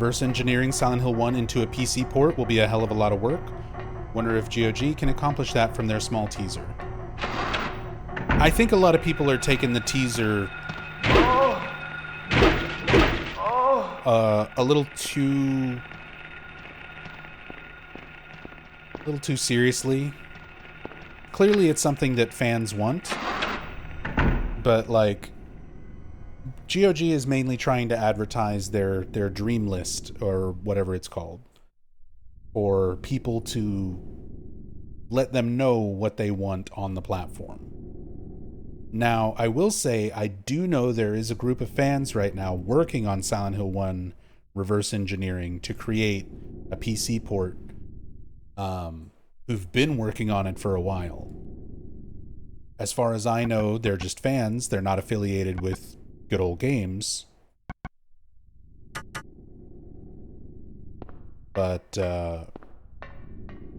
that project is a long way from being done. Last I checked in on it, I think they were around like 15 to 20% done. And that's after working on it for a couple years. It's a big undertaking.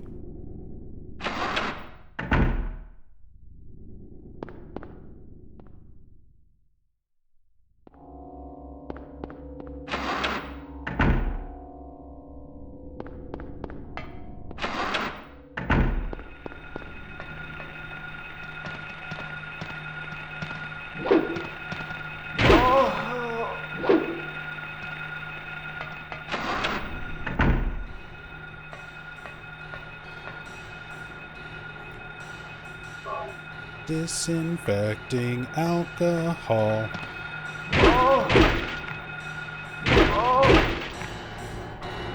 Disinfecting alcohol.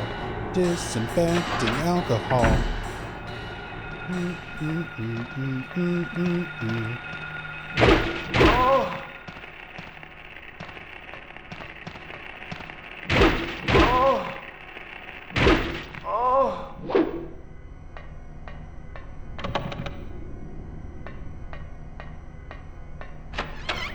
What's up, Sale? Welcome back. Thank you so much for the 22 months. 240p gaming. Let's go. What are you talking about? This is crystal clear 1080p. 60 FPS.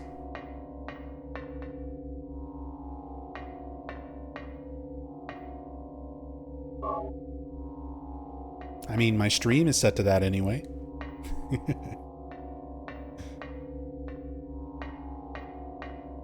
But we're playing Silent Hill 1 on a PSTV, as God intended.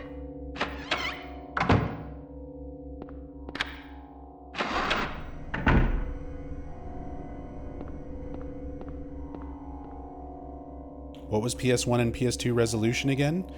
They fluctuate, actually. So PS1 can go between 240 and 360?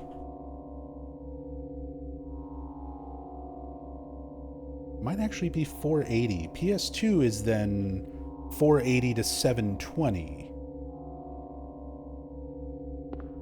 But I know, like, this game, trying to, like, use capture card equipment and stuff can be a big pain in the ass with classic games like this, because the game, when it's in gameplay, like what you're seeing right now, is a different resolution than like this when I open the menu, or whenever there's an FMV playing.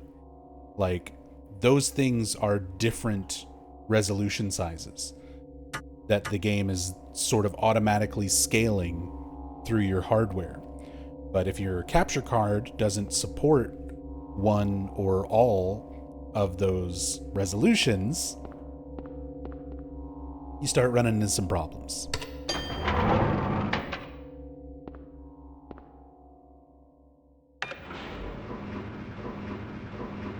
But yeah, most games for the hardware at that time were like that too. They have multiple different resolutions for various different things that are happening. usually a gameplay resolution and a menu resolution, as well as FMVs, or pre-rendered video.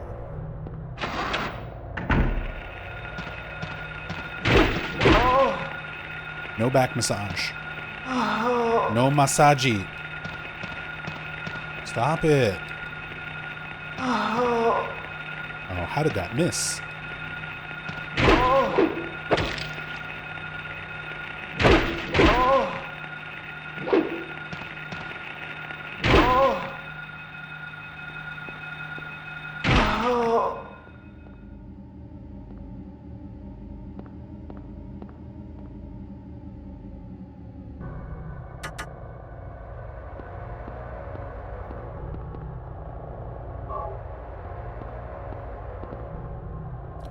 Body laid out on the bed. Don't feel like checking this out. But I will take this very dangerous ampule full of unknown liquid, precariously and precisely snap the tip, take a syringe, load that liquid up, and inject it straight into my eyeballs. When you really think about ampules and how they work, it makes a lot of sense why Silent Hill 2 Remake just was like, you know what? It's just a syringe.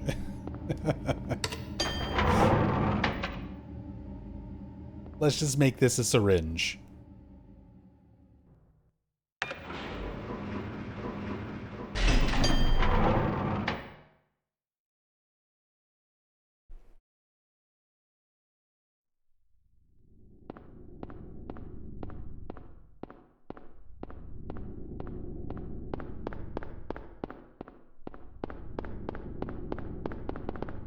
Feels like they could have kept the first aid kits for a more medium heal.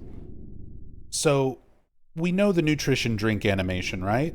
You just take out a bottle and you drink it. We know the syringe animation, right? You take out the syringe and inject it. Imagine James stopping what he's doing, taking out a first aid kit, unclasping it, opening it, taking out what exactly? Bandages, gauze, ice pack. See what I mean? Like, I get why they trimmed down the healing items the way they did. Imagine James doing the Dead by Daylight self-care animation. You pull out your first aid kit and start scratching your belly. I don't know. It'd be a little too awkward to animate without really disrupting gameplay.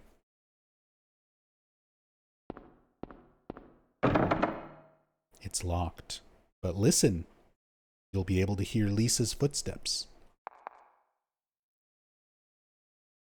You hear her heels clip clop.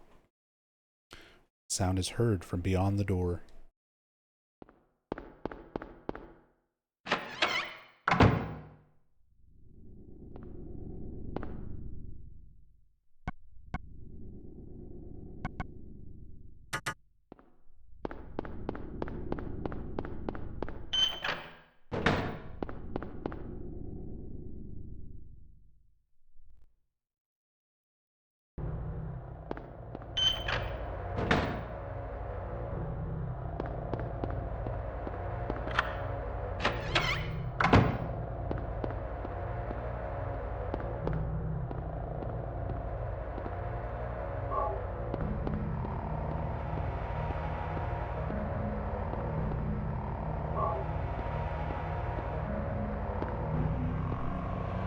There are skid marks from the cabinet being moved.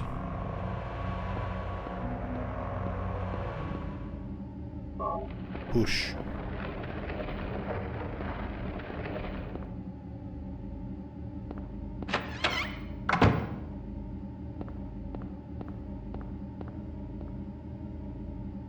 By the way, here's some psychic TV boxes. They're really hard to see. But thankfully, self-view mode makes that a little bit easier. See the text on that bottom center box there? Psychick, ESYCHICK TV.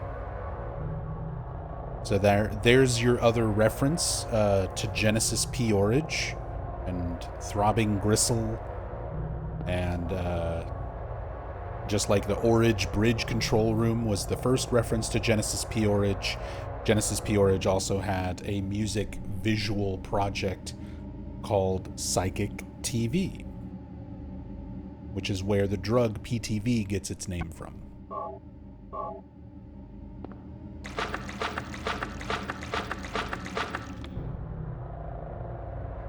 The sounds in the background give me Silent Hill 2 vibes. It's the other way around. I hate to be that guy, but it's the other way around. This came first. Silent Hill 2 gives you Silent Hill 1 vibes. Because the audio's both done by Akira Yamaoka, and he did this first.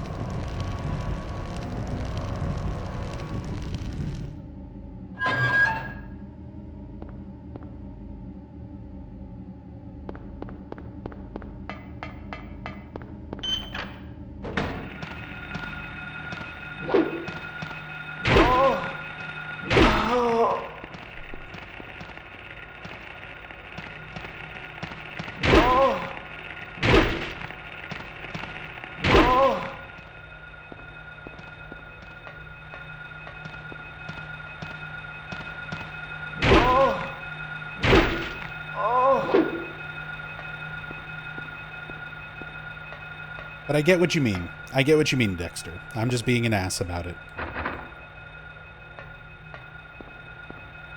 Because the audio for the most part... Whoops. The audio for the most part in Silent Hill 1 sounds very different from the rest of the series.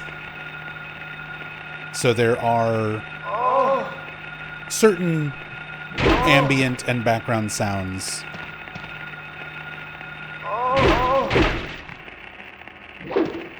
that sound a little more like the sequels than the rest of the audio design for this game.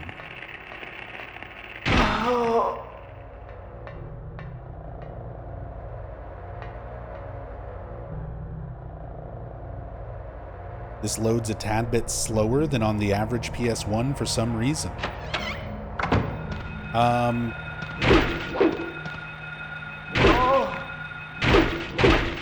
So a lot of that comes down to what model of PS1, whether or not you're playing it on PS TV like I am, or if you're playing it actually on a Vita.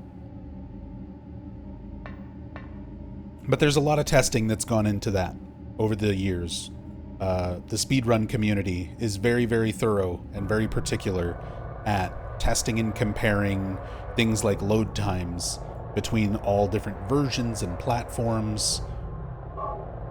Because if you're playing Silent Hill 1 on actual hardware of any kind, physically or digitally, I think the fastest thing you can do is play it on a PlayStation 2 70,000 Slim model using the fast disk speed option, which is an option you can turn on when you're doing PS1 games on PS2.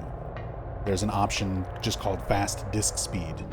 It makes the load times faster. The gameplay is the same speed, but it also, as a side effect, makes the cutscenes run faster. So it's not great if you're just trying to play the game and watch it. All the cutscenes and dialogue are super sped up.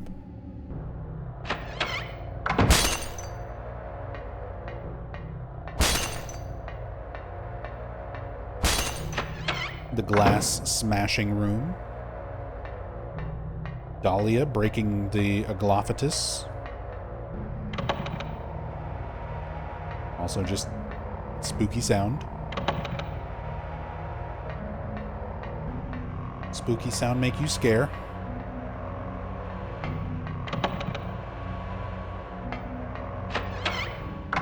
What's this?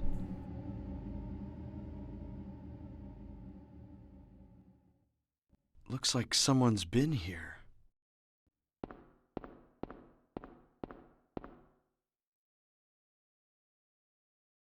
Alessa. Alessa? An examination room key. That's mine. A bed? What's it doing here? Who would sleep in a bed? How could they? Those monsters.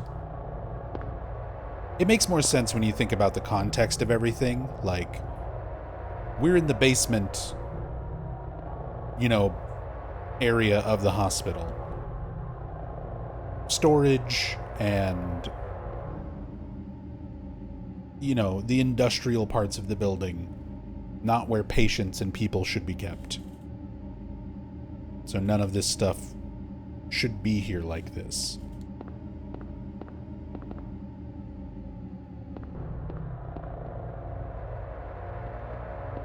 She kept a portrait of herself by her bedside.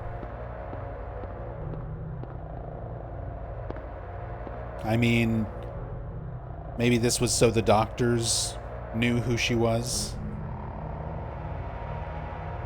Because if you just looked at her the way that she actually looks, she looks like, beef jerky.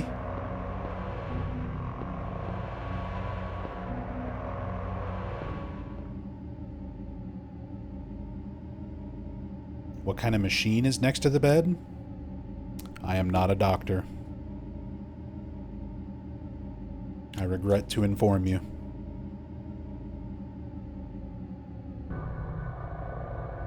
I would assume something for monitoring vitals.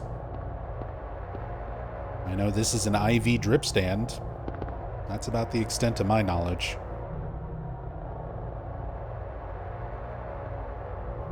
And if this was Silent Hill Origins, you just pick this up and put it in your pocket and use it as a weapon.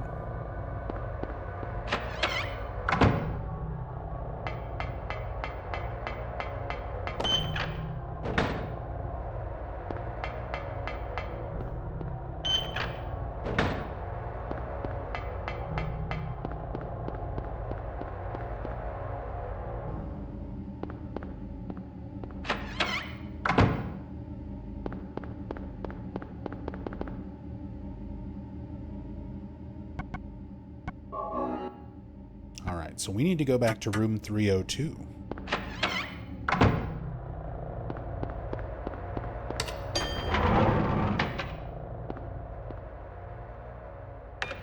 We've got a VHS tape and a working VCR. I can finally record my episodes of Night Court.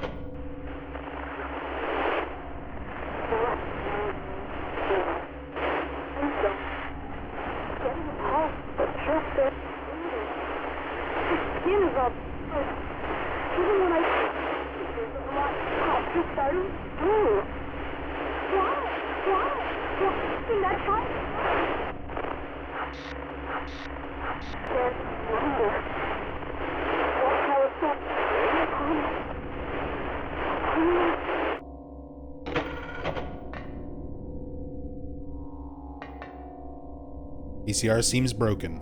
It doesn't play. There's the most unrealistic thing about this entire game. That you could put a videotape in this, and it would play like that, and then the VCR would break after giving you the tape back.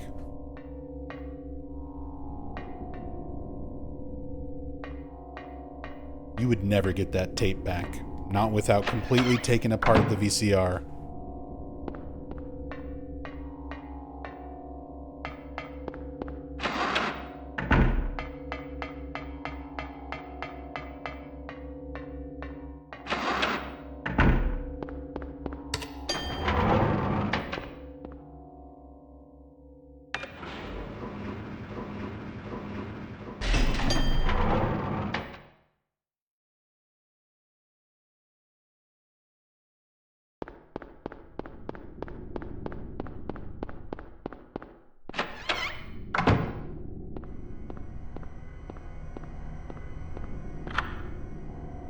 Examination room key.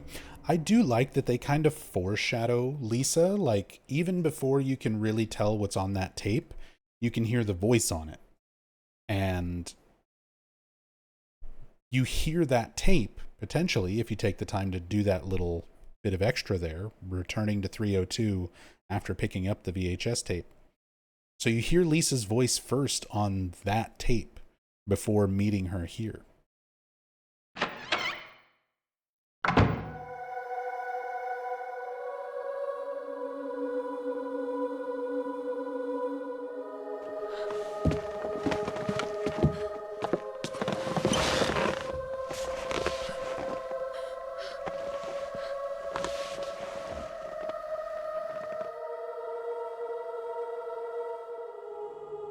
Finally, someone else who's okay. Who are you? My name's Lisa Garland. What's yours? Harry Mason. Harry, tell me what's happening here. Where is everybody? I must have gotten knocked out. When I came to, everyone was gone. It's awful. So you don't know anything either. Great.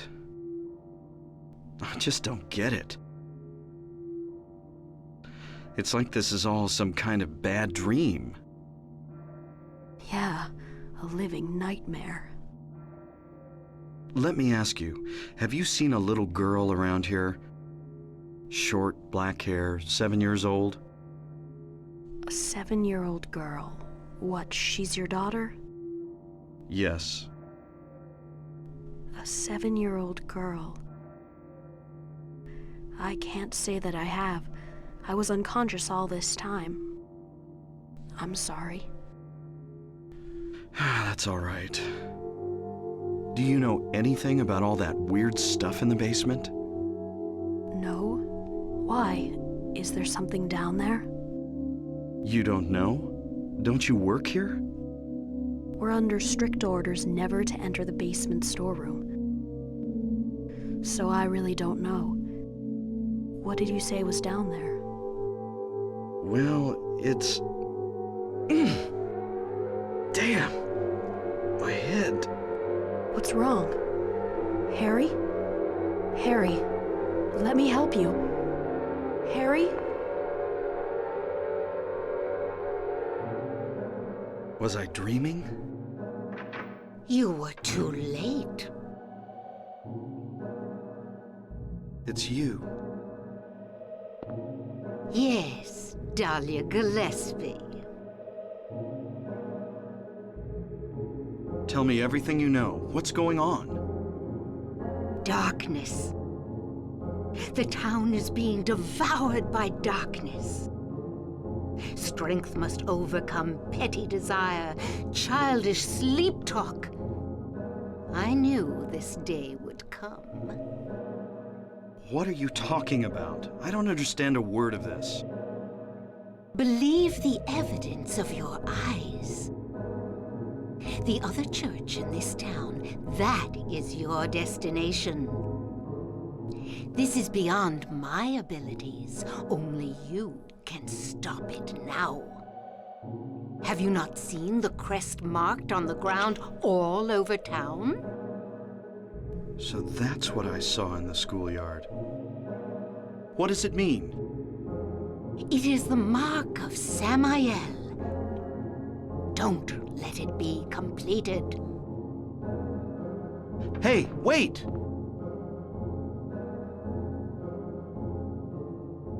Hey, wait. One of the most easy mistakes a lot of new players make when playing Silent Hill 1 for the first time. I've done it. I've seen almost everybody who plays this blind on like Twitch and YouTube and stuff do this.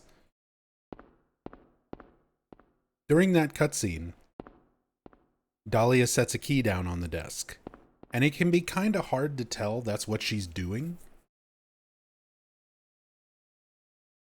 She doesn't say to pick it up.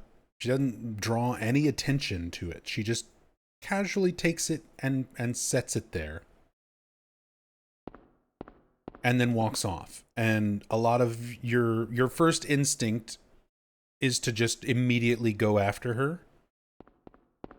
And then you wander all around trying to figure out what you're supposed to do next. Because you didn't pick up the antique shop key.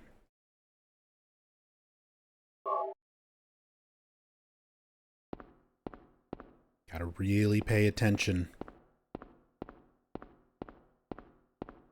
These games, especially from this era, you had to really pay attention to stuff.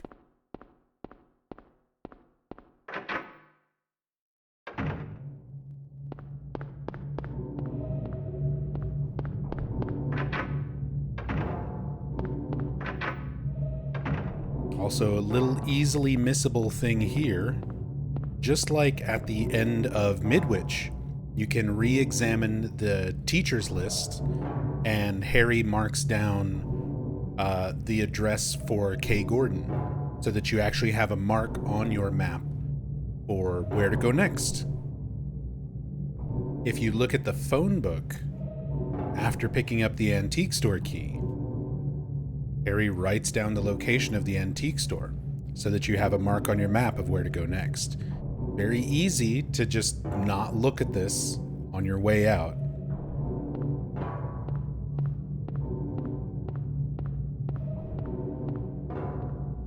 Just kind of wander around lost. By the way, again, for all of the younger viewers, that's how phone books used to work. It was just a big book with people's numbers and addresses and businesses. Well, white pages would be residential, yellow pages would be business.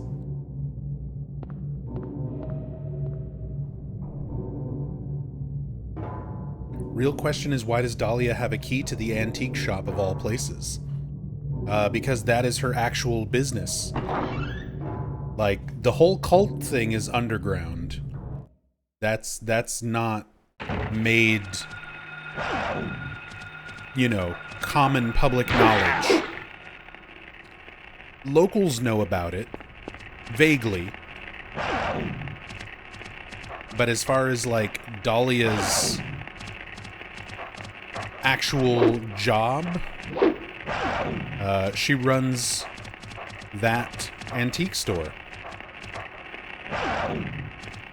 Don't worry, this time. Well, we traded.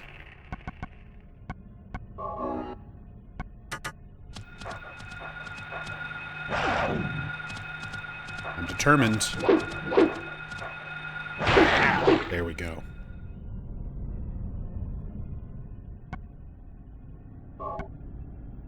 The tagged key with a shop name on it that Dalia left at the hospital. The antique shop key. And if you look at it, the Green Lion Antique Shop,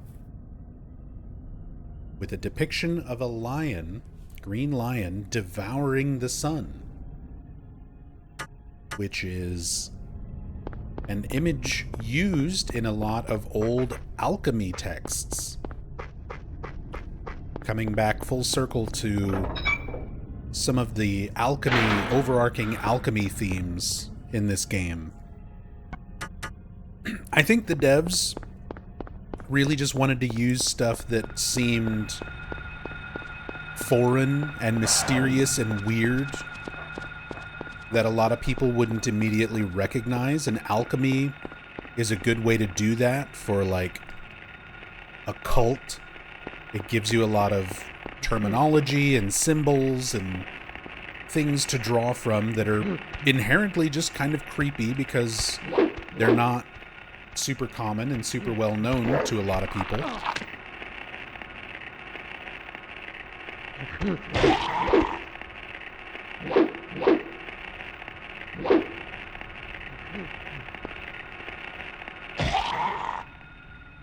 Alright, I'm switching back to guns.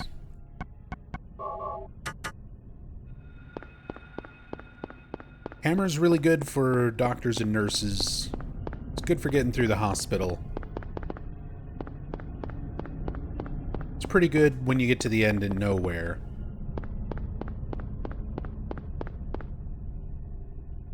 But not great for dogs and rompers.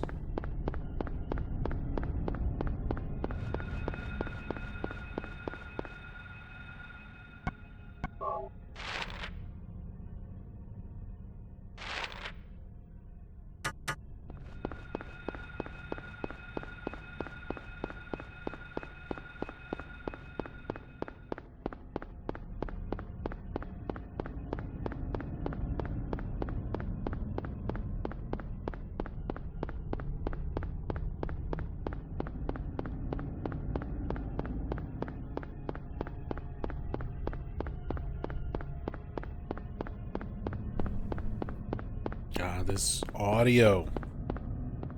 It's like drilling into you.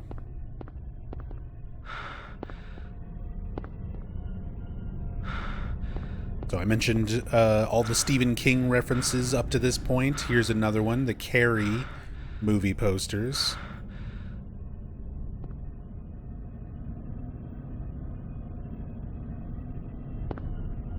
Also the pig face, which was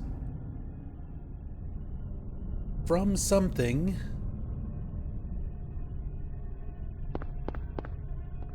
I know I've looked into it and I've done mentions of it, but it's escaping my brain what that image of the pig is from. This one's Little Shop of Horrors. We've got Mushnick's Florist. And even the signs on the front. Look at the fantastic new plant, Audrey Jr. That's Little Shop of Horrors, the original Little Shop of Horrors, not the remake with Rick Moranis.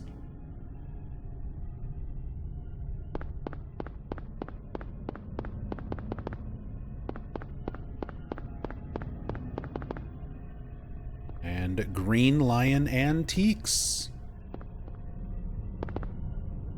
With the Green Lion devouring the sun. 12 Monkeys. Thank you, Yoshio. The pig face and FAA sign. That's from 12 Monkeys. Let me grab my notes on Green Lion, because I was just doing a lot of this stuff for the iceberg video.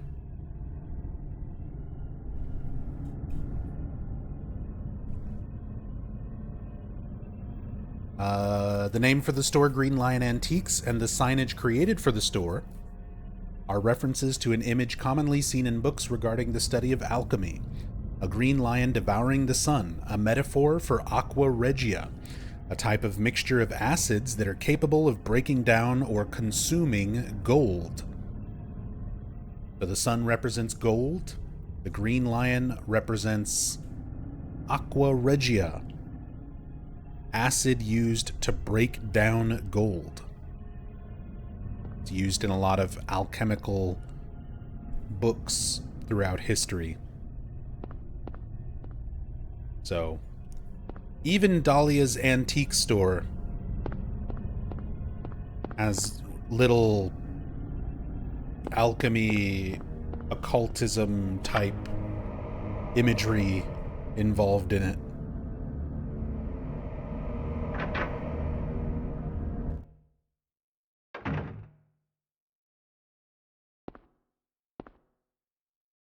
There's a clock. Nothing special. Not yet.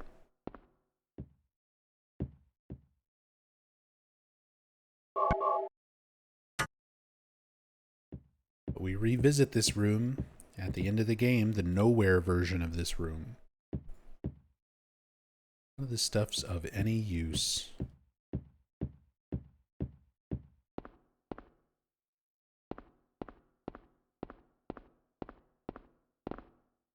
There's a trace on the floor that somebody moved the cabinet. Do you want to push the cabinet? No, I'm good.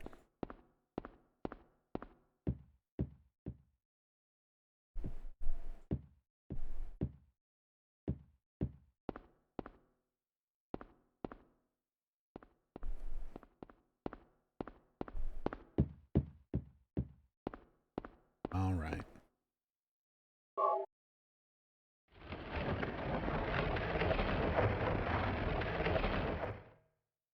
What's this? Harry! Cybil? I'm glad you're okay. I shouldn't have left you. Things are worse than I thought. It's nuts. What are you doing here? I thought you left town. I saw you go in here, so I followed you. I couldn't get out. All the roads out of town are blocked. Cars have completely stopped running. The phones and radios are still out too. What about my daughter? Did you see her? I did see a girl. Was it Cheryl? I only caught a glimpse of her through the fog. I went after her, but she vanished. I don't know about your daughter, but... And you just let her go? Where was it? On Bachman Road. She was heading towards the lake. Now don't get excited. It wasn't like she ran off exactly. There was no place for her to go. The road has been obliterated. What? So then Cheryl... It was like she was walking on thin air.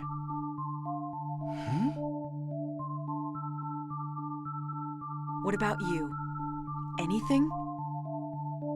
Yeah, I met this bizarre woman.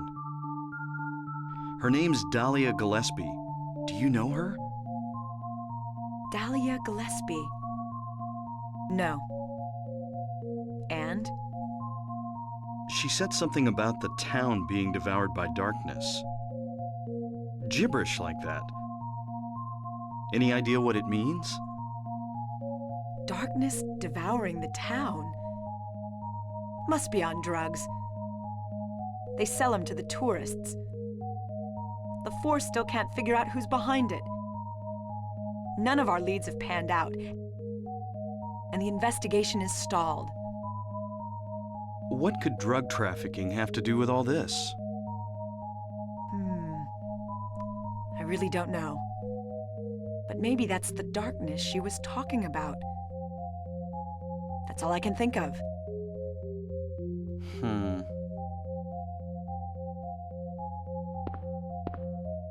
What's this? Just discovered it. Maybe there's something back there. Let's have a look. Wait. We don't know what's back there. I'd better check it out first. I'm a cop. I should go. No, I'm going. All right. I'll cover you from here. Be careful. If anything looks fishy, get back here on the double. Okay. Cybil, Yeah? do you know anything about... well, like some other world? It's like some kind of bad dream. What are you talking about? I'm not quite sure. I try to make sense of it, but then my mind goes blank. Everything's dark there, and I hear sirens in the distance. I met this nurse, Lisa. It's like I was there, but not really. It's all a blur, like some kind of hallucination, you know? I have no idea what you're talking about, Harry. Oh. I was just wondering. Never mind. Harry. You're tired.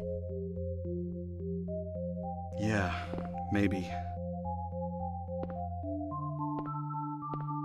Harry must be on drugs. It's funny how Cybil's quick to jump to that conclusion for Dalia, but once Harry starts talking about weird shit, it's like, you're just tired.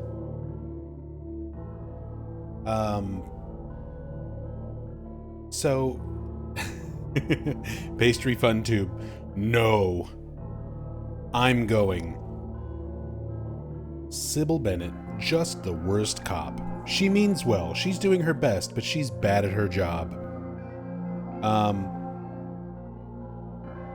So there was a convention recently where the voice actors for Harry Mason and Lisa Garland and Dalia Gillespie, Michael Gwynn, Thessaly Lerner, and Liz Mamorsky all were in attendance as guests. And they did a panel where they talked about recording their lines. They had zero reference when they recorded all of this. So if you're wondering why, like, Why does Harry sound so pissed there? And Cybil just, sounds very kind of nonchalant about like, okay, like doesn't react to it. They never heard each other. They weren't like in the same room together. They never met each other when they were recording all of their dialogue for Silent Hill 1. They were in a voice recording booth with a script and a director and maybe Harry Inaba, and that's about it. They weren't looking at the game. They weren't seeing each other. They weren't hearing each other. They were reading lines off of a sheet. No need to go back. Who cares about that cop?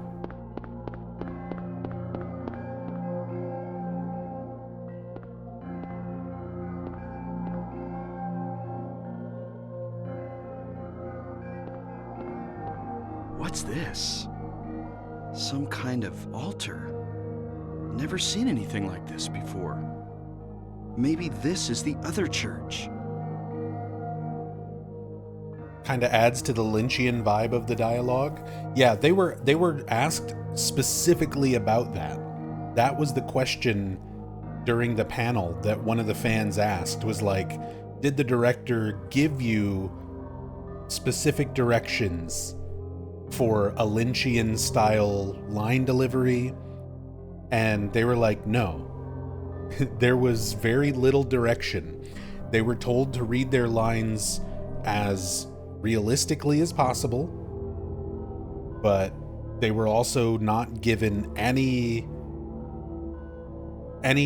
sort of reference to what they were reading. Like, little bit of description of the scene, here's the line on the page, go. So they weren't hearing the other actors or anything like that. They weren't even looking at like scenes from the game.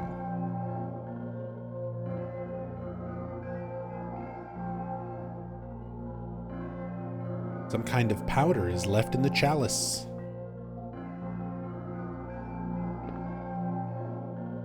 Looks like an altar. Wonder what they worship. Wonder if it's that guy.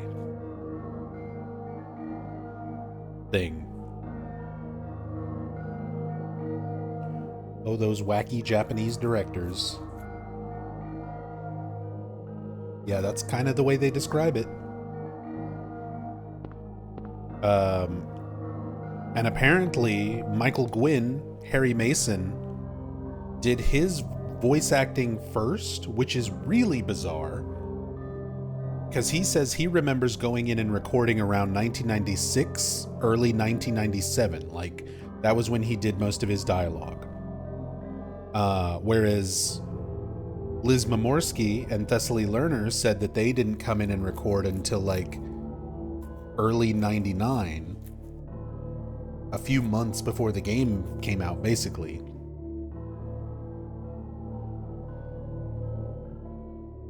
But if you listen to the audio in like the official PlayStation magazine, number 16, that had a demo disc that included a Silent Hill 1 early build demo, there's a stand-in voice for Harry. There's no voiced dialogue from any characters in the demo, but you still hear Harry's voice when he's like attacking or gets hit or runs and gets tired. And it's not the same voice. It's not Michael Gwynn.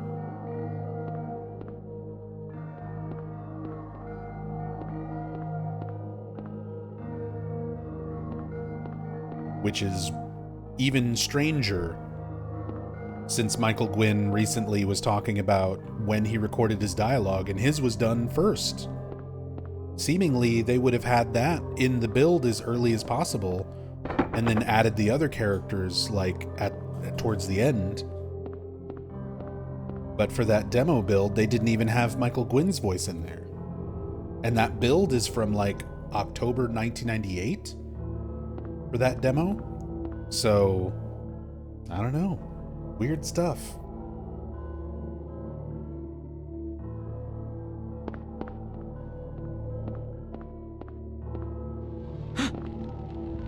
What the?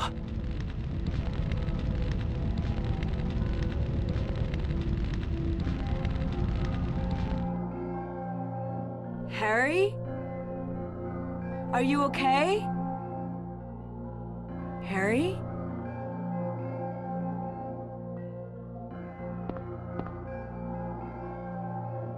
Harry?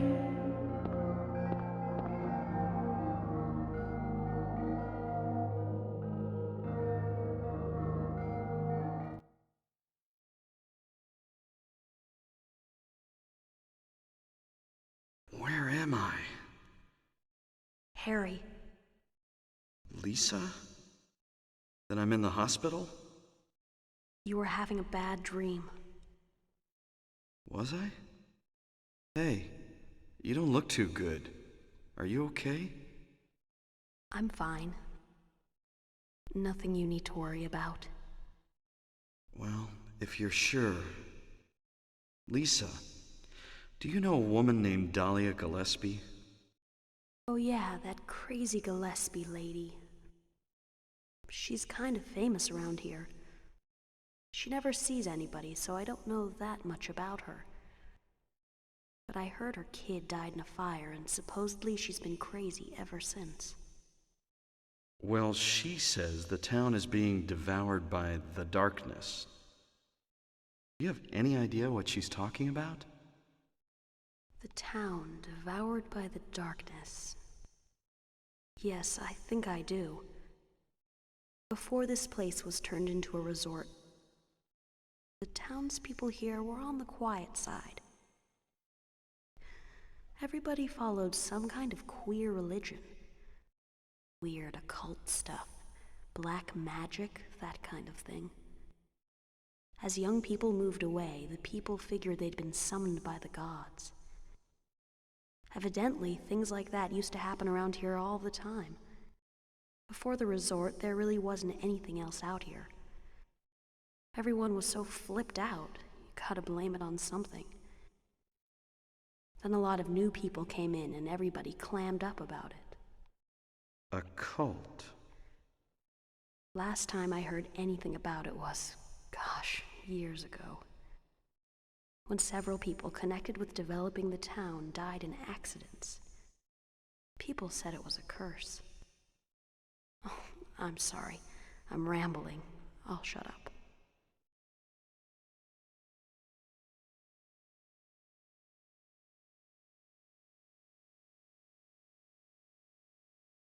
Was that another dream? Did I pass out again?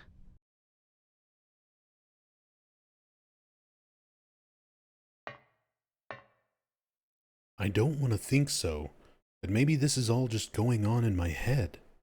I could have had a car accident and now I'm lying unconscious in a hospital bed. I don't know what's real anymore.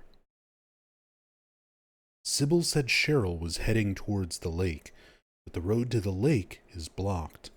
Aren't there any other roads? Lisa would probably know. Time to go back to Alchemilla. Also, another seal of Metatron in a safe place with no monsters. I like how you can use the save point and it still just says Antique Shop. Like, we're still technically in the same place.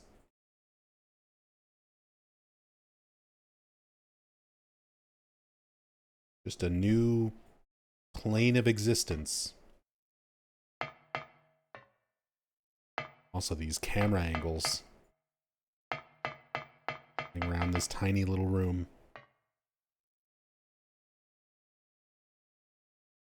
Electric Bob.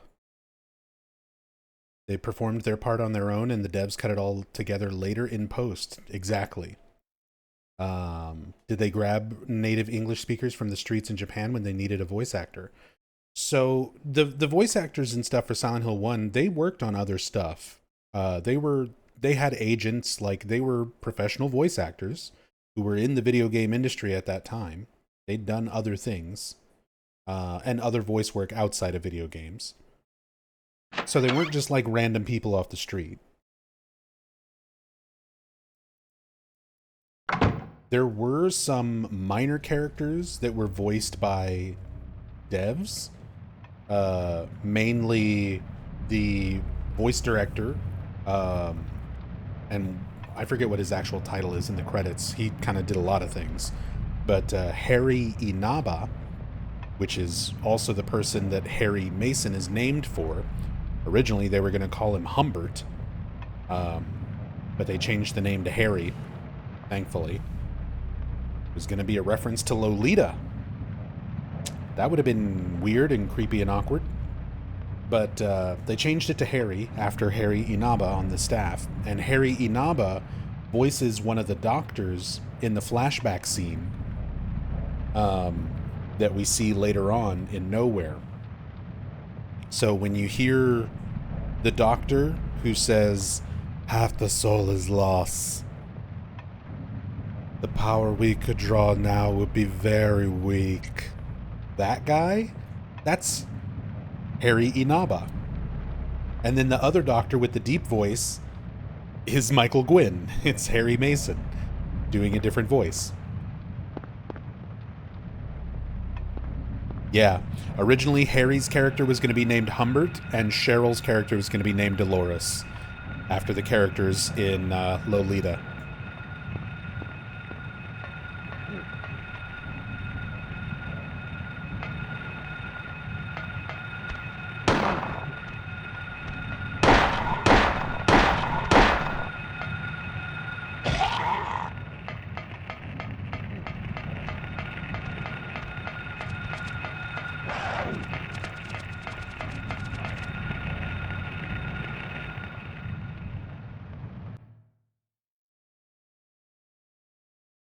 There was something else in chat I wanted to comment on.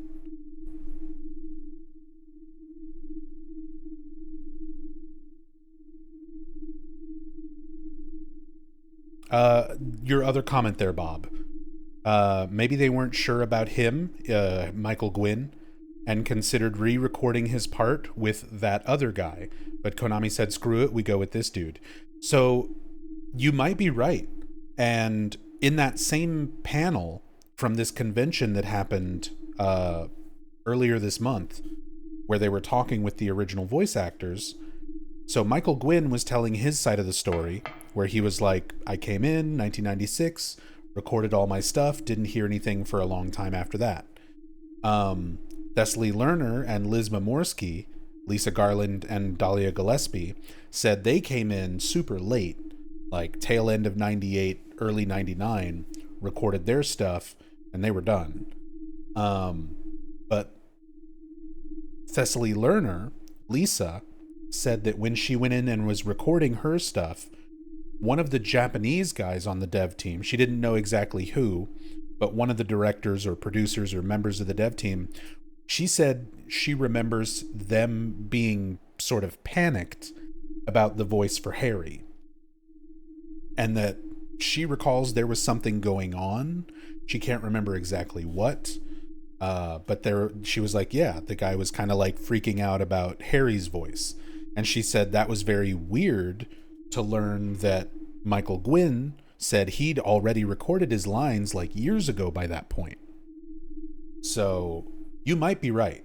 Where they had Michael Gwynn, they had him first, they did the recording, they might have been considering somebody else, and then decided to just go with Michael Gwynn in the end anyway, which would explain why we don't hear Michael Gwynn in the original PlayStation Magazine demo build of the game, but we do hear Michael Gwynn in the trade demo, which is a little bit later build than that PlayStation Magazine demo build, and obviously the final release version. So that's probably what happened. You're probably not far off on that guess.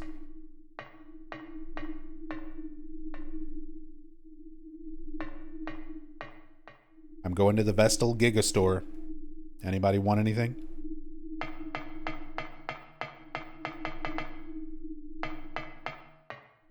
Who remembers Virgin Megastores?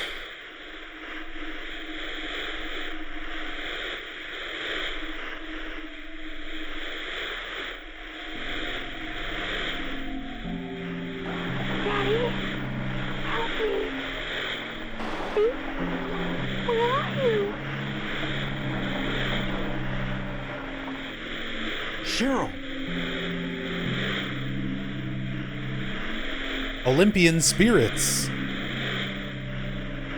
That's what all these symbols are.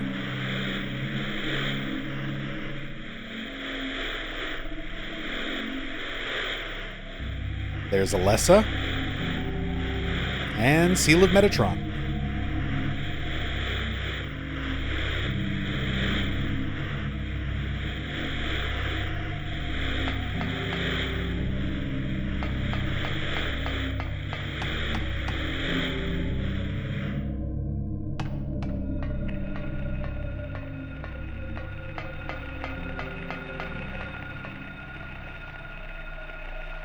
Kazanian jewelry shop. Little Dario Argento reference there.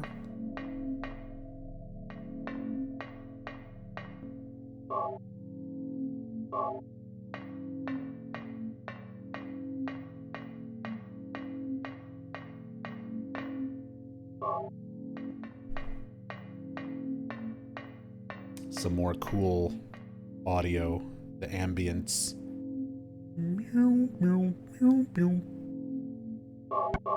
The weird dissonant tones.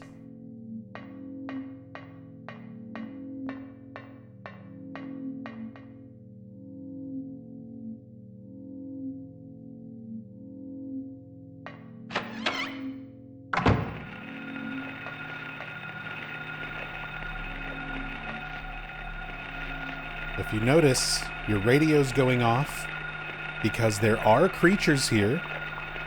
There's little baby twin feelers eating a corpse.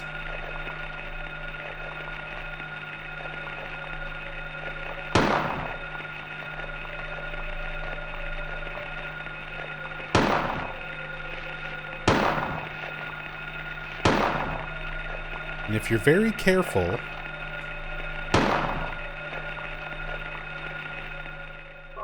very careful,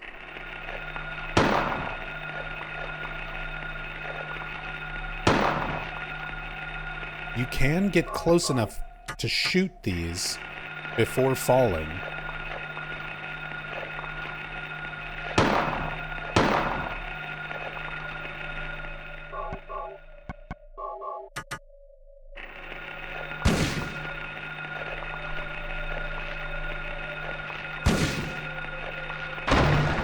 Damn. Damn.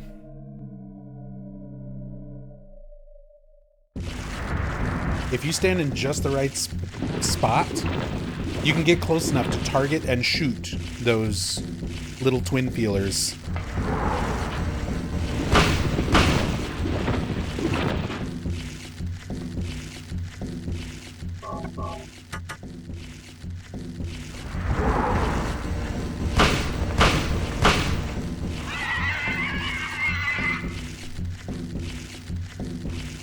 Pig squeal sound effect.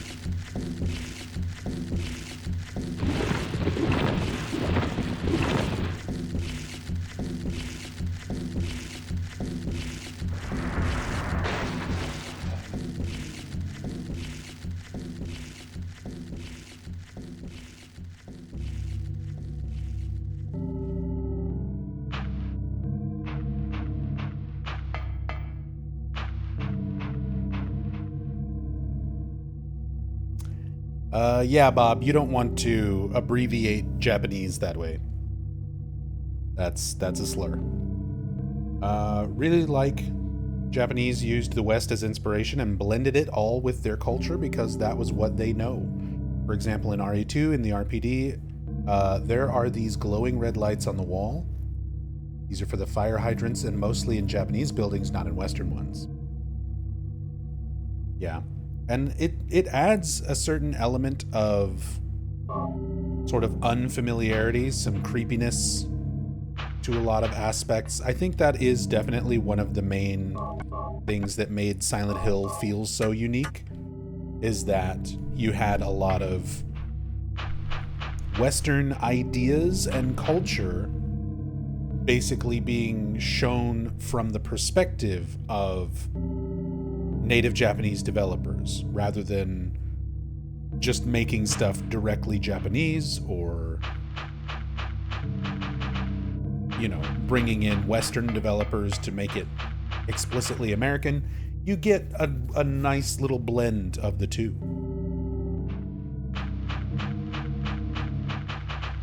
And it adds to kind of the strangeness, the inherent odd feeling and visuals of a lot.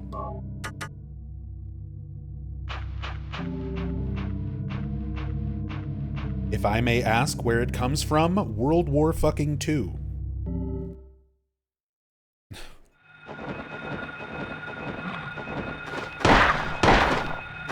Where do you think it comes from? Just don't say it. Use it as a learning experience, and don't say it. If you're going to abbreviate Japanese, JP works just fine. Just leave the A out. Or just say Japan or Japanese. If you can, just type the whole thing out.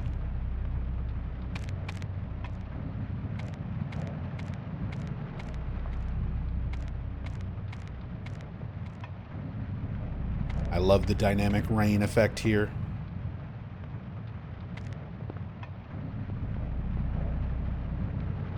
Rain effect falling onto the ground, but you've got it hitting the concrete, and you can see the little circles and splashes where it comes back up, hitting the sand, the dirt, and you can see it sort of sit and soak in and absorb into the sandy material, the dirt material. A few steps away, we've got metal grate.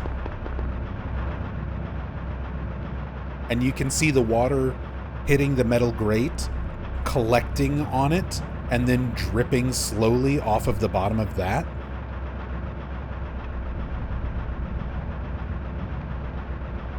Like, guys gotta understand, PlayStation 1, 1999, this is some crazy attention to detail for stuff in the environments. To sell these weather effects. Like, that's nutty. That's insane.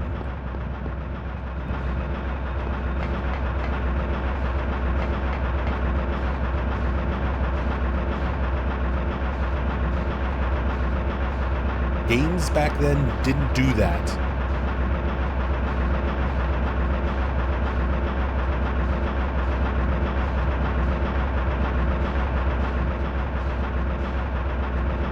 Clean wind energy.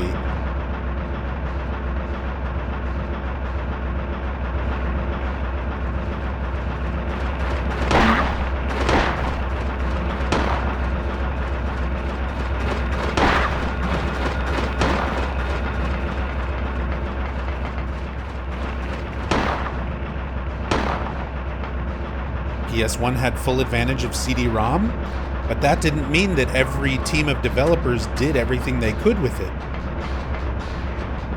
That doesn't mean that every art team for every PS1 game put this much effort into their environments and effects and textures. Any other PlayStation 1 game at this time doing a rain effect, it would just be lines on the screen. That's it. There probably wouldn't even be an effect for it hitting the ground, and if there was, it would usually just be one consistent layer that's the same, no matter what it's quote-unquote falling on.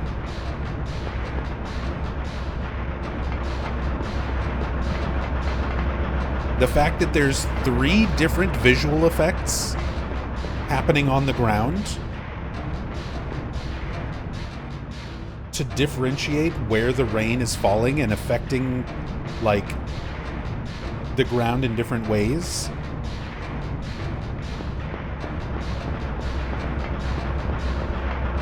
Most games at that time just didn't do that. They didn't put in that effort.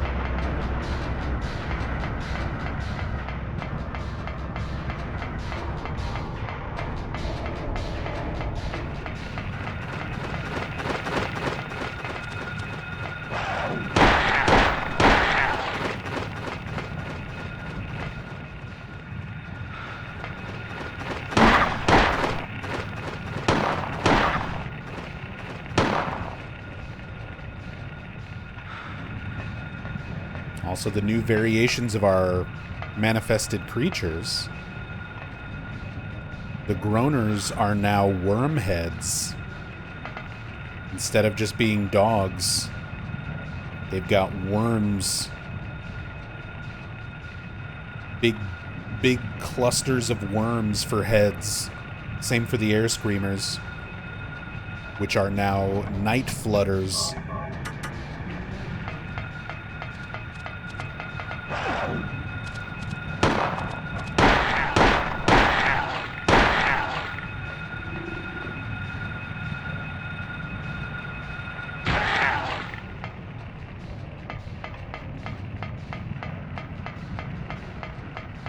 Oh, there we go. As I'm running right past it.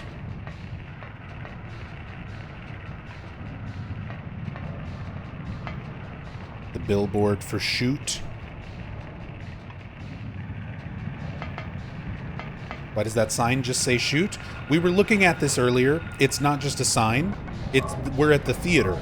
It's a movie. So I'll point this out again, even though we talked about it earlier, since some people weren't here. But look at that. That's Harrison Ford. That is the cover to Indiana Jones and Raiders of the Lost Ark. They photoshopped out the whip, and they painted in a gun, and they retitled it Shoot. But that's Indiana Jones. That's Harrison Ford. On the other side is Crusher Dan. Hold on. Yeah, Shoot is the name of the movie. Here we go. On this side, it's Crusher Dan. And that's Die Hard 2. That's Bruce Willis. A little bit harder to get a good angle in this one.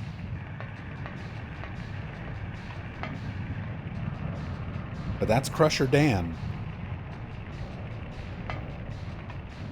So they've got Die Hard 2, slightly edited, and Raiders of the Lost Ark, slightly edited. Seems legal. Oh, it definitely wasn't. But copyright infringement was not nearly as heavily enforced back then as it is now. My favorite part about the Shoot and Crusher Dan movie posters, Bloober Team actually references this in Silent Hill 2 Remake. You can find VHS copies of Shoot and Crusher Dan, obviously not with the posters. You know, Harrison Ford and Bruce Willis aren't there. But just the titles of the movies are on some VHS tapes that you can find in the environment using a cam hack. They're not visible under like normal camera views. But if you use a cam hack to like look at stuff closely, you can find VHS tapes in the house where you first pick up the wooden plank, and some VHS tapes on a shelf in Brookhaven. And they're VHS copies of Shoot and Crusher Dan. Super deep cut Easter egg that Bloober Team included. Thought that was really, really cool.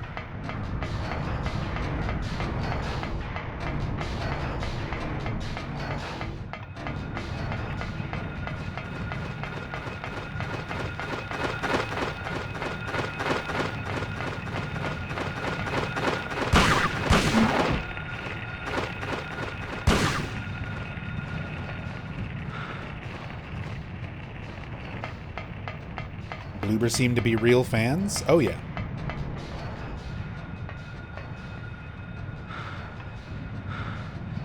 Hobby America, which is based on the Hobby Japan magazines and stores. More references to real life things.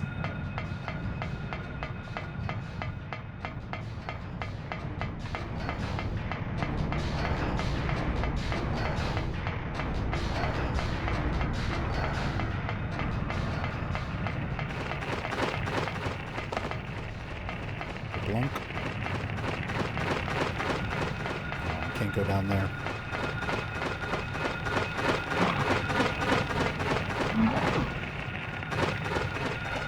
This is where the drawbridge should be, but instead, it's night flutters. A whole pack of night flutters.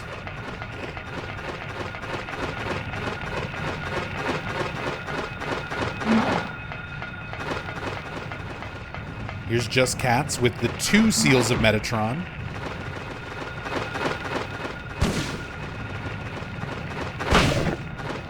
Alessa really trying her hardest to protect the cats.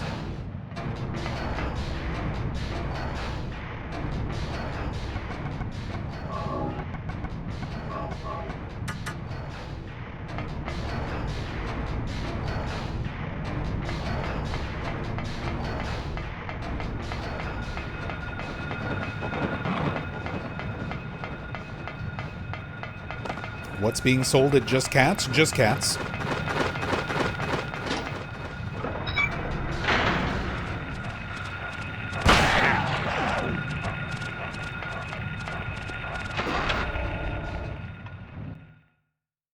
It's Just Cats.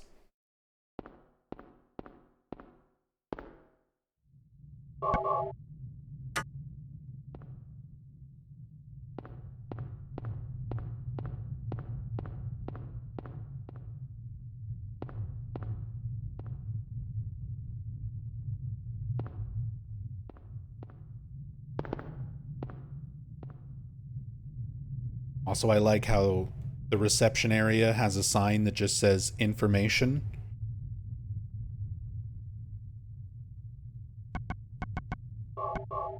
Which is literally why we're here. Lisa gives us information. She's telling us what to do, where to go next. Harry! Glad you're okay. Thank God you came back. I was scared to be here all alone. I'm here now. I was worried too. I'm real happy to see you. Lisa, can you tell me how to get to the lake? The lake? You take Bachman Road. The road's blocked. Well, that's the only way out there. Are you sure? There's gotta be another way. Wait! I just remembered something! What? There's a waterworks over by my old elementary school. It's been abandoned for years. There's an underground tunnel out there used for inspections or something. I remember hearing it runs all the way to the lake. Really? You think I can get to the lake from there? I've never been down in there myself, so I'm not positive. Besides, it's all fenced off to keep people out. If there's a chance, I've got to try. Harry, don't go! I don't want to be alone. It's so scary, I can't stand it. How about coming with me? This may not be the safest place in the world either. I can't promise you anything, but I'll do my best to protect you. No. Somehow I feel I'm not supposed to leave this place. Oh, Harry, I'm so scared. I'm cold. Look, just wait here a little longer. I'll be back as soon as I find my daughter. Harry?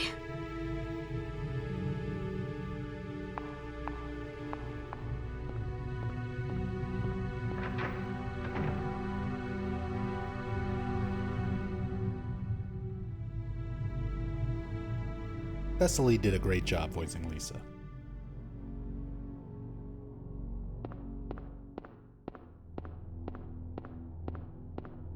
Genuinely feel so bad for her.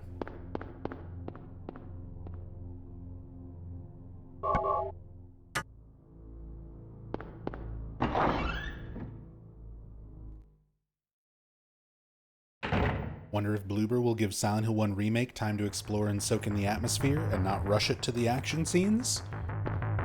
I mean, I felt like there was a decent blend of that with Silent Hill 2 Remake. I do hope the pacing is handled a little bit better. That's one thing that they missed the mark on a little bit with Silent Hill 2 Remake. But I don't think that it'll be lacking in, like, chances to just explore and look at stuff, wander the town. More good music. Just these little ambient tracks. Like, you know, something's gonna happen. Something's building up.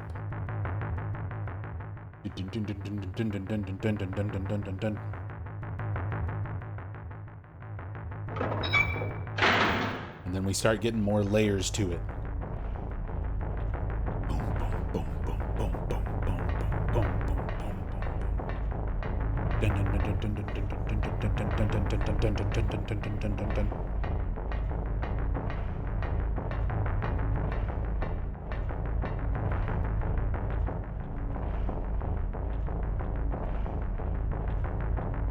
And if you start listening while you're here at the bottom of the stairs, very, very faintly,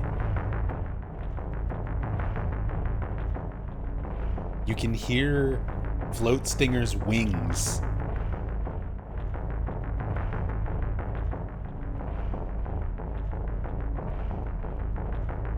Whoosh. Whoosh. There's like very quiet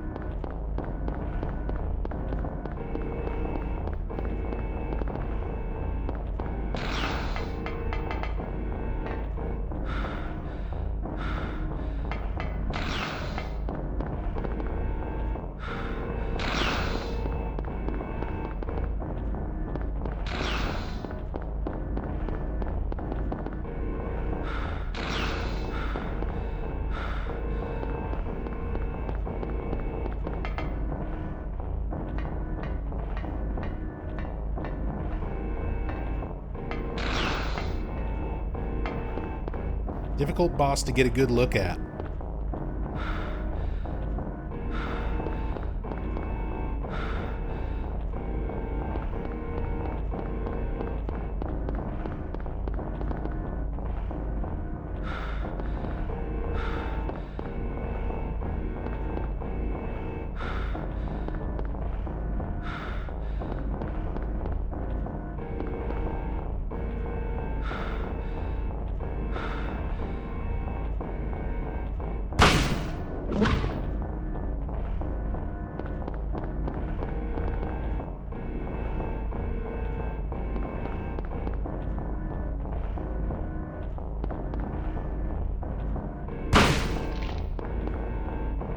No PS1 cam hack tool? No. You can kind of do some stuff like that with hex editors with emulators, but I'm not playing on emulator. I'm playing on a PlayStation TV.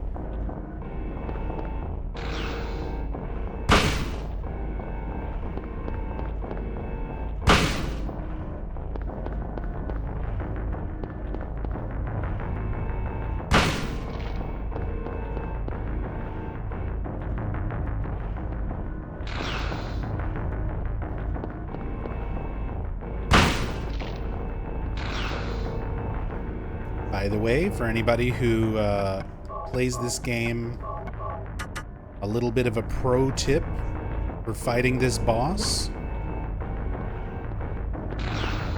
Don't just spam attacks at it.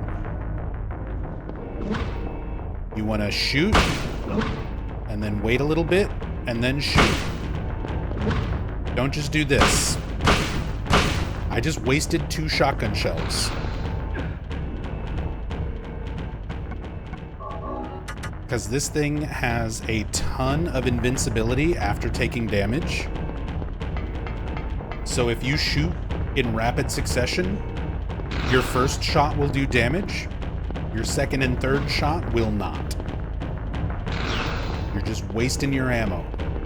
So you want to time your shots.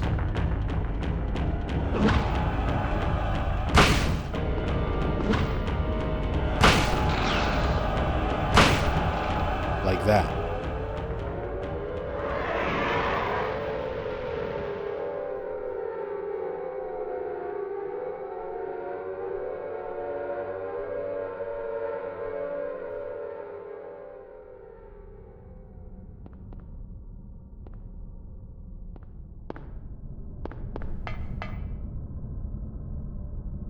Back to the fog world.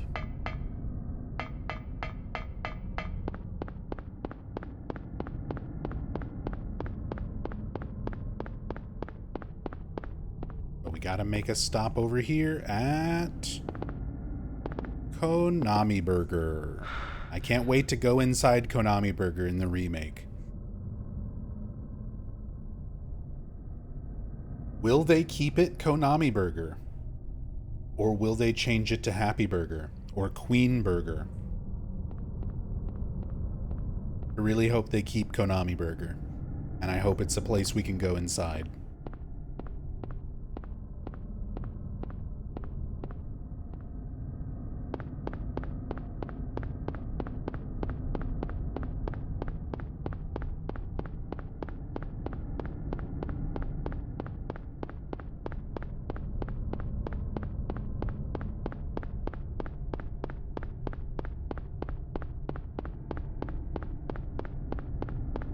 Queen Burger, yep.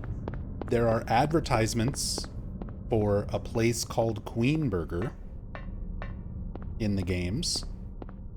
A reference to Burger King. Queen Burger. But then you also have Happy Burger in the later games, and Konami Burger that we just saw. A lot of burger places around Silent Hill. This must be that waterworks Lisa was talking about.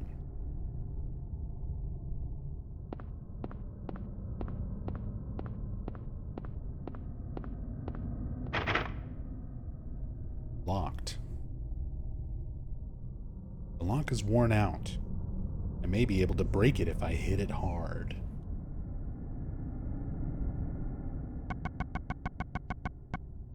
Insert your own porno music now.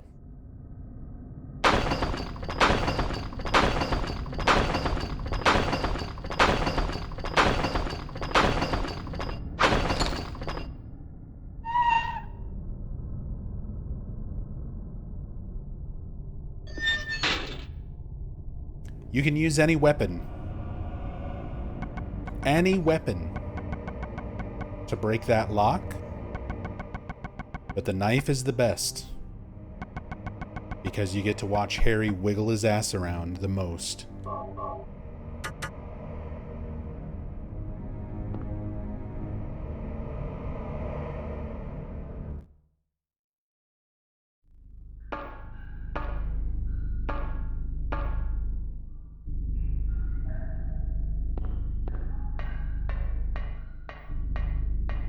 Whole sound design is very center focused and not very wide in the stereo field. Maybe because of mono TV compatibility. Back then stereo TVs weren't very common. I mean, 1999 stereo and color TVs were definitely more common, but yeah, not everybody had them. There were still a lot of people using older TVs, and they didn't want to utilize too many things that not everybody would be able to experience.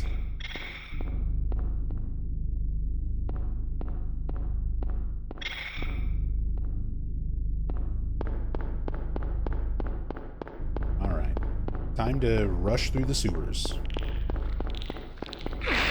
Ow. Ow.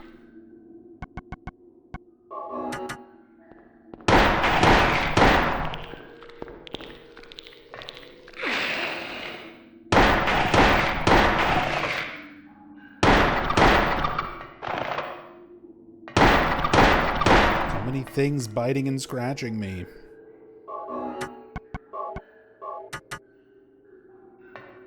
Also, new enemy type. The Scratchers.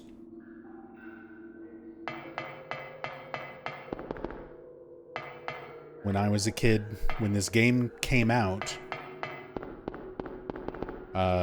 these to me looked like Reptile in the original Mortal Kombat movie. So I always just called them Reptile. Because before Reptile turns into a ninja in the original Mortal Kombat movie, it's like a really bad-looking CG lizard thing.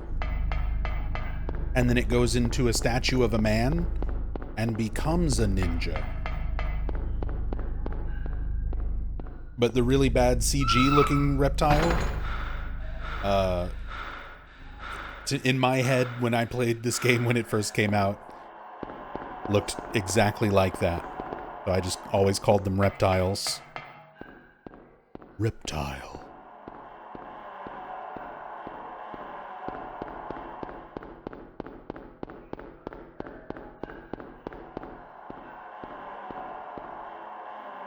There is a sewer key. And a sewer map.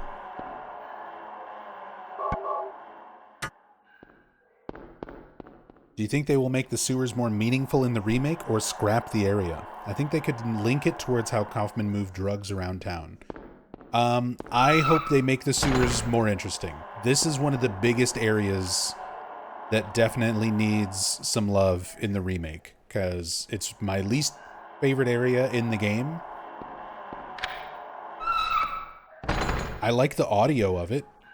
The constant drippy, gross noises and the low, rumbly audio ambient sounds, but you're just kind of running through very samey looking wet corridors while reptiles drop on you until you find your way out.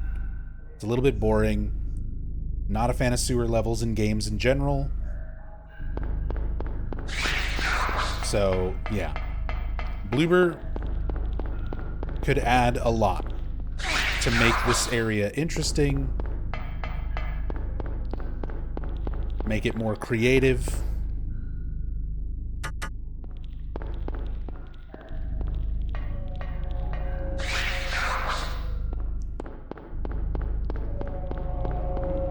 Hey, Lysaria. Hope they keep the fact the radio doesn't work in the sewers. Let's address that. Can't use it here. Yeah, it is on. I guess we're too far underground. The radio signal's blocked. We just can't use it at all.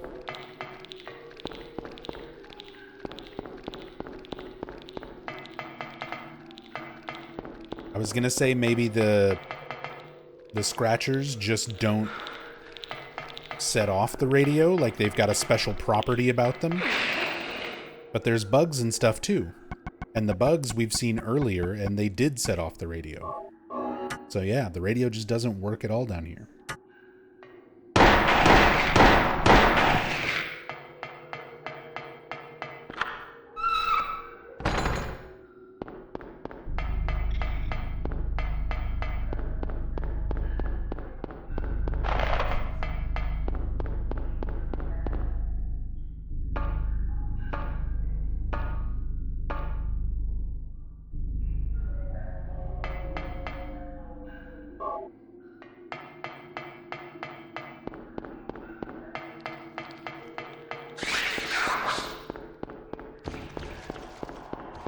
Yeah, as it stands, there's not much to the sewers.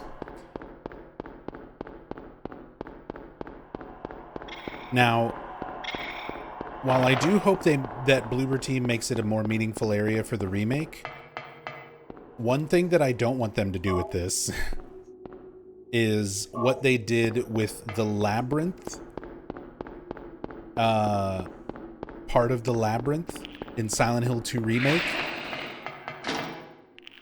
So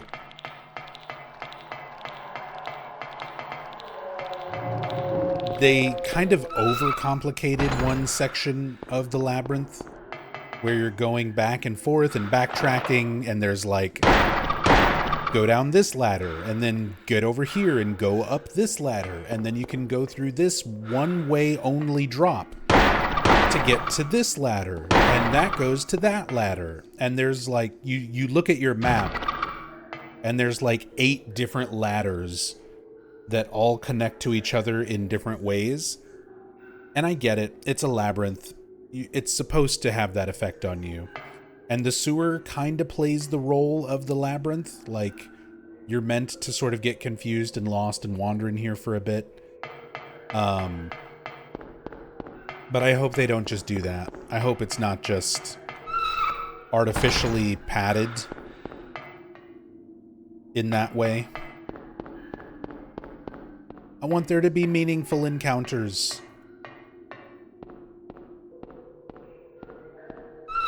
Some chances to add some creepy moments, some enemy variety,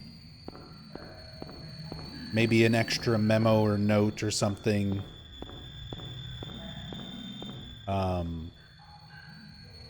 I like your idea, Corgan, about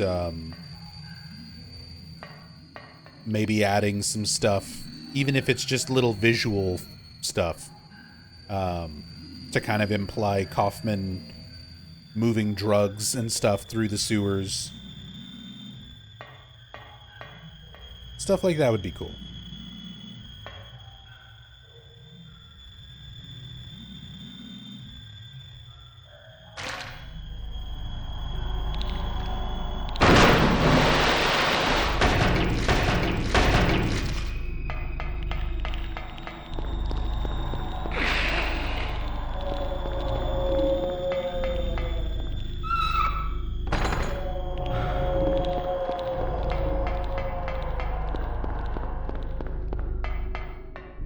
Always thought this game is too bright, because what should be black isn't black. Changing the brightness to 0 will make everything black to pitch black.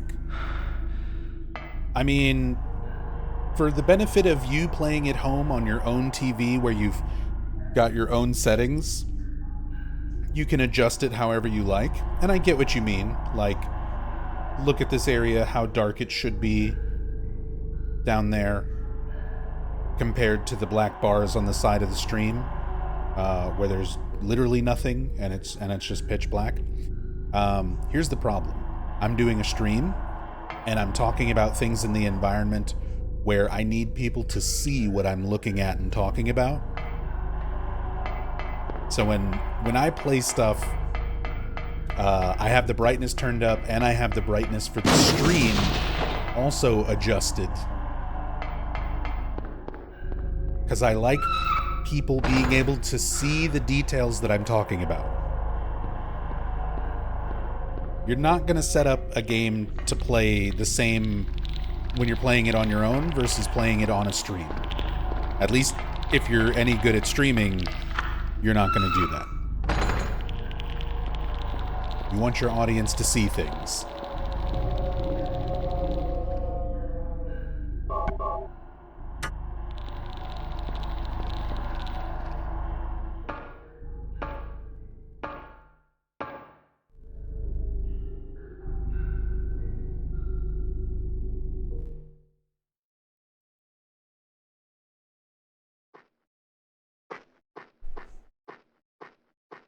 But yeah, if I'm playing these games for my own personal benefit, not for a stream or a recording or anything like that, which, to be perfectly honest, I hardly ever do that anymore. It's almost always for a stream or a video or something. But on the rare times where I get to just be like, hey, I feel like playing these games and I want to play them, just to play them, I play them with very different settings compared to how I have them set up for stream. This game, I usually have the brightness turned down more. Stuff like Silent Hill 2 and Silent Hill 3, when I stream them, I turn off the fuzzy effect. The, why is my brain not thinking of words?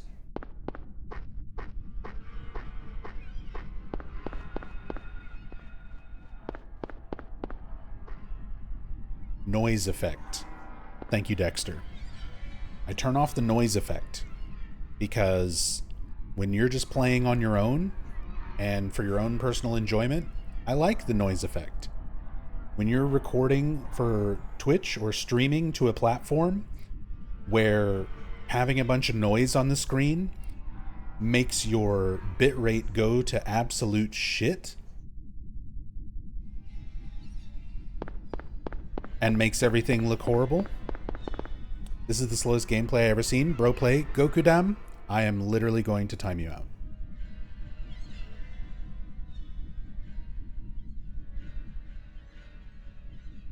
Stop calling me kid. Stop telling me how to play games.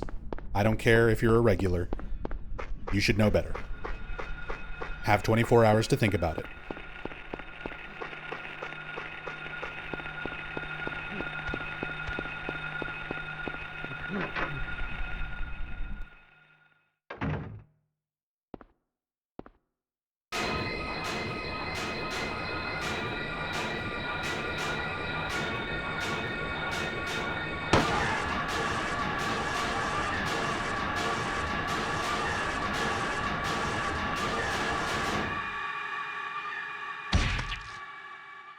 Are you okay?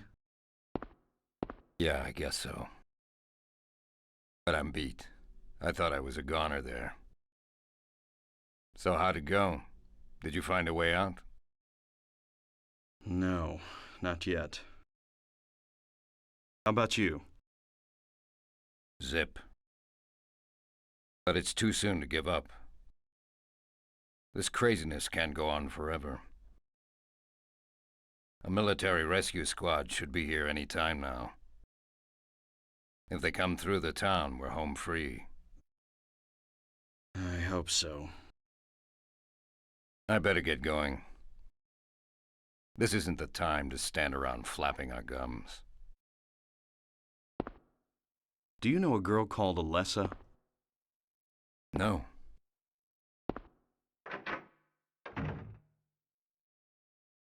Stand around flapping our gums. Gums? I mean, that is a saying. That is a saying, meaning standing around talking too much.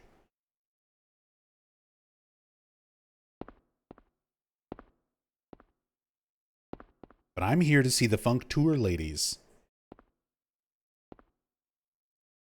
And get some Buzz Fizz beer.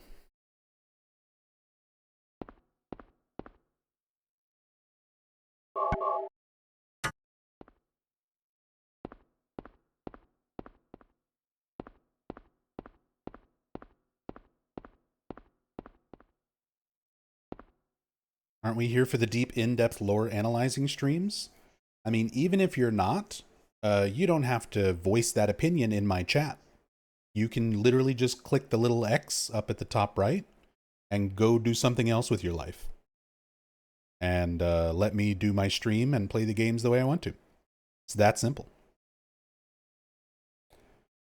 Kaufmann must have dropped this. Looks like it's full of stuff.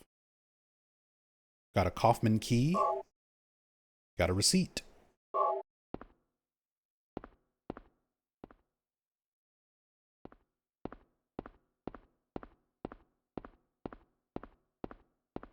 If this was Silent Hill Origins, all these pool cues could be weapons. Good thing it's not Origins.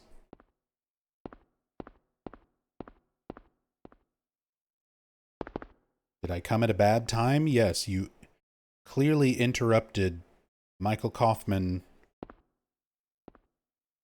and this Claude Mumbler enjoying a game of billiards.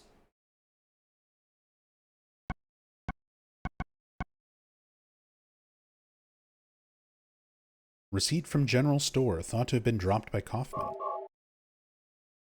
Indian Runner 0473. And the Kaufmann key, number 3 on it. So now we've got our whole side quest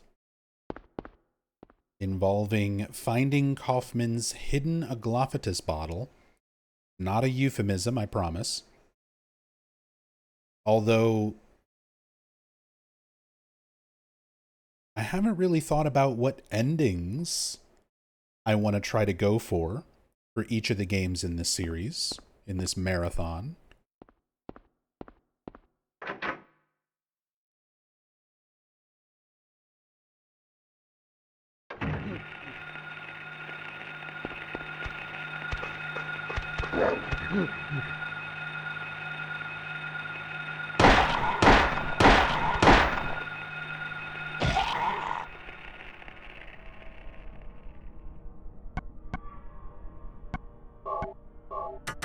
How about the path least traveled endings?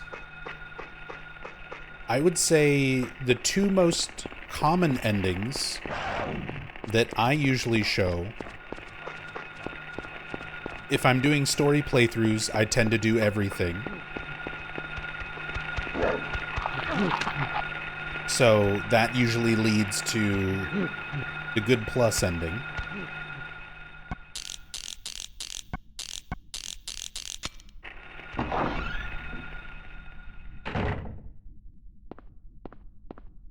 And when I do speed runs, typically you get the bad ending, the bad plus ending. You don't get the worst ending, because it's actually faster to save Cybil, thanks to a glitch, rather than get the worst ending. So bad plus and good plus are the 2 endings that I show the most.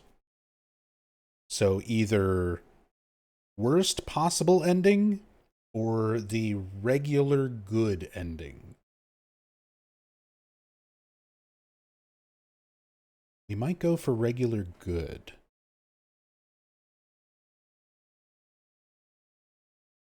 Which would mean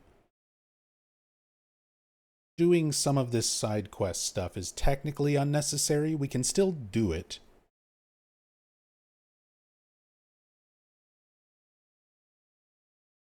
Well, no. We have to do this. We would have to do this, but not save Cybil. So let's do that. Let's do that. We'll do the Kaufmann side quest, but we will not save Cybil.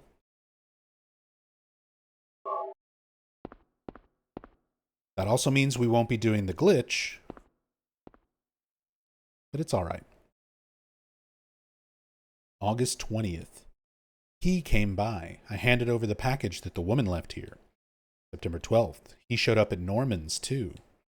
Don't want to be involved with the likes of them anymore, but I'm getting creeped out even more than before. Thought of leaving town, but I'm afraid of what will happen if I do. Some more implications of Kaufmann and the drug trade, dropping off deliveries for Dalia, presumably. Deliveries of drugs. Drugs.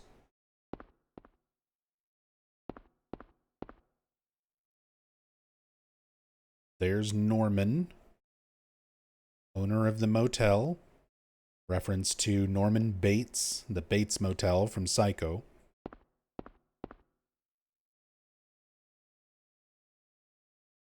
Three loaves of bread, 3 cartons of milk, 2 dozen eggs. Delivered a back door daily. If you look at the actual texture, Daily is missing the L. It just says day.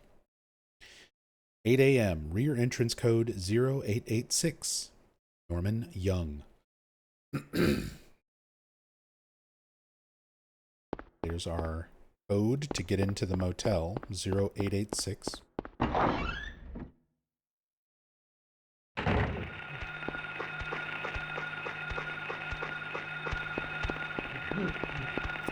Leave me be, monkeys.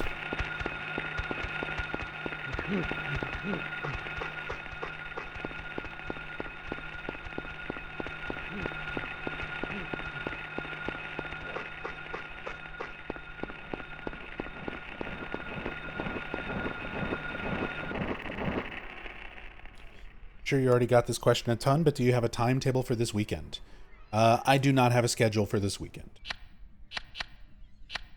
I'm just playing a bunch of Silent Hill games, as many as I can get to. I'm not speedrunning. I'm taking my time. We're watching cutscenes. We're looking at posters on the wall, even though Harry tells us not to.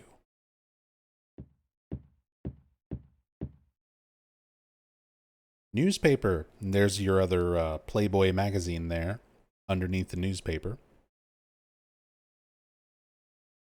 The same date as the one in the hospital. Investigation stalled. PTV dealers still at large.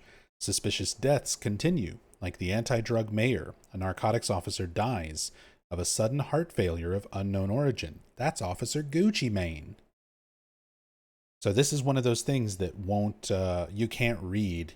Like, Harry won't be interested in examining the newspaper if you didn't stop off and read the Officer Gucci notes and stuff like that.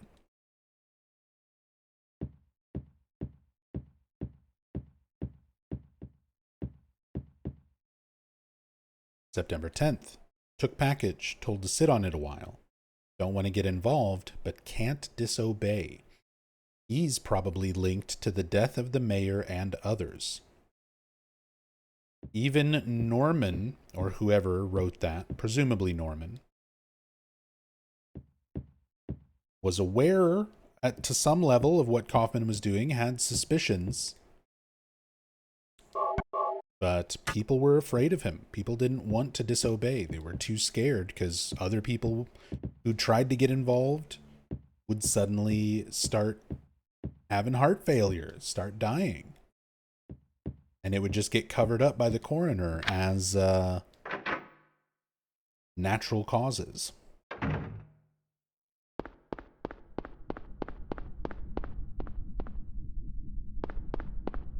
So here's Kaufmann's room.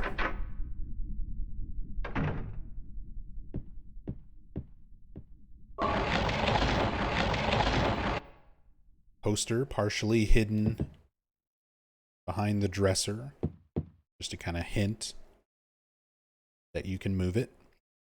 Long, thin magnetic rod with a string attached.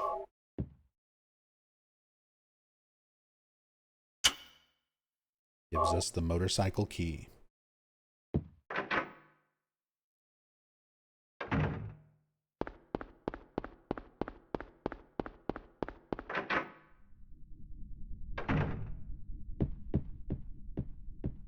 Probably Kaufmann bribed Norman and others, maybe even the cops, to shut up. He might have bribed some people, but something tells me, considering he just strikes fear into people, because people who try to get involved with him wind up dead, it's more of a threat to be around Kaufmann rather than a bribe. Like, you don't want to go against him because you want to not die, not because he gave you money.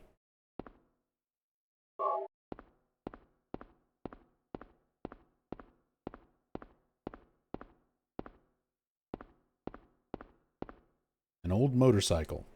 Looks like it's been sitting here for years. That's weird.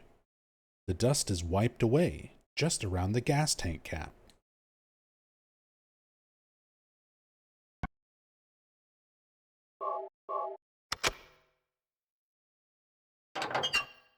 Small glass vial wrapped in a plastic bag. There's our Aglophitous. What's this? Like the busted vial I found in the director's office at the hospital. So by picking that up earlier, Harry makes this connection. This dialogue for this scene, like the text that you get, and even the voice back and forth between Harry and Kaufmann, will change depending on how much information you have about the drug trade. If you've been doing all the optional stuff and reading all the optional notes, picking up the Aglophitous, which is also optional depending on the ending that you're going for, this dialogue won't be there.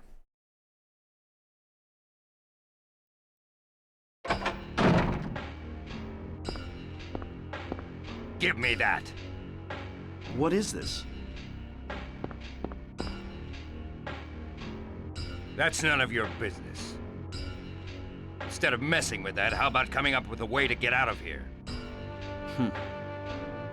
You shouldn't be hanging around here goofing off. What do you think you're doing? You want to get yourself killed? Get out of here. Okay, take it easy. Unless you want to die, keep your mind on business. Got it?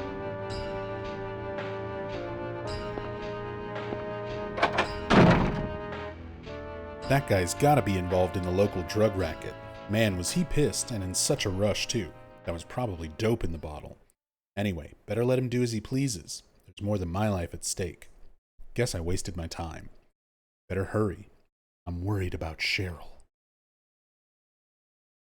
So in the trade demo, the early build of this game that went out to like journalists and magazine article writers, it's called the trade demo, but it's not a demo. It's the full game. It's just an early build of the full game. It's got a lot of variations compared to the final release version of Silent Hill 1.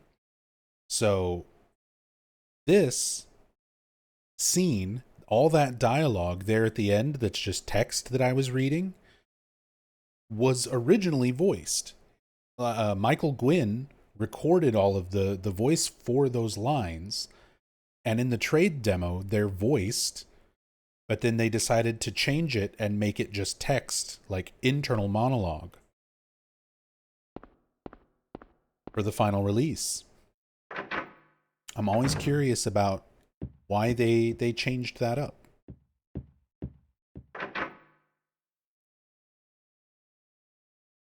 Yeah, Jonathan Joester, we were talking about that earlier in the stream.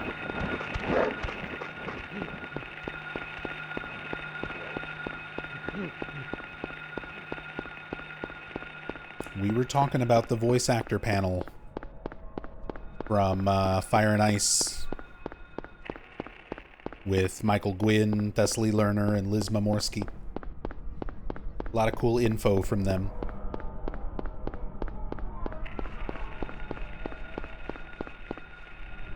Cutting down file space? Possibly.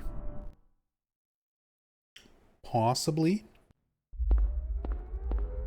What's this? Oh. Oh.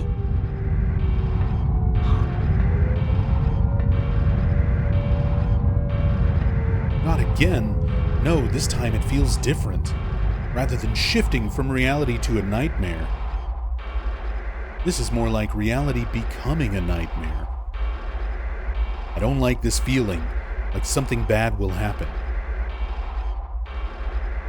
No doubt, something terrible is going on.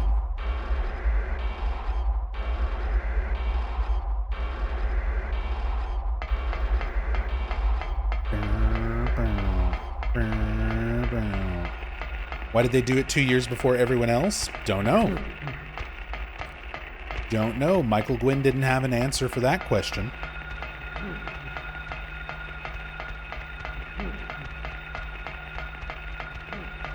With Harry being the main character, they'd obviously be dealing with him the most. I mean, maybe it was just to give themselves the most time possible. The biggest time frame for the primary character, the person with the most lines.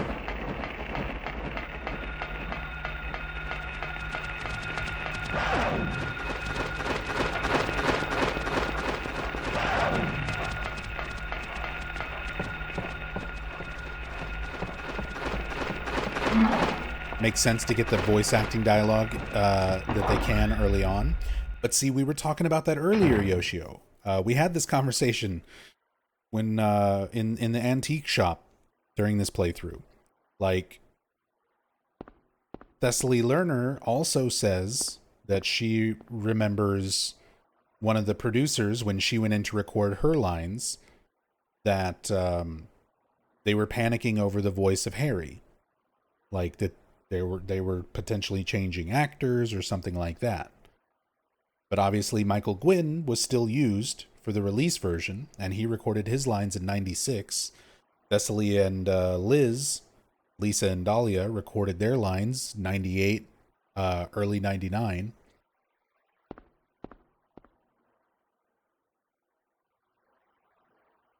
Where's Harry Inaba?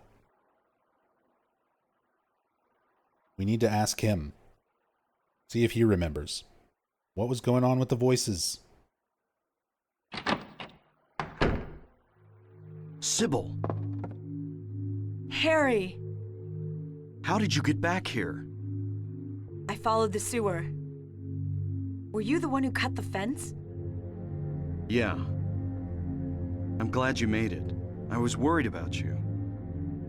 You were worried? Where did you disappear to? Never mind. I want to know what's going on here. What is with this town? This may sound really off the wall, but listen to me. You've got to believe me. I haven't gone crazy, and I'm not fooling around. At first, I thought I was losing my mind. But now I know I'm not. It's not me. This whole town.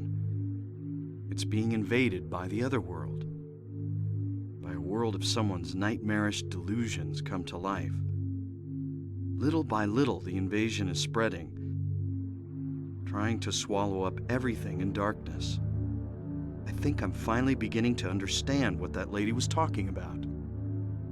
Harry, hold on a minute. I don't get it. Look, I don't understand it all myself. I guess I can't explain it. Well, what's making this happen? I don't know that either. But I do know Cheryl is there. There? Under whoever created this darkness. Cheryl is somewhere and she needs my help. Harry, this whole thing's been a major blow to you. You need to rest. Cybil, The demon is awakening, spreading those wings. Dalia Gillespie. Was it not as I said? I see it all now. Yes, everything. Hungry for sacrifice, the demon will swallow up the land. I knew this day would come. And what's more, the task is almost finished. There's only 2 left. To seal this town to the abyss, the mark of Samael. When it is completed, all is lost. Even in daytime, darkness will cover the sun. The dead will walk, and martyrs will burn in the fires of hell. Everyone will die.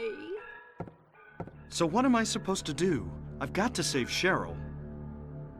It is simple. Stop the demon. The demon taking that child's form. Stop it before your daughter becomes a sacrifice. Before it is too late. Stop it! Stop it! What do I do? Go to the lighthouse on the lake. And to the center of the amusement park. Make haste. You are the only hope. Look, Harry. I really don't get what's going on. But if there's a chance we can save your daughter, I'm in. I'll check out the amusement park. You go to the lighthouse. Cybil, thanks.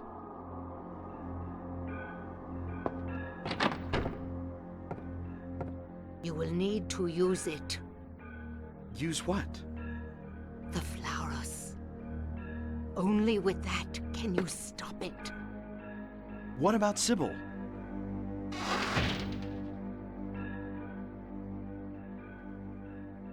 Everybody just walking out on Harry.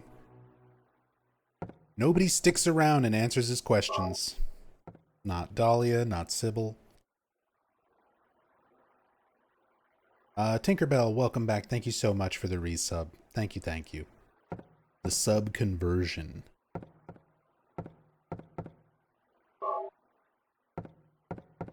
Thank you, thank you.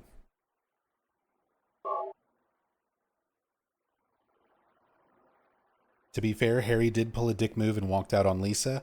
True. And he did unnecessarily like walk off when him and Cybil were in the in the antique store. Sashton, Silent Hill 1 is such a PS1 era vibe to me that it's tough to imagine what the remake will be. Yeah. Especially because these characters, like, very similar to Silent Hill 2, the characters have a specific look to them, and they're not going to look like this in the remake.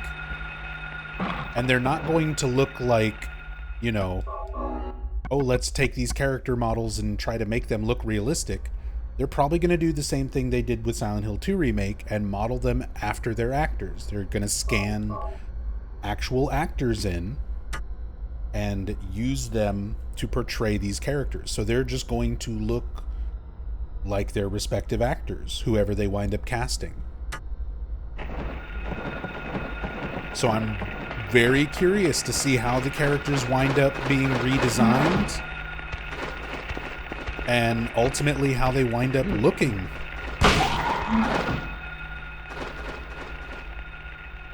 Because stuff's it's gonna be pretty different. But as long as they can still kind of nail the feel of the characters, which I think they'll do a pretty good job. They did pretty well with Silent Hill 2 Remake. Some stuff better than others. I'm not a huge fan of, like, the Maria redesign. I like her actress. I like Salome Gunner's daughter.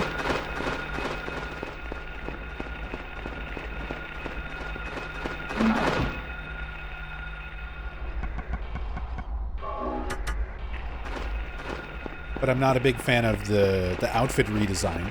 It's not bad or anything. But I don't like it as much as the original.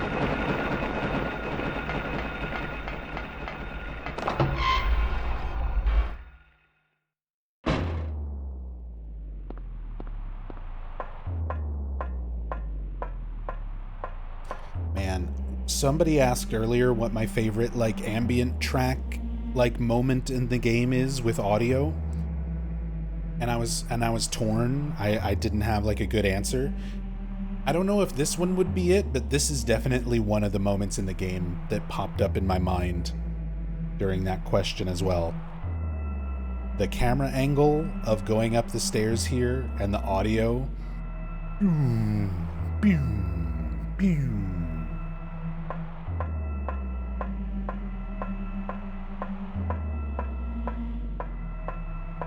Cool vibes from this area. I like it a lot. And then the tense strings come in at the top.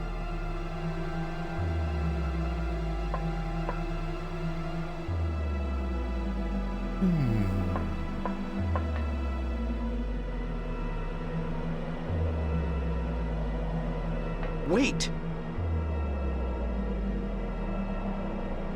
Damn, I was too late. And then you get all the layers of the audio here at the top of the light tower, quote unquote, the top of the light tower. Even though we're clearly not at the top, there's still like rebar and stuff going up that just kind of leads to nothing.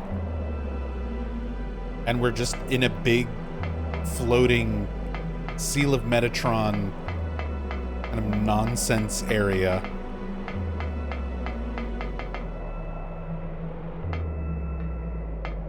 And it's got that weird motion blur, kind of dreamy effect to everything. Yeah, I like this area. I like this area a lot. It's very short-lived, but very memorable for me.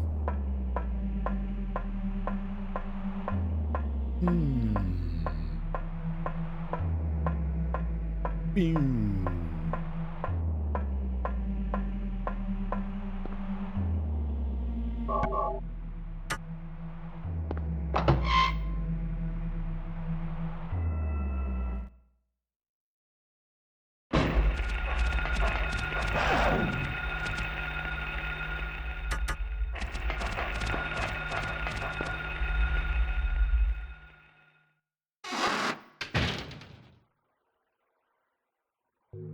Cybil hasn't come back. That creep's sure to show up at the amusement park pretty soon. Let me be on time.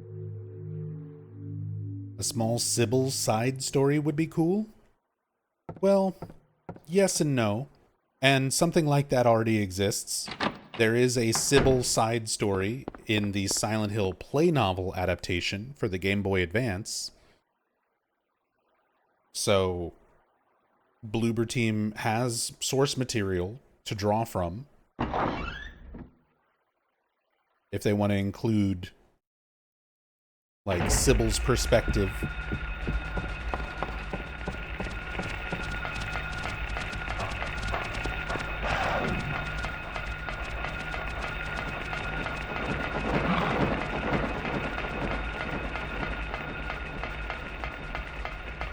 Personally, I don't think they'll do it. We don't even have Born from a Wish for Silent Hill 2 remake at this point. So I feel kind of like asking for anything outside of the main scenario is asking a bit much. But it would be cool. Watch out, there's a parasite. Oh, just the worst cop.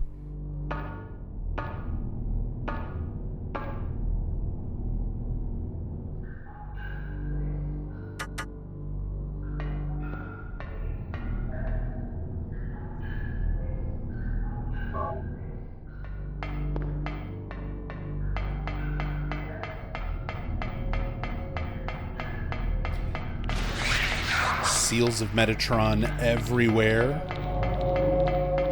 On the floor, on the walls.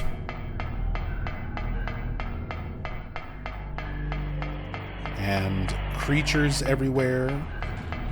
Sort of showing the seals are not working.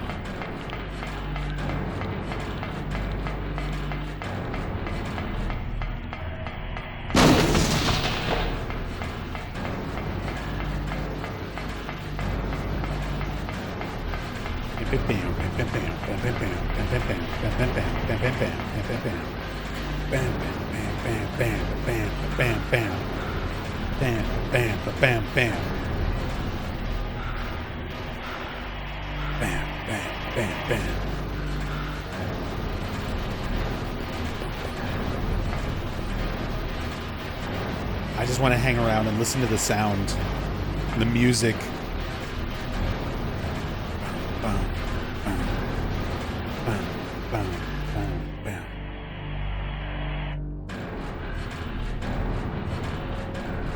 This track goes all over the place if you actually sit around and listen for a while.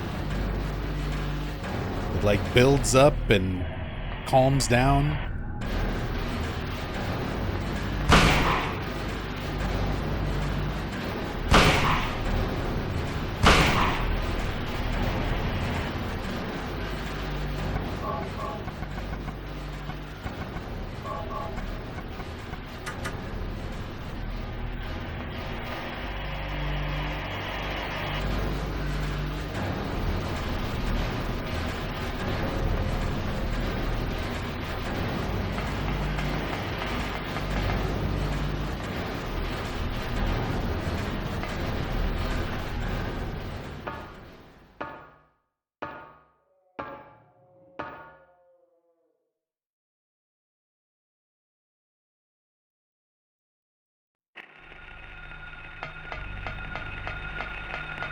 So normally, you can skip the Cybil fight. I guess not normally. There's a glitch that lets you skip the Cybil fight if you use your Aglophitous from the hospital, this right here, on these larval stalkers.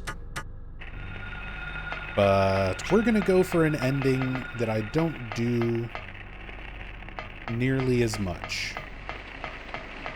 I almost always, during story playthroughs, do good plus. And during speedruns, I usually do bad plus. We're going to go for the regular good ending, where we help Kaufmann, but we don't save Cybil. If I remember correctly, the glitch only works on the North American version. That's not entirely true.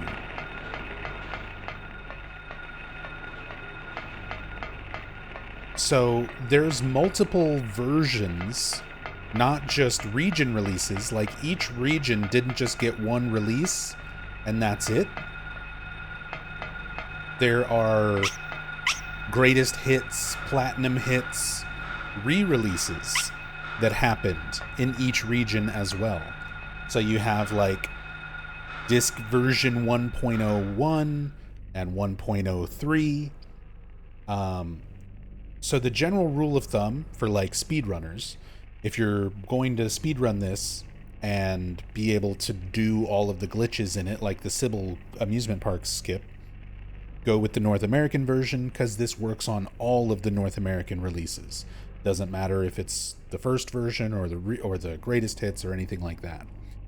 For the Japanese versions, I don't think the glitch works on any Japanese release, but I believe there is the Player's Choice PAL release. There's like a specific later PAL release where the glitch does work, but it's particular. You start getting into like certain disc versions for certain regions. That's why for like speedrunners, general rule of thumb is just, if you want to speedrun this and do the glitches, just play a North American version. You can't go wrong. Maybe I'm mixing that up. Maybe it's a Japanese version that has the glitch and PAL that doesn't.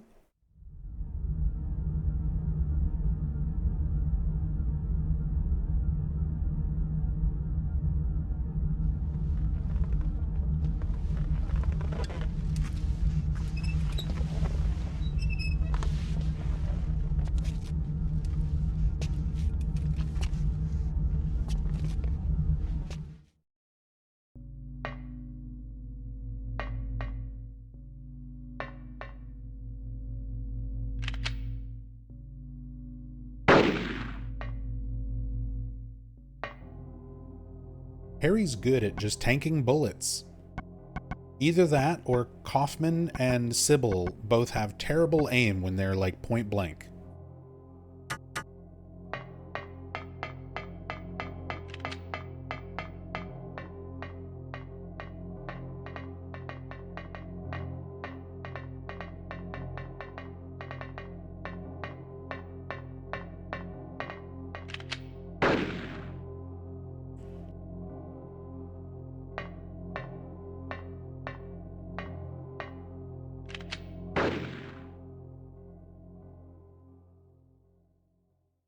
I just wanted to let her shoot me and kill me with that view because it's something that I've done before. And I'm like, this looks cool. And hardly anybody ever sees this. So there you go. There's your first person view, your self view mode of Cybil just walking up and murdering your ass. Kind of a rarely seen camera angle and moment.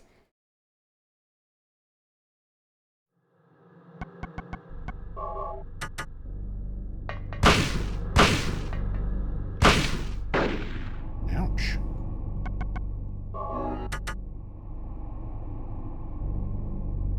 Don't do it. Right in the butt. Your leather pants won't save you now.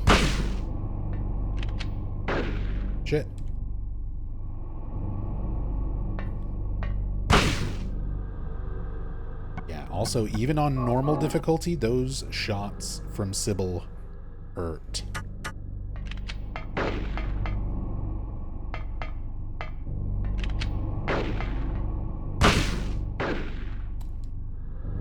Going for bad ending? No, we're going for a less good ending.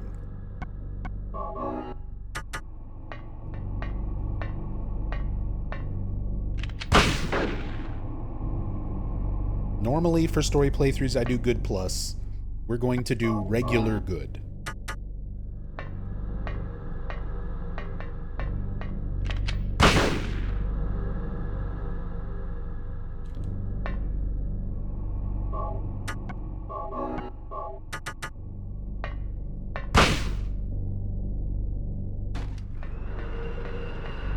I love how she just throws the gun off.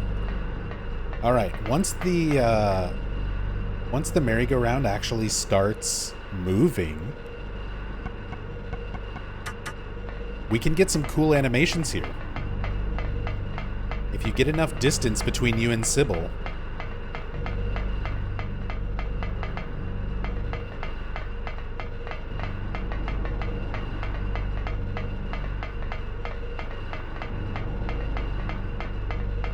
you can actually get an animation of her riding on the horses.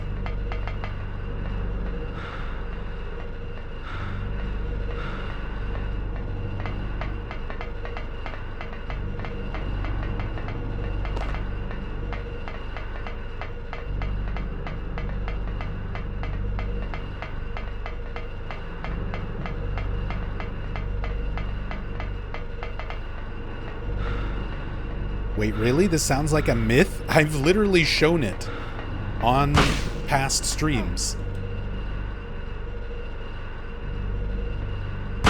Although I always forget if it's first phase or second phase where she can do that.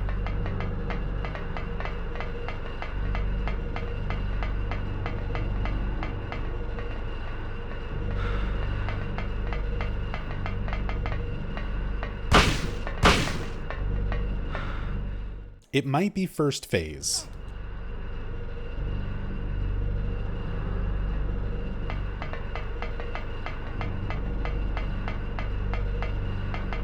I thought it was after the horses start moving.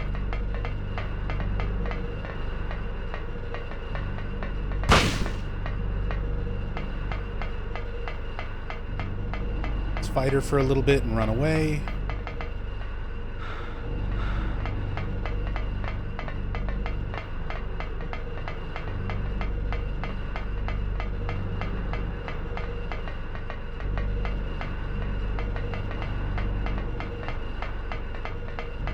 As a big fan of the series, this is the first time I've heard of this. Well, I promise you it is a thing.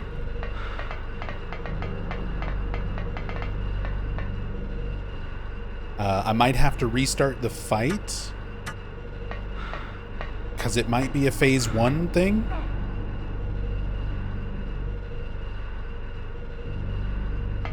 So we might just let Cybil choke us out so we can restart quickly.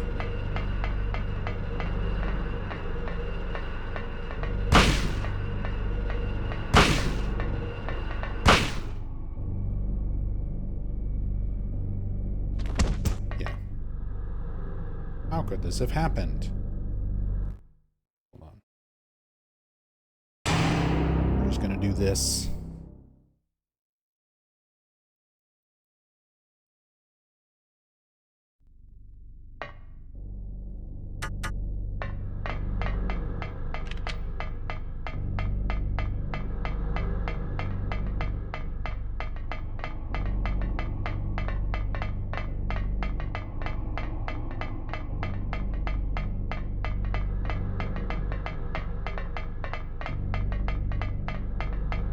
Come on, Cybil, do the thing. Here it is.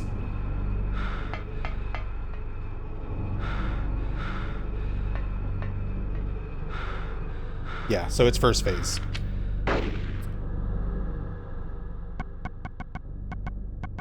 It's first phase.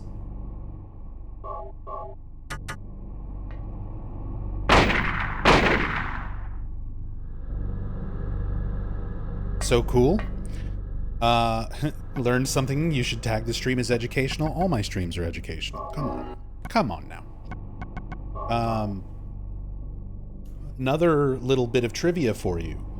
So this fight on a merry-go-round gets referenced in Silent Hill 3. There's a parallel where Heather fights the memory of Alessa on a merry-go-round.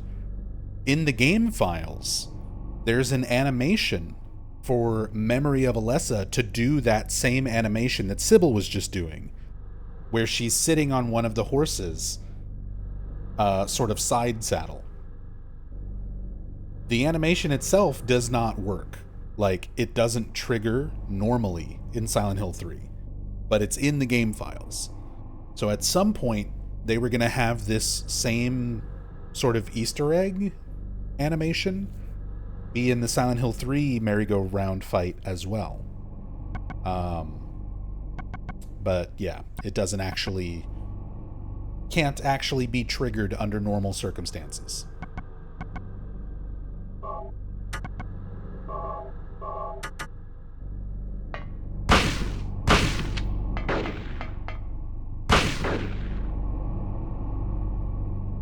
Has anyone restored the animation? I've seen it through like model viewers where people apply the animation file to the model through like a model viewer. But as far as I know, it hasn't been like implemented where you can do it in actual gameplay.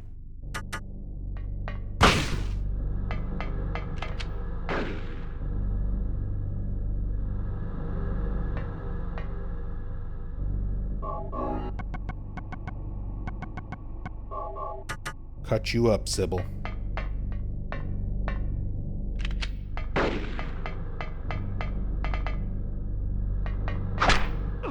Now. Now.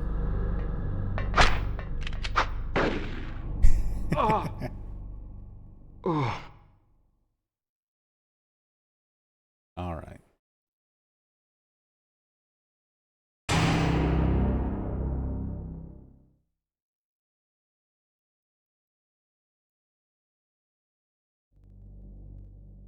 If it was in Silent Hill 3, I would have heard of it because every content creator would scream from the rooftops that this weird animation's a reference to the first game. I mean, I'm sort of doing that right now. I just don't like screaming. I'm telling you, it's a thing in the game files. Here, let me see. Let's,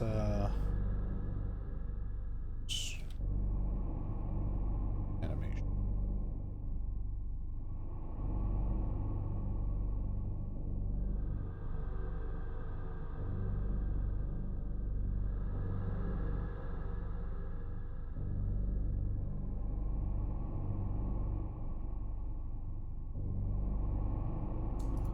Yep. I thought I had it in my notes and files. So here it is. There it goes.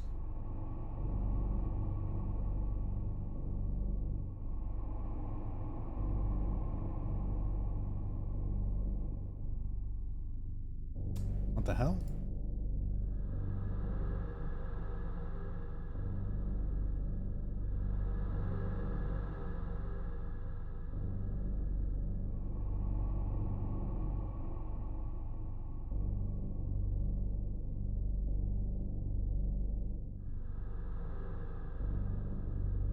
Oh, I see. Properties, loop.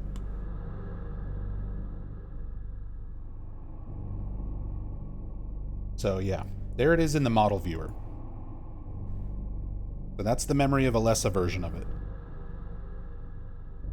Pretty much identical to the Cybil animation. But it's only in the game files. It's not anything you can actually look at in Silent Hill 3.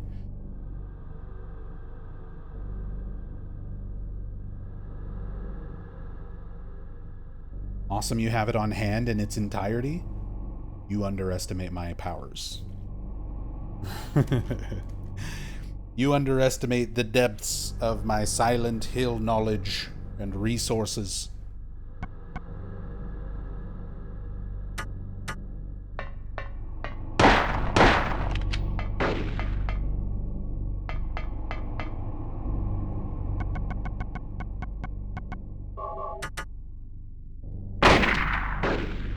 Ouch.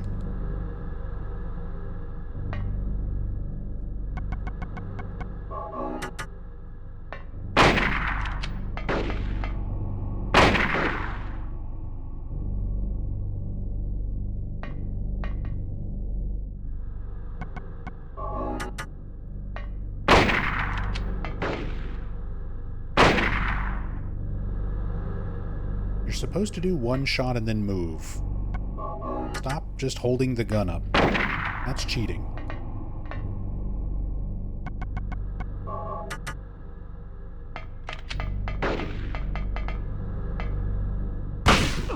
Now.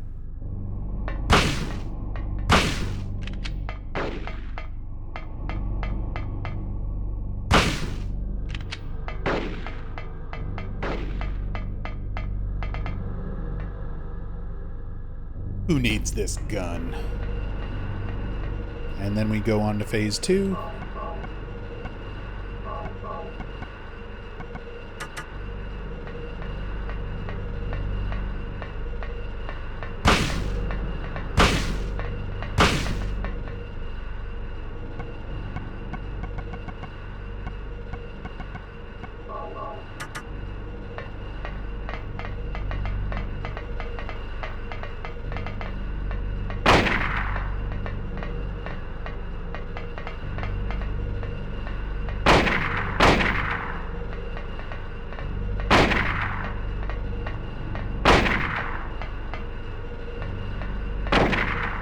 The horse butt.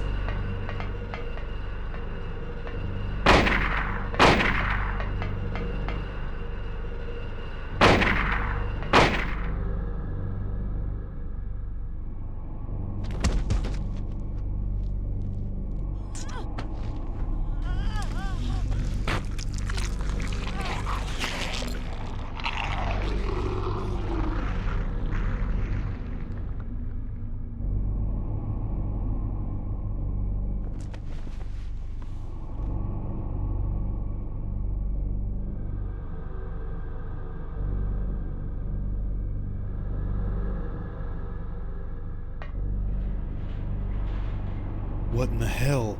How could this have happened? People die when they are killed, Harry.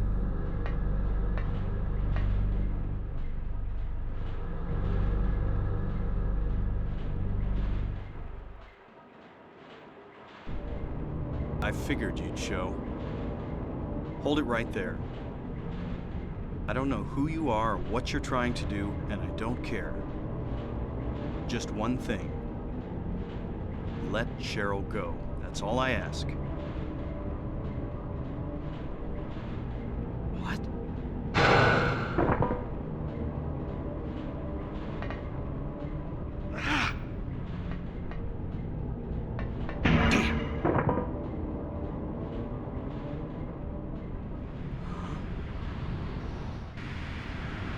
What is this?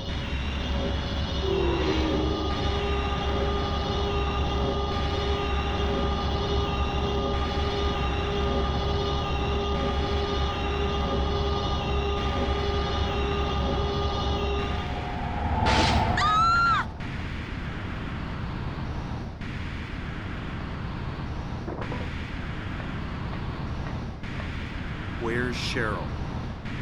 Give me back my daughter. We meet at last, Alessa. Dalia Gillespie? Where's Cheryl? Where is she? Alessa, this is the end of your little game. Mama? Could she be... You've been a ghastly little pest, haven't you, Alessa? I was careless, thinking you couldn't escape from our spell. But Mommy didn't know how much you'd grown. That's why I couldn't catch you all by myself. But what a pity, yes? Now you're half indebted to this man for his help. Hey, what are you talking about? Alessa, my dear little girl, there is one thing left I need you to do for me. No! Get away from me! Bad girl. Everything is ready. Let's go home. What's going on here?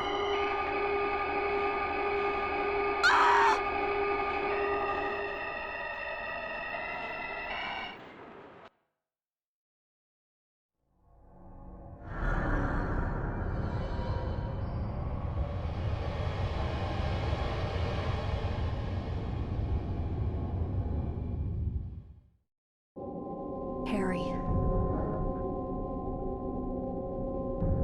Lisa. What happened? Where's Alessa and Dalia? Harry, listen.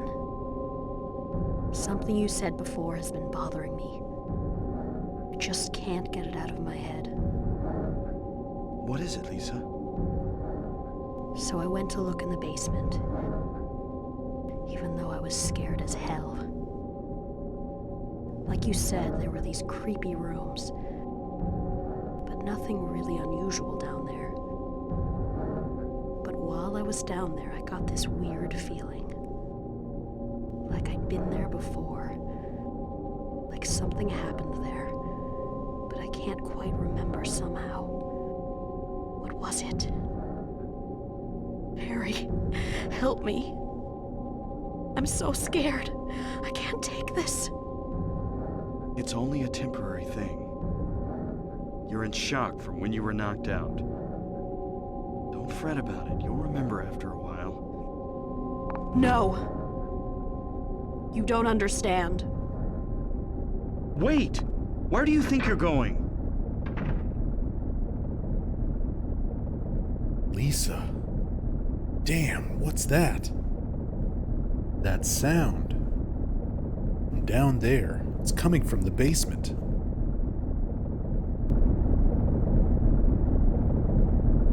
This is some good audio, too. Sounds like we're in a submarine.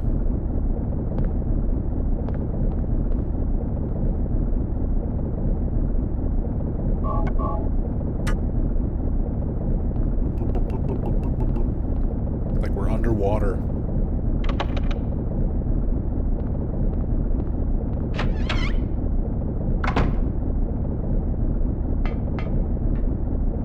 So this, in the normal game, is where you see self-view mode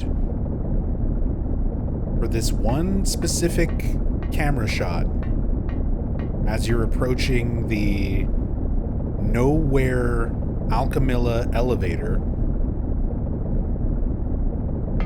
They switch you over to this over the shoulder view. But then they make this camera unlockable as a New Game Plus feature.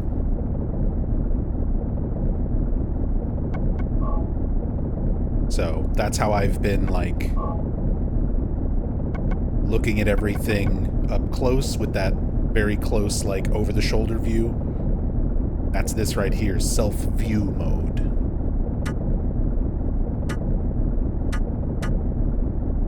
Not a mod or anything. Just an unlockable camera view.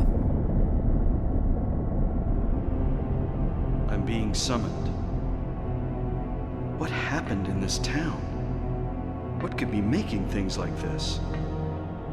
I have a feeling if I take the elevator down, I'll find it. Cheryl.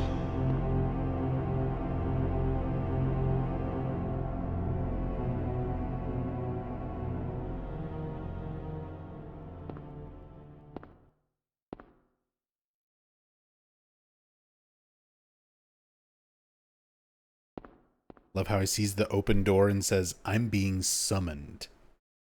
Yeah. Like, even Harry kind of has this idea that there's something much larger going on. Love that energy. I mean, in a way he is, like, not in the mystical sense of, like, you know, like Final Fantasy summons, but in the idea that Alessa is requesting that he show up and help her. She is summoning him.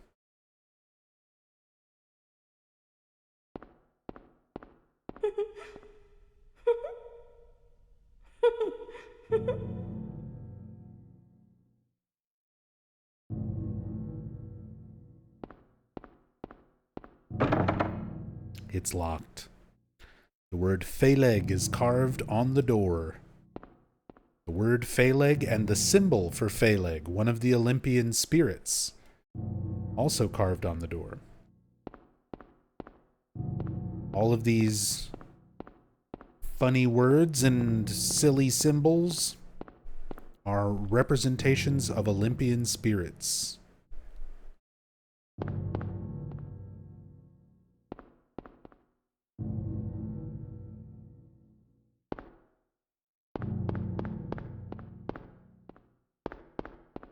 Again, just sort of the use of various bits of different cultures, different mythology, alchemy. All these things, they kind of mishmash to create just kind of a weird, not easily understood set of things to represent the cult, you know?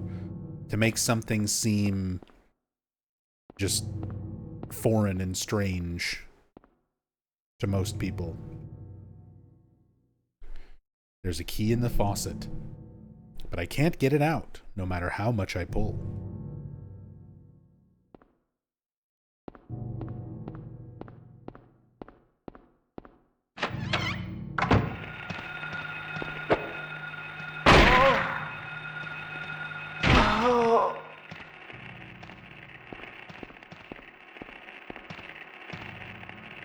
Definitely like to learn more lore behind the Otherworld. Kind of like how the hotel in The Shining is an otherworldly entity. Well, there's a lot of it that is explained, sort of. But it's stuff that we can also only try to understand so much. Yeah. The mystery and personal interpretation is a big part of what has, like, personal interpretation and discussion is a big part of what kept this series alive for such a long time, through bad entries and no entries for many, many years.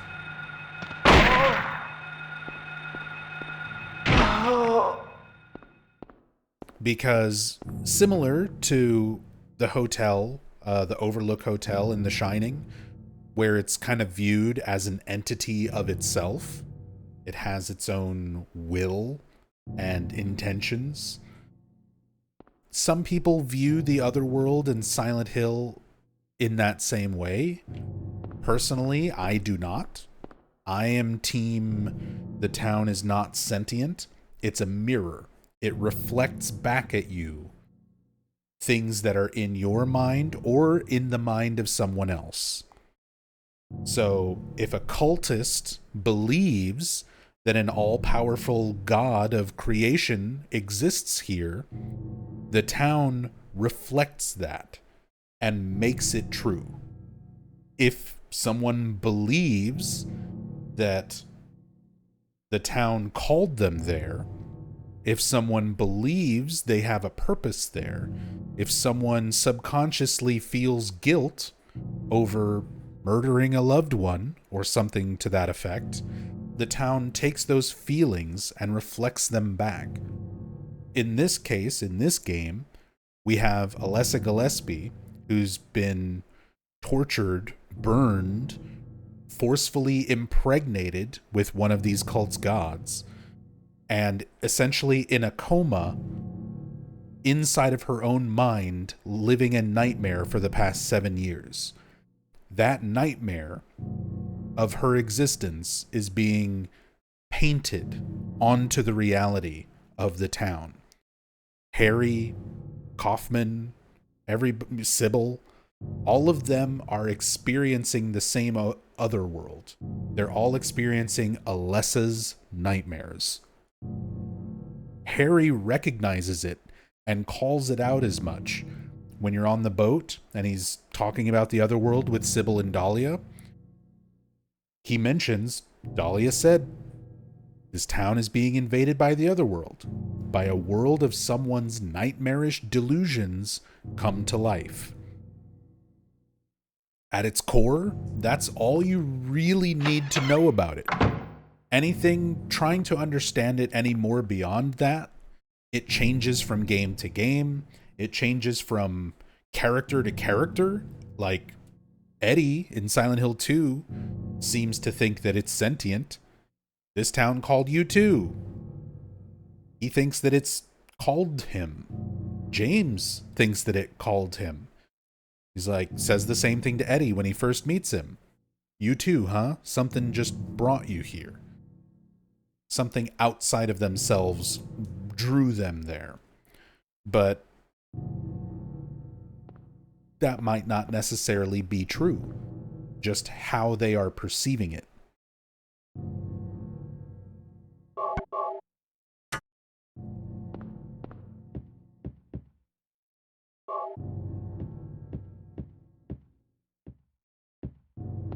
So I think it's best left mysterious. Just a wall.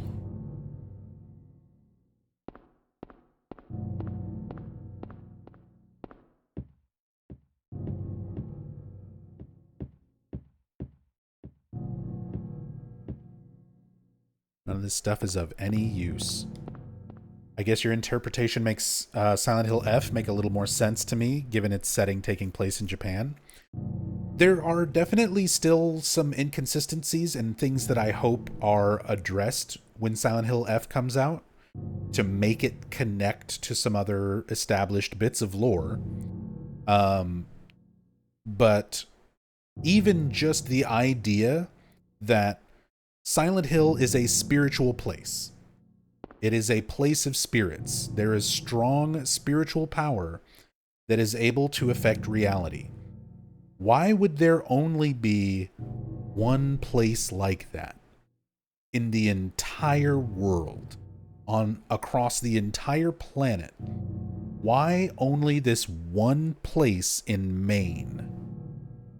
Surely there must be other strong spiritual places like that. Who's to say there isn't one in Japan that is capable of doing similar things? But what I'm hoping is that Silent Hill F addresses that. They don't just hand wave it away or give no explanation, no mention, no attempt to tie things even remotely.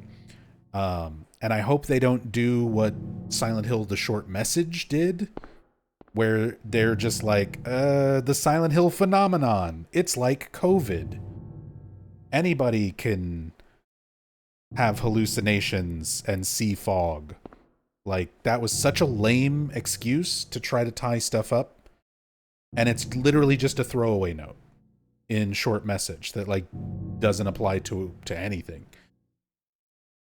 So yeah, there needs to be some substance in the game. The narrative needs to tie into some established aspects of lore. Especially considering it's also a prequel, or not a prequel, but timeline-wise takes place before Silent Hill 1 and Alessa and all of that. So yeah, there's a lot of things.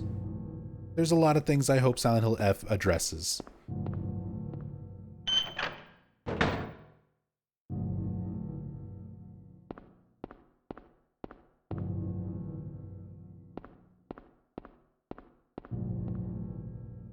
But thank you for your question, Tetratic Inc. And thank you for the Prime sub and the support.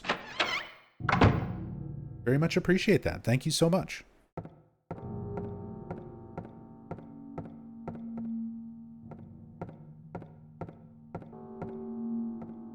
Silent Hill F being in Maine all along is some M. Night Shyamalan type twist shit.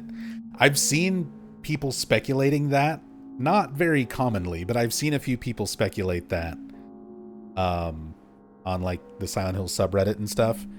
I definitely don't think it's going to go that direction. I'd be very surprised if that is the direction they go, where it's like you're not actually in Japan, you're just in somebody's delusional world, their memories of Japan type of thing.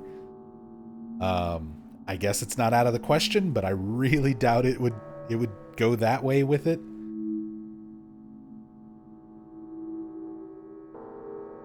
I'm thinking that there's going to be a cult in Japan that is a parallel to the Order, possibly a precursor to the Order, and it's going to end with somebody being like, I've been exiled from Japan, so I'm going to America. And that is sort of like the origin of the main branch of the Order, continuing on these rituals and cult things that started in Japan in the 60s or earlier, and then morphed and changed into the Order of Maine. Reverse Homecoming in a way. Kind of.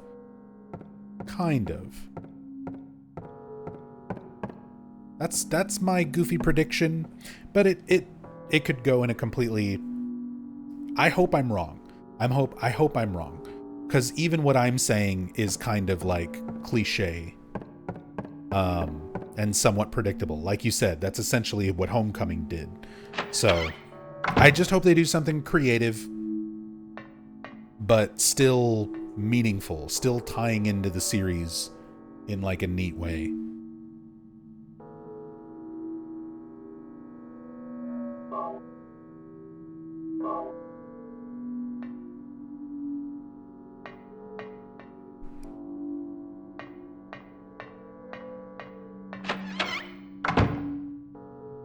Not bad if they do something cool with that cliche excuse. Again, if you look at the way that lore for the series has been established already, so like, for example, Alessa. What do we know about Alessa based on the games that are already out, right? Alessa is seemingly eternal.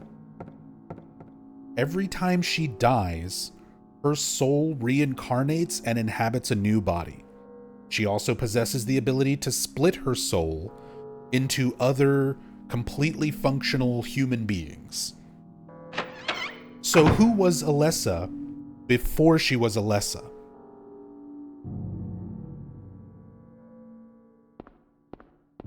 If she is some sort of eternal being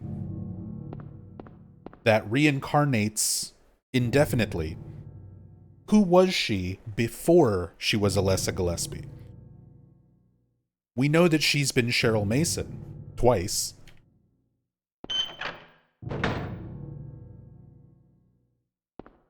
But she could have been other people before that.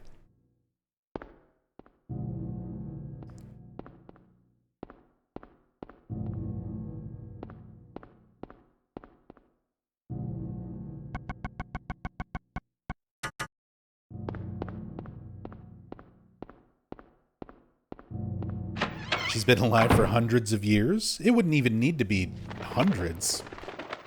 But what if originally a ritual was performed on a Japanese girl who died in order to bring her back, and the result of that was that she keeps reincarnating, and some variation of that girl eventually becomes Alessa, Cheryl, Heather, so on.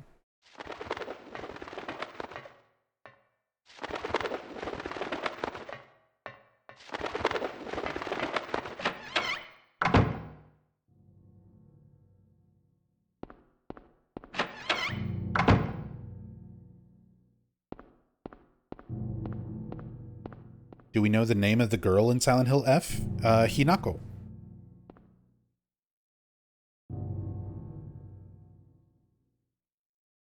I'd have to check my notes for the full name. Silent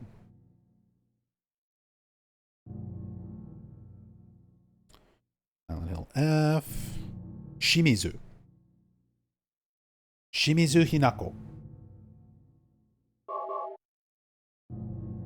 Her initials are SH, by the way. She is the Silent Hill. It was her all along.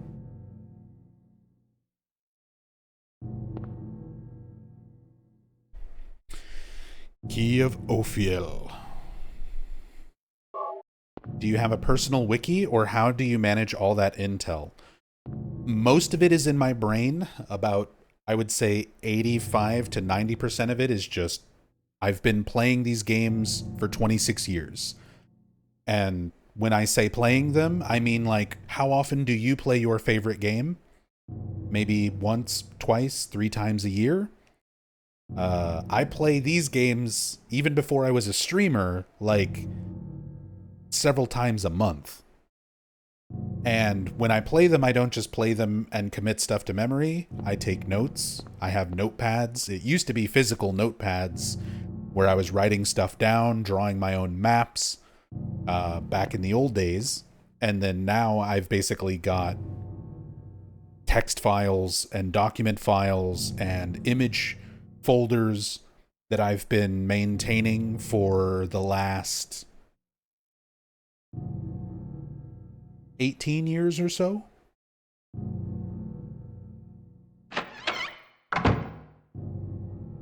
Is there a Nub Silent Hill Bible? It's not that neatly organized. It's lots of little scraps and text files and document files and stuff that I've made over the course of many, many years. Mostly since starting streaming and doing story playthroughs is when I kind of really started taking it more seriously, which was 2015. So a little over January 2015. So a little over 10 years ago. That's when I really, really started like trying to keep all the notes together and kind of compile all the information. Every time I make a new computer, I transfer all that data over or transfer the hard drive over, whatever.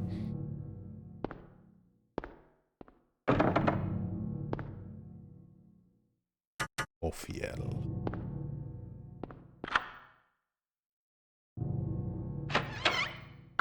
One of these days I should probably consolidate it all and just make a gigantic Silent Hill Bible and, I don't know, release it to the world.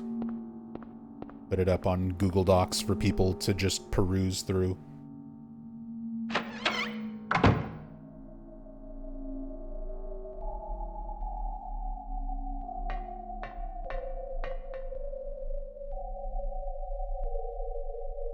I mean, I guess I could publish a book. I could just write a book. There's a lot of other Silent Hill fans who've written lore guides and books and just publish them.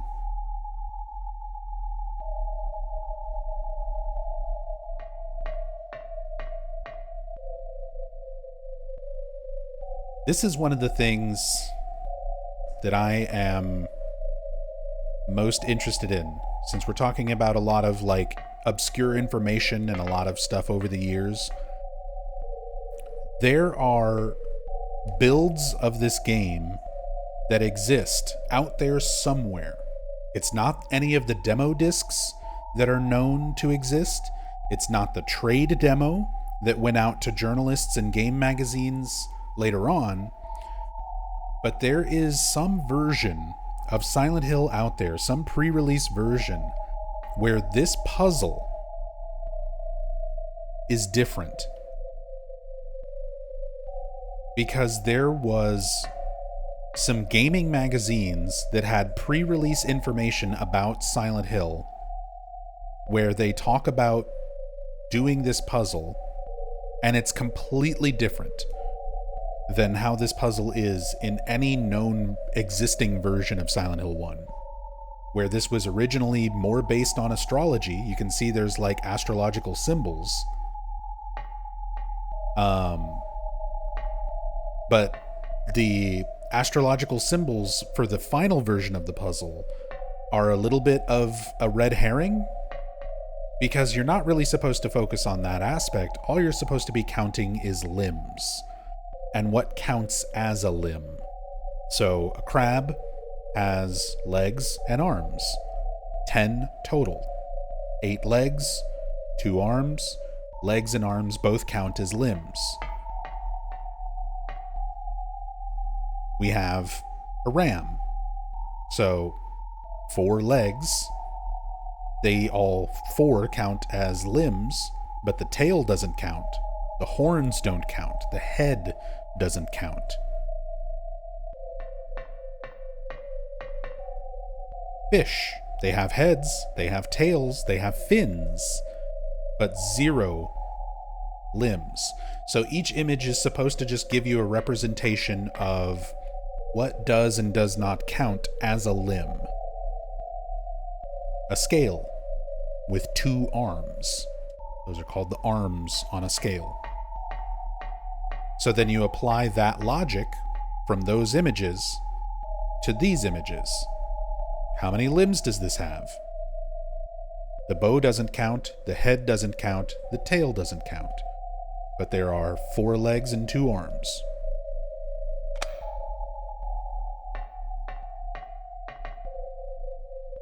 Two people.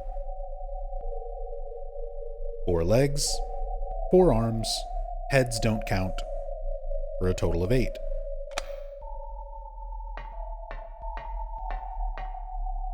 And a bull. He doesn't have a name. Has a tail, has horns, those don't count. All you're looking at is the legs. For 4. And the Stone of Time comes free. But there's a different version of this puzzle that existed in some pre-release build that actually used more of the astrological symbols and was apparently much more complicated. And apparently that version of the puzzle didn't do well with play tests. There's magazine information about it from before the game released, but nobody has ever come forward with a build of the game, a demo disc or anything like that has that original version of this puzzle. Clearly somebody for that magazine had it and played it and made an article about it, but lost media.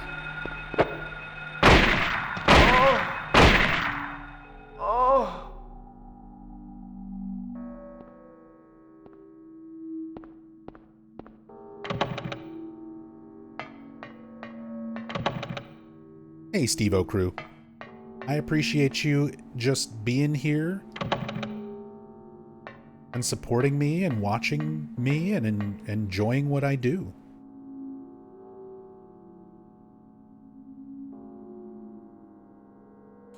Don't know if that would be a good fit for you. I don't think you would ever claim a definitive truth about the series. It grows with new insights even after all 18 years.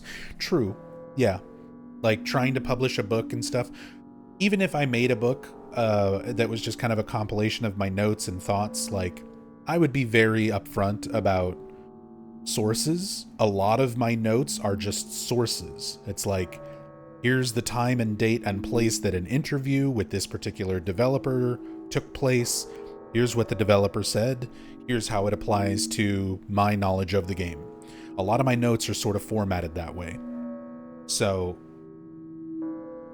it's one of those things where if there is a direct source for something, I always list the source.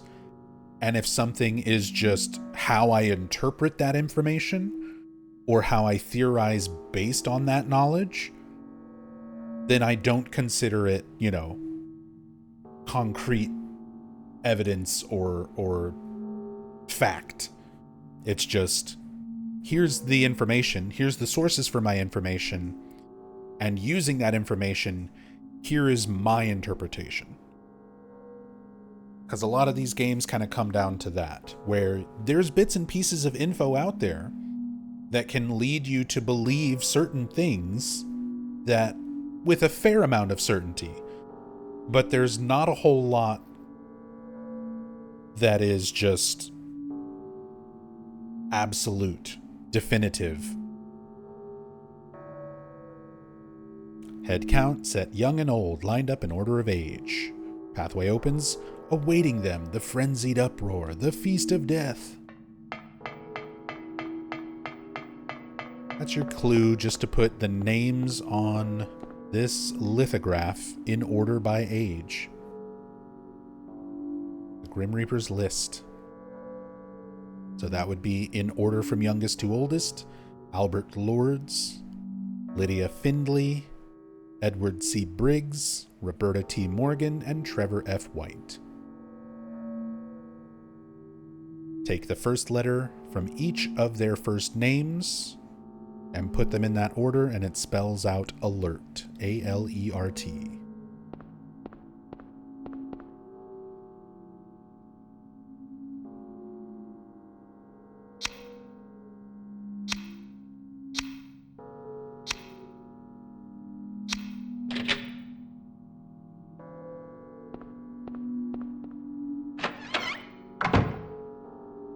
Yoshio, you've never seen the original iteration of this puzzle?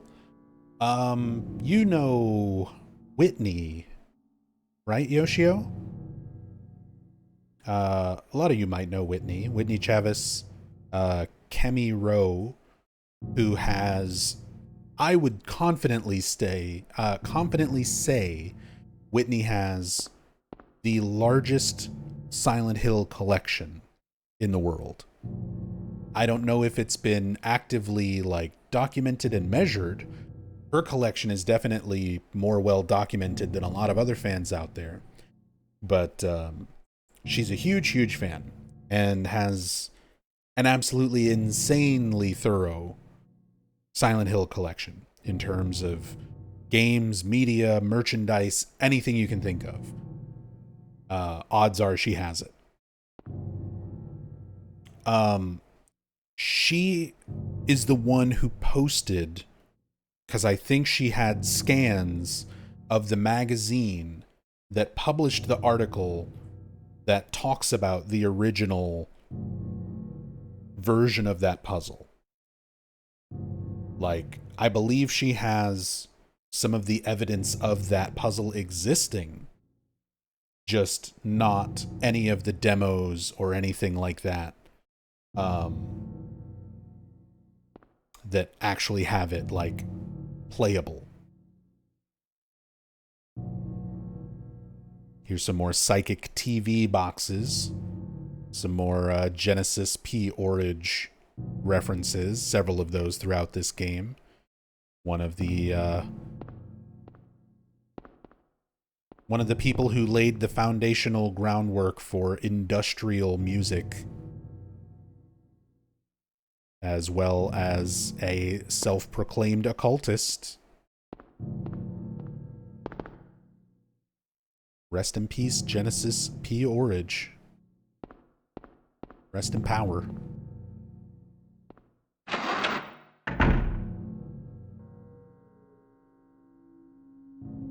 But nobody, no common gamers anyway, have actually seen it firsthand in playable form. Nope. Not to my knowledge.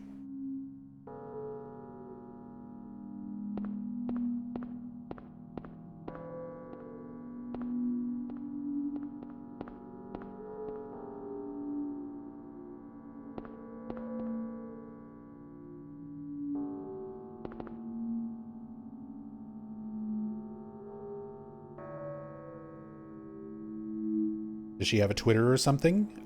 Twitter, Blue Sky. Yeah, the Silent Hill collectible accounts. And a YouTube channel as well. Let me do some Whitney shoutouts real quick.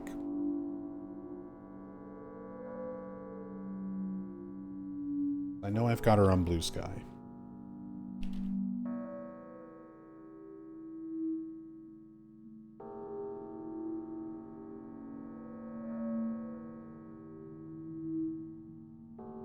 So she is SH Collector on Blue Sky. I'm just going to give you the collector things, not like her personal one. Her website, which is shshatteredmemories.com/collection.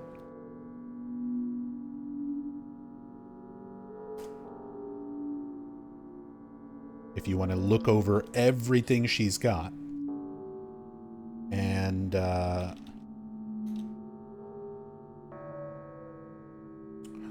YouTube, because she did a wonderful video on the Silent Hill Pachi slot and a lot of other Silent Hill podcasts and things like that, is Whitney Plays. youtube.com/@WhitneyPlays. But yeah. Definitely an amazing person. One of the most diehard Silent Hill fans out there that I know of. Like I said, I would confidently say she probably has the largest Silent Hill collection in the world.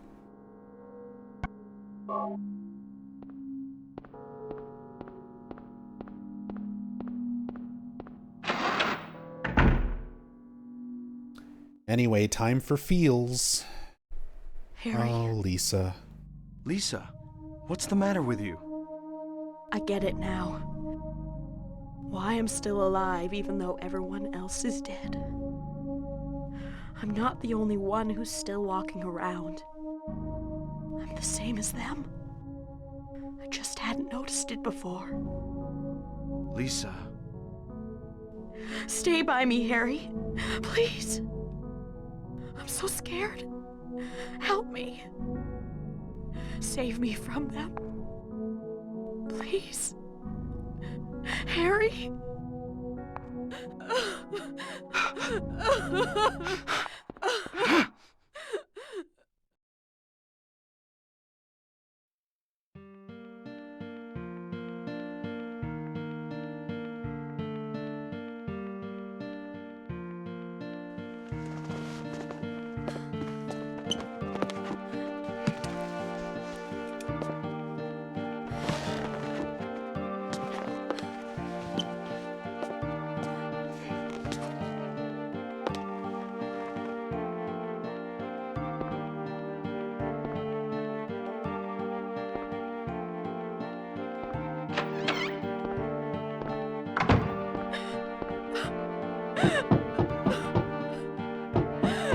Lisa?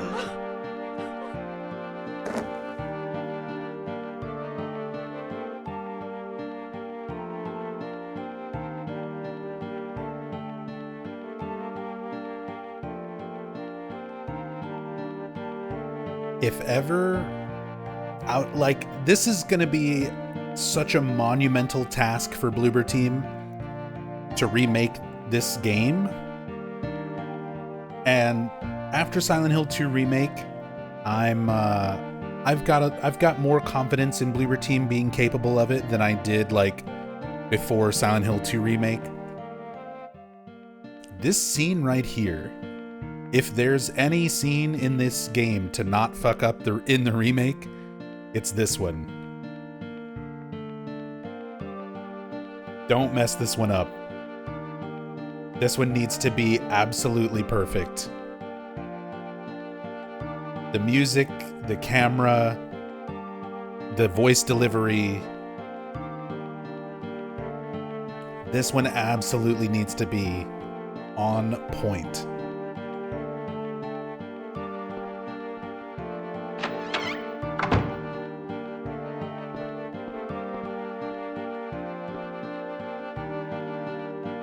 There's a diary on the floor. Ask doctor to let me quit being in charge of that patient. It's too weird. Still alive, but with wounds that won't heal. Told the doctor I quit. Won't work at that hospital anymore. The room is filled with insects. Even with doors and windows shut, they get in to spite me. To the hospital. Feeling bad. Need to throw up, but nothing comes out. Vomiting only bile. Blood and pus flow from the bathroom faucet. I try to stop it, but it won't turn off.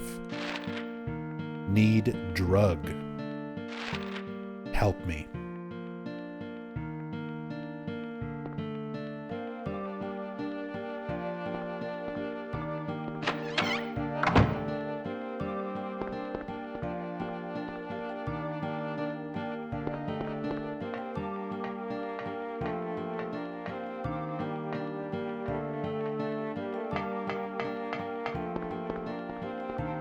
Really hurts.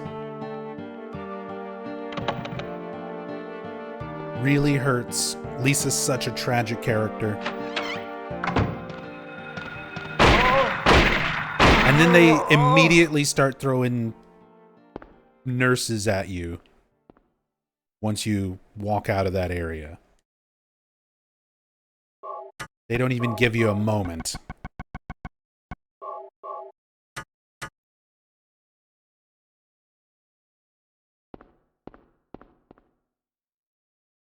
Memos after the fact do a great job, but I think Bloober could absolutely make the player bond a bit more with Lisa in the remake to really gut punch the player.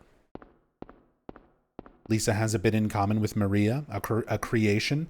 I agree. I think that Lisa, she is a manifestation, but I feel like she is more in line with something like Maria, where she's not real in the sense that she is sort of a dead woman reborn, remanifested into reality, but I think she likely has her own will or some semblance of will and self-awareness. Obviously, Maria is aware of what she is. Born from a Wish kind of shows us that.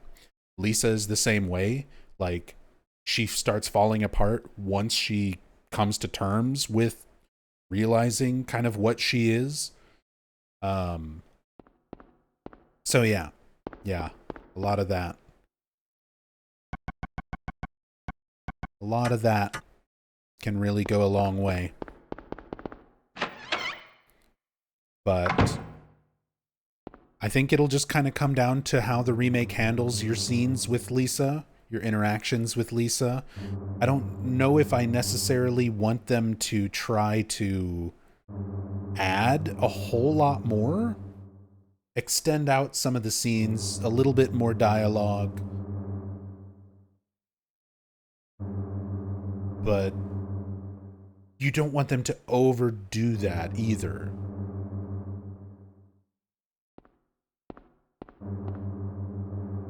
Because Lisa, being a manifestation, kind of has a more particular purpose for everything overall.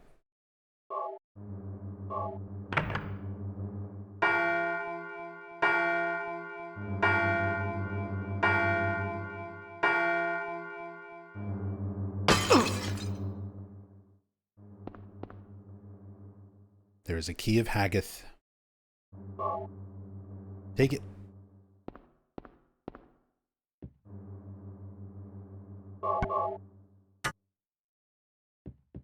I like the way she's still something that would terrify Harry.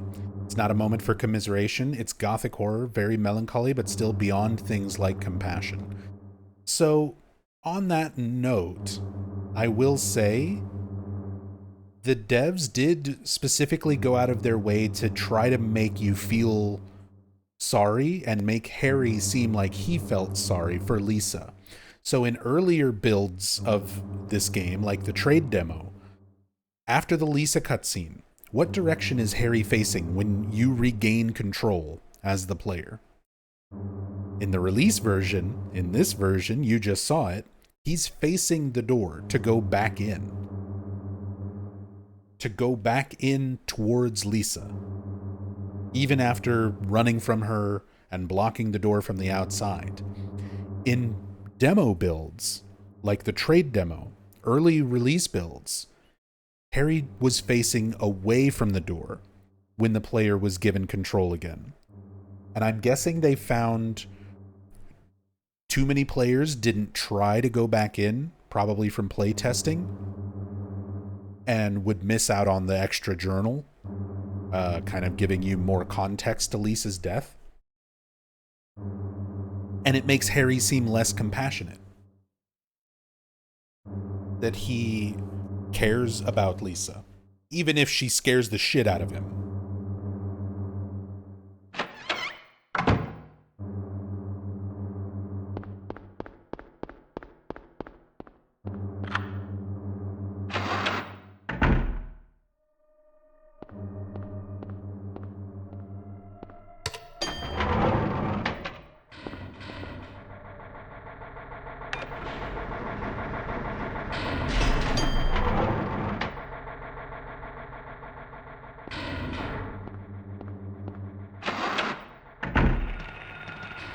And all the future nurses now take on a new light. I mean,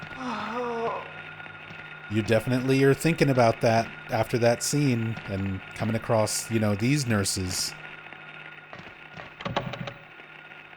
Kind of makes you think twice. But I still have to destroy your face with an emergency hammer. Sorry, lady.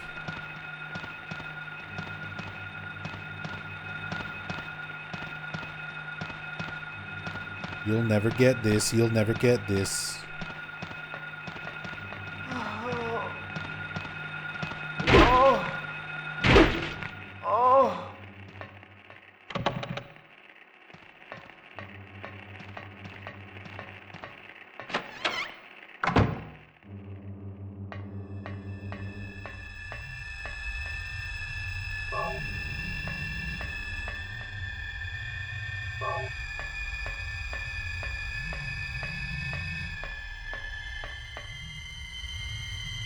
Ring of Contract. We're back in Kazanian jewelry from the mall.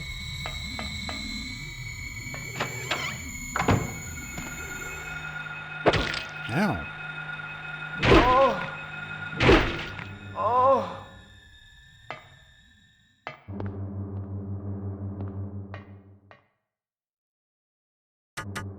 Maybe in the remake they could imply a bit more danger to make it seem like Harry didn't have a choice to exit, but then he visibly feels guilt and tries to go back.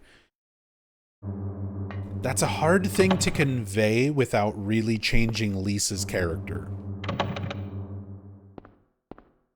Because then you kind of have to have Lisa do something... I don't know. Like, I don't want to see Lisa trying to strangle Harry. And Harry being like, for the sake of my survival, I have to run away.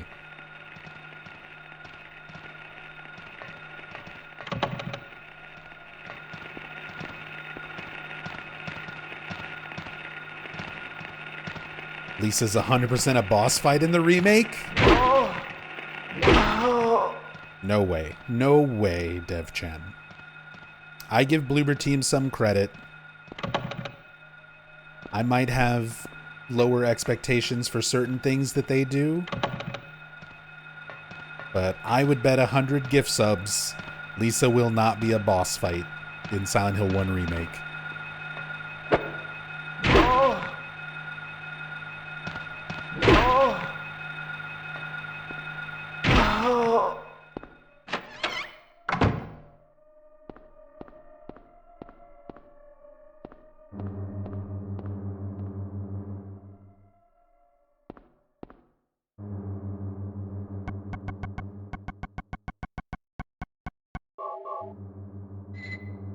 Think they'll stay true to the source? They stayed fairly true and respectful.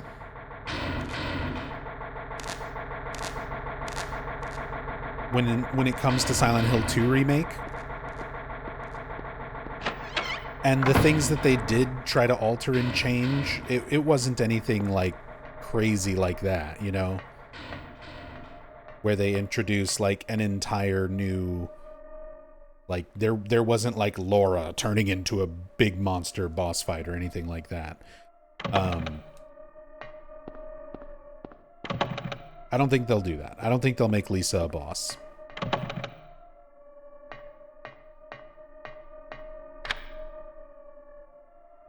Hey, Tiny Wolf. Have this on low volume in the background with headset on, and all I hear is moaning. Nub, what the fuck? I didn't design the audio for the game.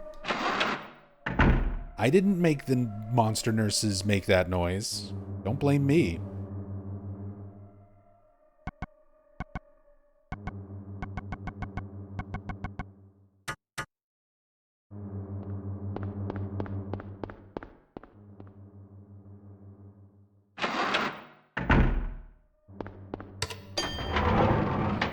Got a bit too distracted and missed some things.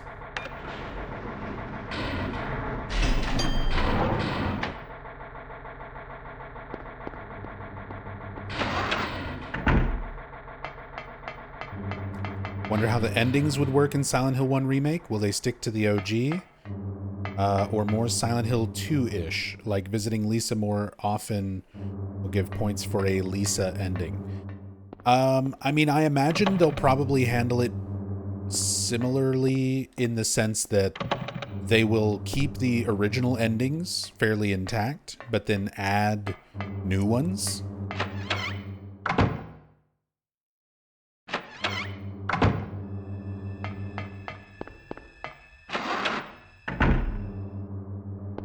I don't know if you would get like a full-on Lisa ending, but I would not be surprised if they add some new endings. You want a cat ending? I was talking about that earlier. If anything, I want the cat ending. Give me the just cats cat ending counterpoint to the dog ending. I am 100% down with that. If they want to add a new joke ending.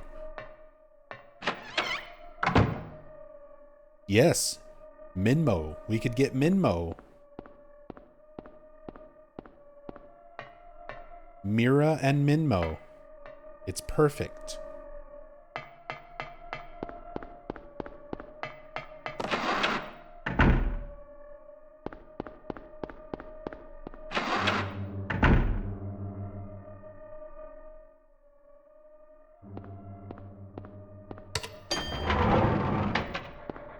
Don't know what the general consensus is on the new endings in 2, but I actually loved them. Both excellent.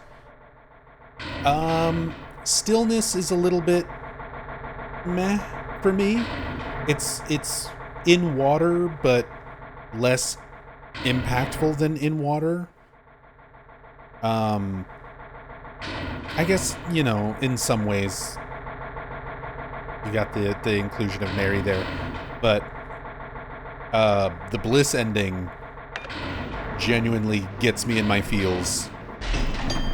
Just because you see not even a lot of it, just a few seconds of what it would have been like if James had not been a fucking idiot and him and Mary had just been happy. Getting to see them happy together hurts so much.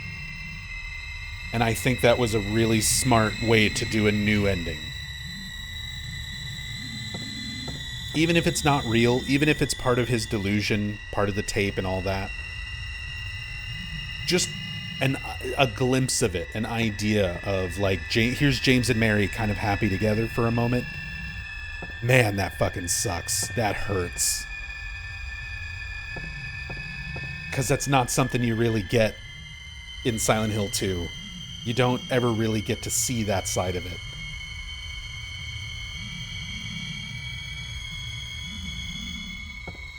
But yeah, I thought the Bliss ending was really well done.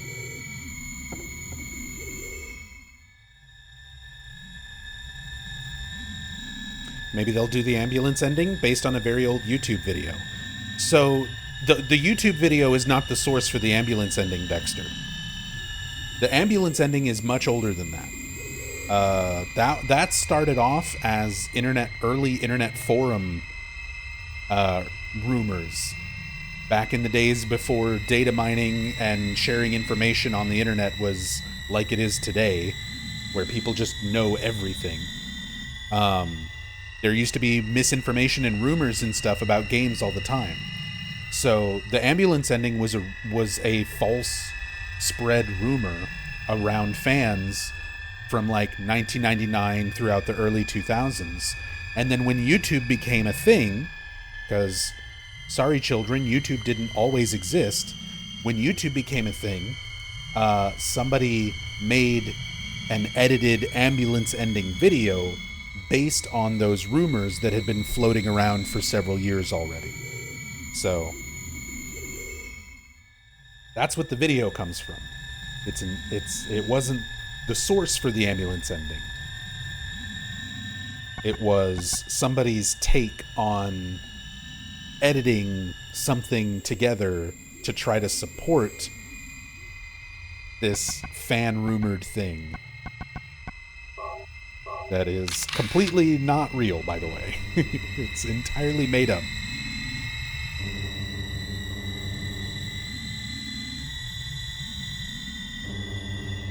The light to the future.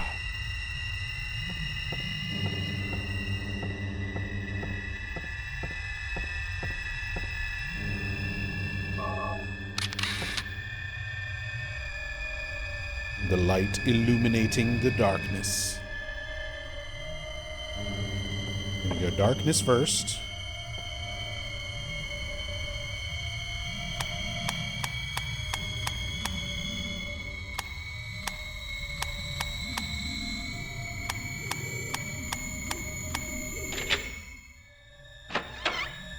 This one is optional.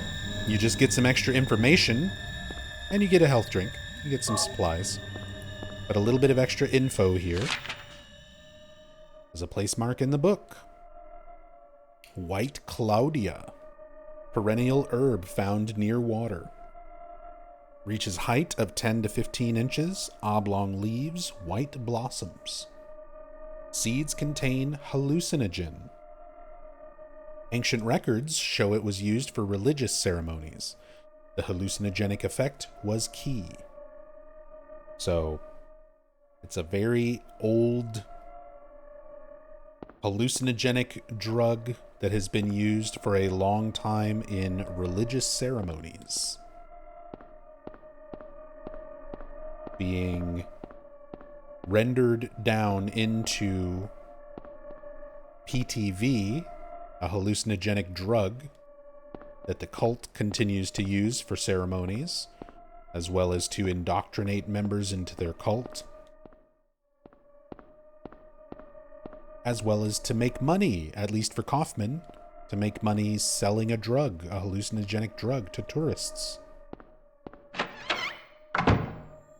Potentially also using it to overdose people and give them heart attacks.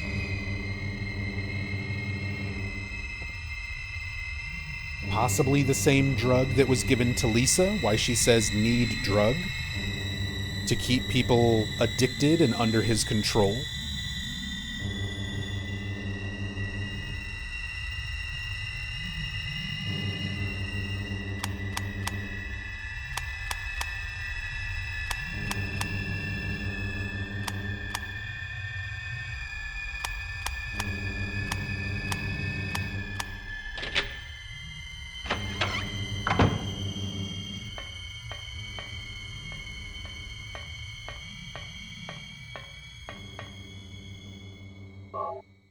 Birdcage key.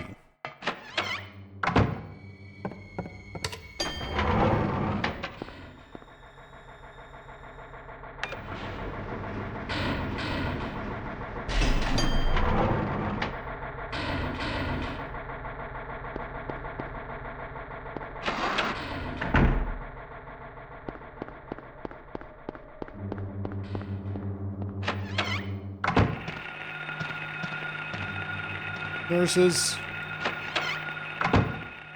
Wrong room. Yeah, here we go.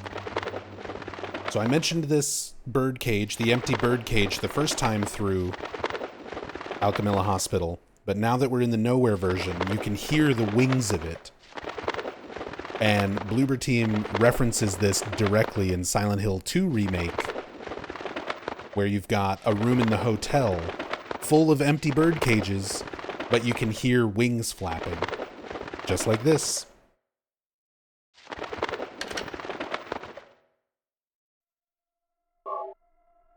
We get our key of Phaleg.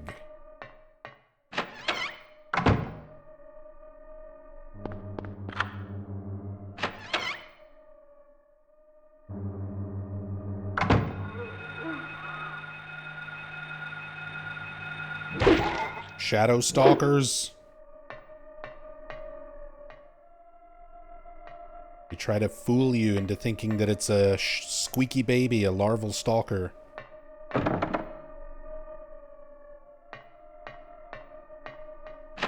But they are mean.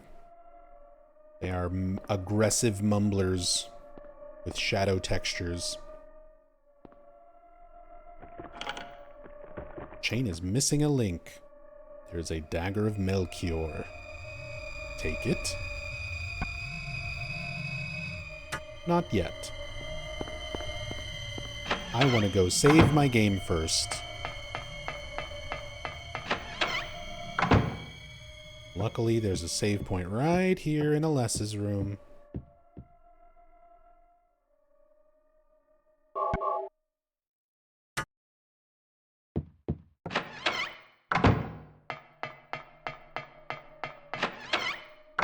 So now I can take it and show one of my favorite little extra death scenes.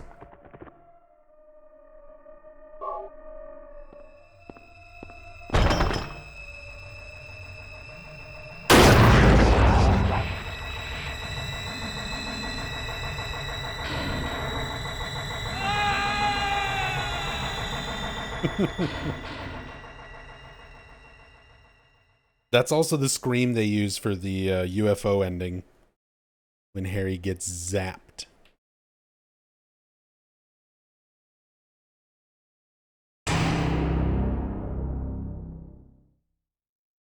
That's still the meanest thing I've ever seen in a game.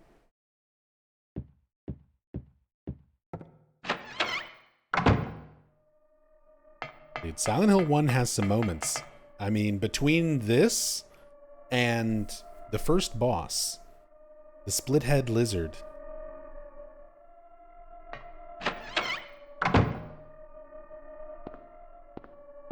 The first boss that you encounter in the entire game can just kill you in one hit and just swallow you whole.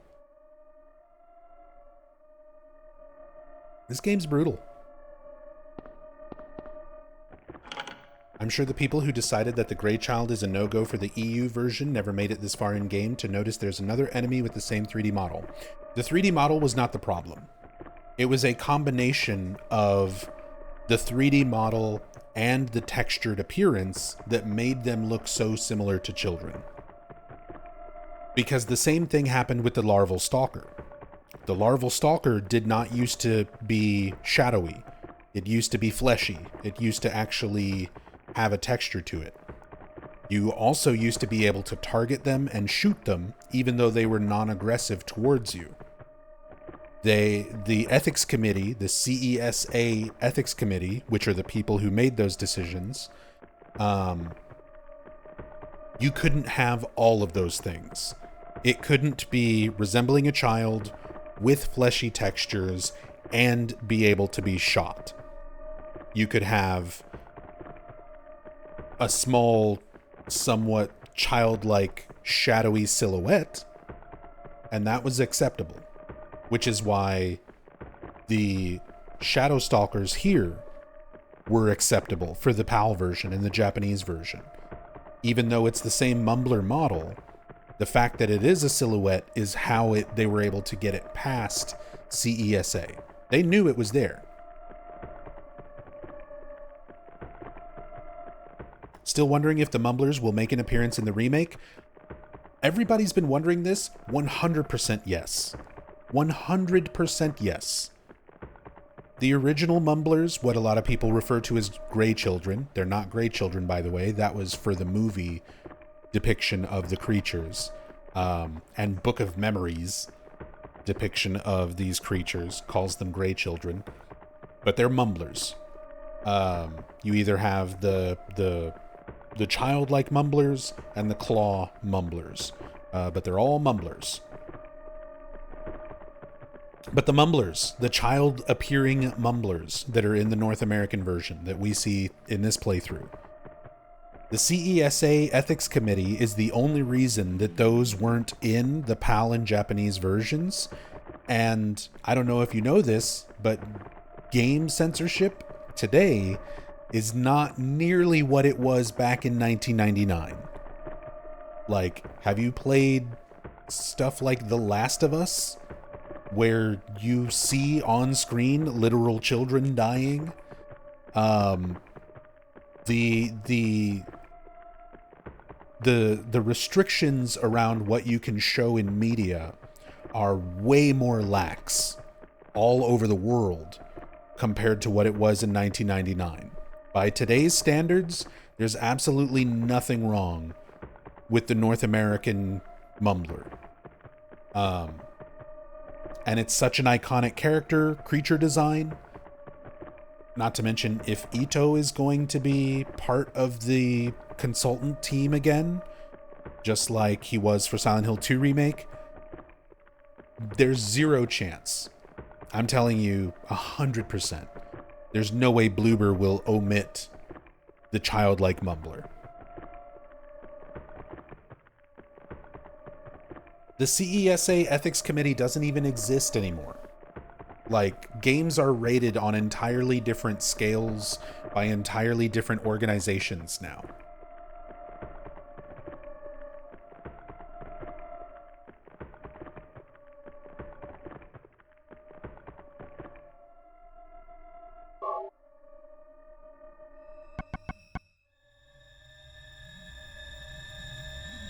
Japan still likes to censor their gore. I'd like to see what Silent Hill F looks like after censoring. It's not... I don't think it's being censored. I think people are making shit up and making assumptions that are just not real. So with the initial version of Silent Hill F, like, that went to Australia, a lot of people have this idea, because it was sort of misrepresented in game articles and stuff, that initially it was not being rated for Australia, which led to a lot of people thinking that it was going to be banned and that the gore and stuff went too far. They just didn't have a complete enough picture of the game to rate it at the time. So they had to be given basically a bigger slice to know exactly what they were dealing with, and then they rated it.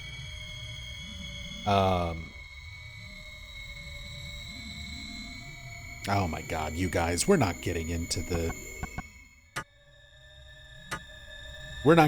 that discussion right now. The certain groups calling for various changes in censors.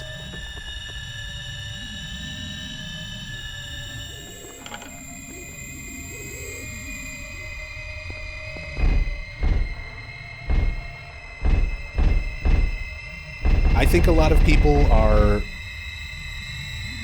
woefully ignorant when it comes to game development and censorship, the things that are and are not allowed, and the amount of sway that, like, consultancy groups have on a game's development and what goes into it. I think if you've ever known people who work for those types of consultancy groups, or know game developers, or are a game developer in the industry yourself, you know how big of a fat load of shit all that is. There really is there is a certain subset of gamers who look for any excuse to call something that they don't like to see woke or censored, because they can't accept that not everything is tailor-made for them. That's the reality of it. It's got nothing to do with those consultancy groups. It's got nothing to do with censorship. Like, absolutely, absolutely ridiculous. Because the censorship thing would have to be held as an overall blanket standard, at least from region to region. And every region, even regions like Australia and Japan and Germany, where there are certain things that need to be censored, like Wolfenstein. If you make a Wolfenstein game and you have games with like Nazi symbolism in them, most of the world is okay with a lot of that to a certain degree. Places like Germany, not so much. There's a lot of stipulations to what can be used and how it can be used and how it can be framed in the overall context of the game, for very particular reasons. There are aspects of censorship in that regard. The consultancy groups are not going in and changing things or telling developers what they can and can't put in their game. Like, this design has to go, you need to add this, you need to make it more woke. Nobody is doing that. There are people who are specialists, who are professionals, who know all of those very specific things from region to region and have to inform game developers, hey, if you want your game to be able to be released or sold in this place, these are specifications you have to abide by. They are telling them what the other region's laws are in terms of what's allowed in media or not. They themselves are not going in and being like, hey, this isn't woke enough. And if you believe that, you're an absolute idiot. I'm sorry.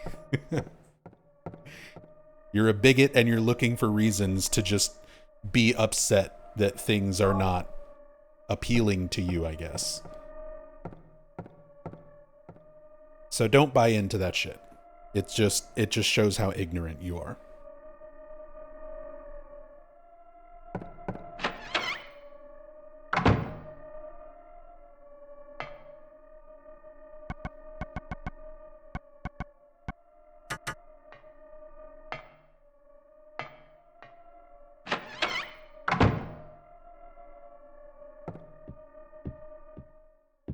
See, this is some stuff that I'm curious about. When it comes to the remake, there's a lot of stuff that was expanded on to kind of give significance to these things more than they were in this game itself. Like Silent Hill 3 took a lot about Alessa and a lot of these things and gave you some extra descriptions, and Heather gave a lot of extra dialogue about stuff. So like here, you find some playing cards on the floor. Same as you found in Midwich on the table, where you find the yellow key card. Harry just says there's cards on the floor, and that's it. In Silent Hill 3, when you get to this room, Heather looks at these cards and has like a little moment where she's reminiscing about her life as Alessa, saying, I remember playing cards with Claudia. She was younger than me, and she would cry when she lost. So it was like a little memory, a little bonding thing between Claudia and Alessa to show how close they were, and sort of Claudia's lack of emotional awareness when she was younger, those kind of things.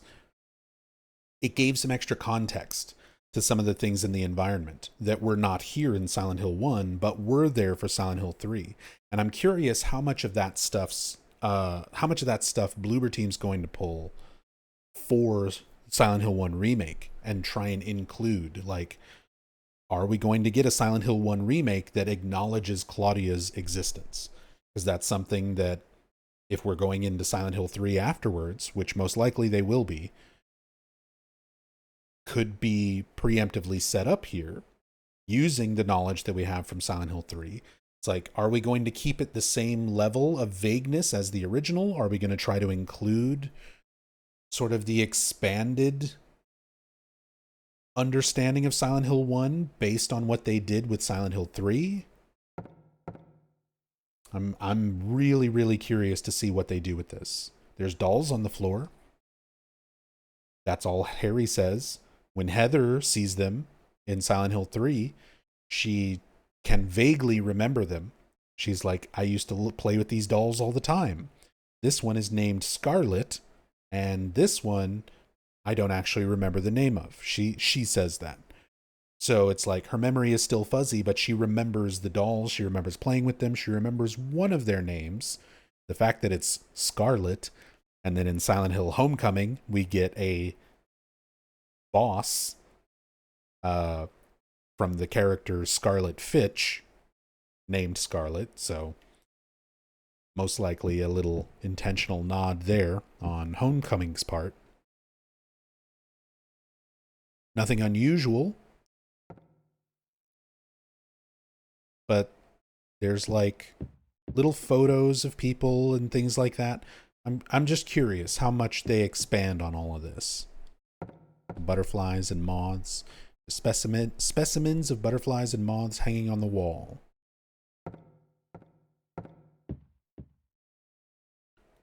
And you can even see the faint outline of the one in the middle in the bottom right, where one is missing. And that's emphasized in Silent Hill 3, where you can see there's one missing, kind of alluding to the fact that that was the float stinger manifestation.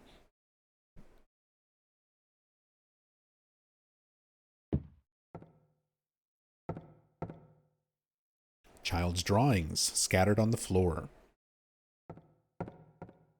And if you look at what the drawings actually are, you can see what they are in Silent Hill 1, but Harry doesn't comment on them. Silent Hill 3, Heather does comment on them, that she was always drawing monsters and scary things. And you can see the one on the left is an air screamer. The pink, fleshy toned dog creature, one of the groaners. So these things that were already in Alessa's mind, in her subconscious, are the things that we've been encountering. Like the manifestations that we've been seeing are things that Alessa thought of and drew. Things she was scared of.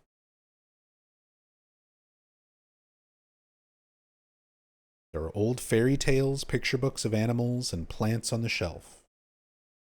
All the old fairy tales, all the picture books of animals, all the things that helped influence Alessa's mind, her subconscious, and eventually project it into the otherworld itself. A girl's clothing hangs on the wall. 6, maybe 7. Must be a kid about that age. So the idea that Alessa hasn't worn that since she was burned.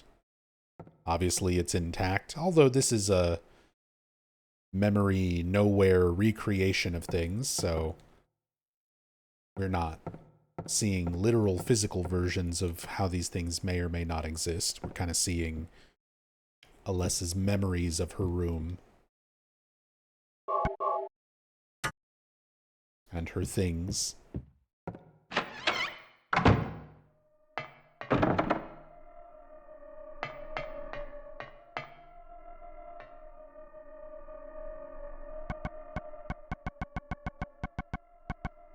Will we see a moth room in Silent Hill 1 remake? Like the moth room in Blue Creek in Silent Hill 2 remake?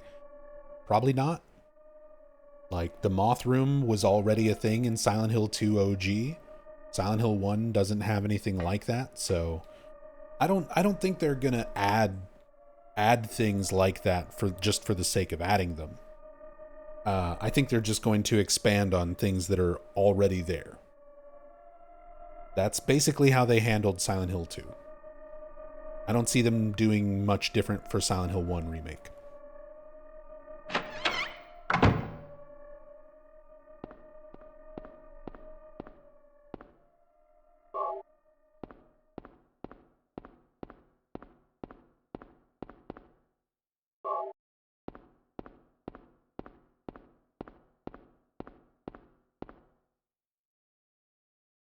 Give me these jelly beans. Can't wait to see Harry completely fuck up opening a bag of jelly beans in the remake. Key of Bethor. There are things like this where I imagine like little things like this, we might lose this moment. We might lose this moment in the remake. This to me feels kind of like light bulb in a can territory, where it's a little bit too silly, and Bloober seems to try and remove that. Some of those things, at least for their Silent Hill 2 remake, that's what they did. Some of the like more lighthearted things are missing. So Harry just trying to open up a bag of jelly beans randomly, and there being a key in the bag. I feel like this will be something else. It'll be a glass jar of jelly beans, and they'll be precariously balanced on the shelf. And it'll be like in front of this door, like, oh, I've got to push the shelf out of the way so I can get inside this door. And in the process of pushing the shelf, I accidentally knocked over this glass jar of jelly beans. Oh, there was a key inside. That's not Harry just being dumb. It's just something that happens circumstantially through something else he was trying to do. Not just like, hey, I found a bag of jelly beans, let me open these, and then just completely fucks up and there's a key, luckily. Like, that's the kind of changes I would expect Bloober Team to do.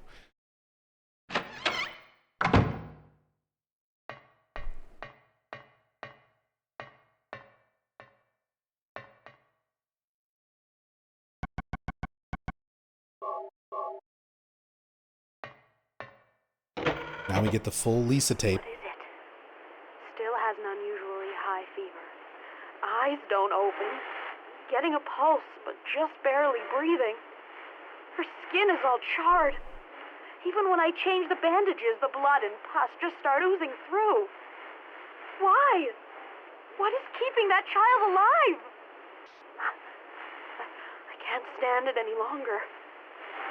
I won't tell a soul. Promise. So please.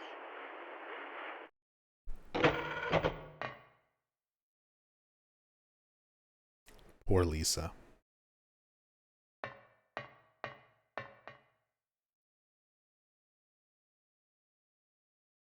And somehow we still keep the tape.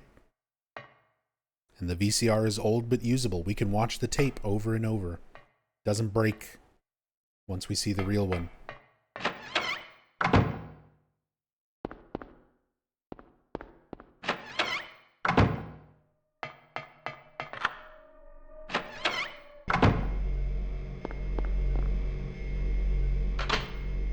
The generator is working. Not anymore. Shut it down.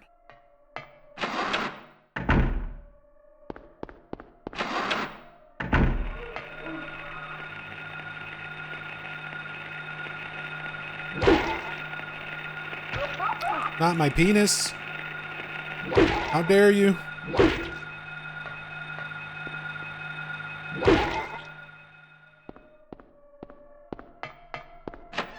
Take your hands off my penis. I see you know your judo well.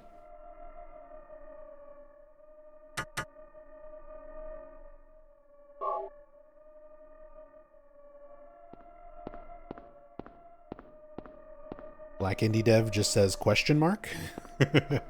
Don't worry. I will, in the YouTube version, I'm going to edit in a clip of what I'm referencing right now. Gentlemen, this is Democracy Manifest. Have a look at the headlock here. See that chap over there? Get your hand off my penis! This is the bloke who got me on the penis before. Get some cups. Why did you do this to me? Hop in the car. Get some cups. For what reason? What is the charge? Eating a meal? A succulent Chinese meal? Oh, that's a nice headlock, sir. Oh, yes. I see that you know your judo well. See? Now do you get it? Look how funny that silly thing was.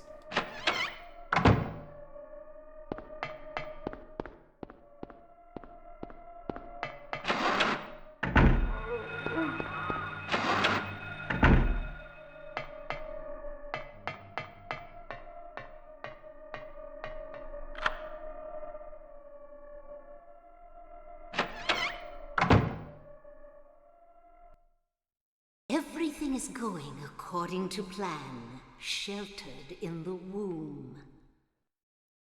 But it's not done yet. Half the soul is lost. That is why the seed lies dormant. And what soul remains captured in that husk is buried deep down in the subconscious. Are you trying to say it won't work? That wasn't our agreement.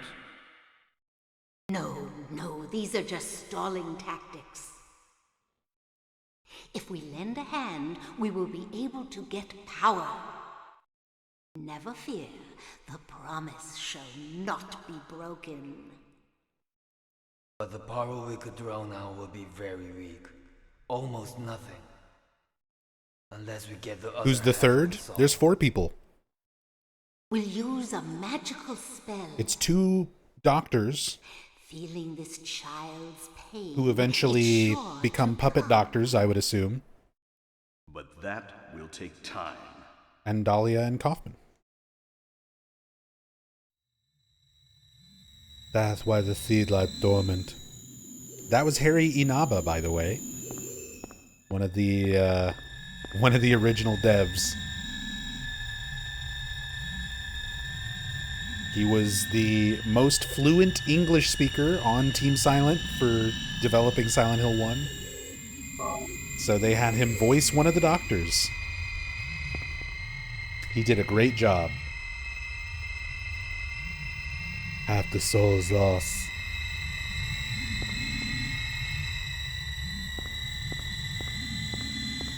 The power we could draw now will be very weak. And then the other doctor is voiced by Michael Gwynn, Harry Mason. So the last doctor who's like, but that will take time. That's just Harry. That's just Michael Gwynn.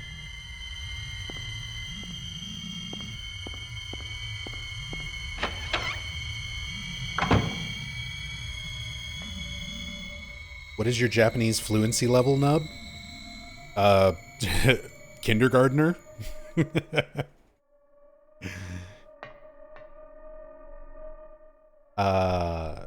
I know a decent amount of spoken language. I can understand it pretty well. I can speak it okay.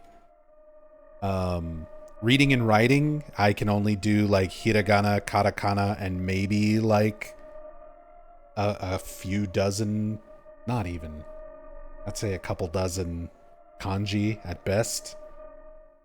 So it's not great. I really need to brush up on my Japanese before Silent Hill F comes out to try and understand and translate and share as much of it as possible when I'm doing streams.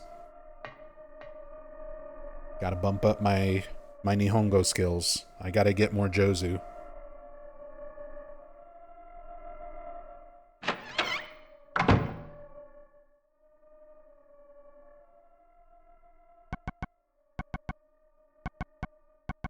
Right, we've got all 5 of our religious and faith symbols. Amulet of Solomon, one of the precursors to the Star of David. Crest of Mercury, because we need more alchemy references. An Ankh, because why not? Egyptian beliefs. Dagger of Melchior.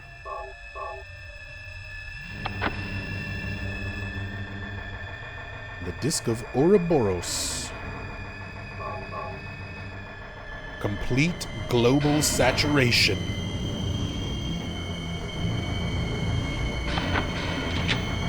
God, the audio.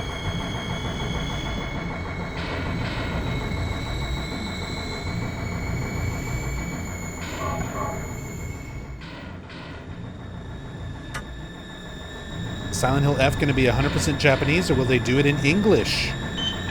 The Steam page says it'll be Japanese and English. No. I don't know if that just means subtitles, I don't want but usually that means there will be an English dub as well. I just want you to lend me a teeny bit of your power. That's all. No. I don't want to do it. It will make everyone happy, and it's for your own good, too. Oh, but Mommy, I just want to be with you. Just two of us. Please understand.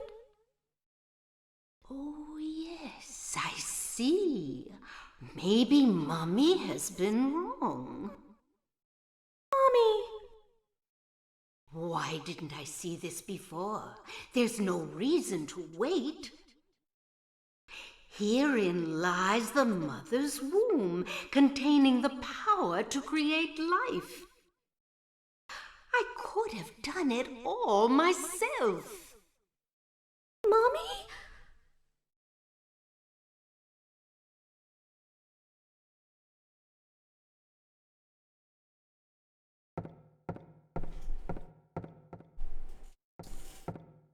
Could have done it all myself.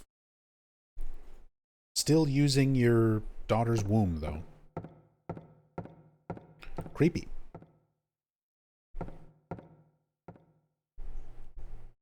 I love this shot of just Harry descending down into the darkness.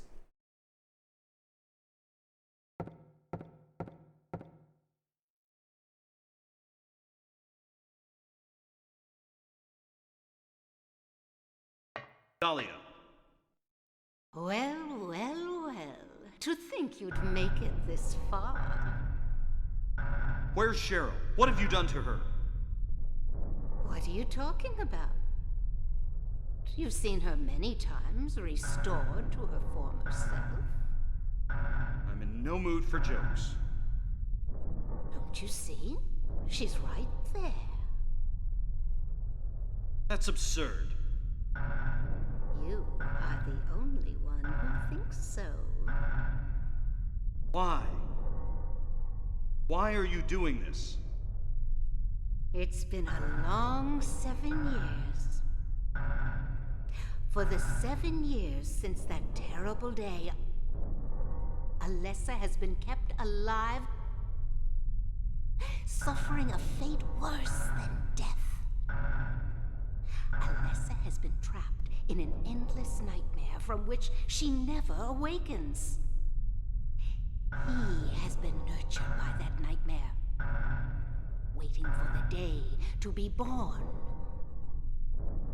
That day has finally come. The time is nigh. The time is nay. Everyone will be released from pain and suffering. Our salvation is at hand. This is the day of reckoning, when all our sorrows will be washed away. When we return to the true paradise, my daughter will be the Mother of God.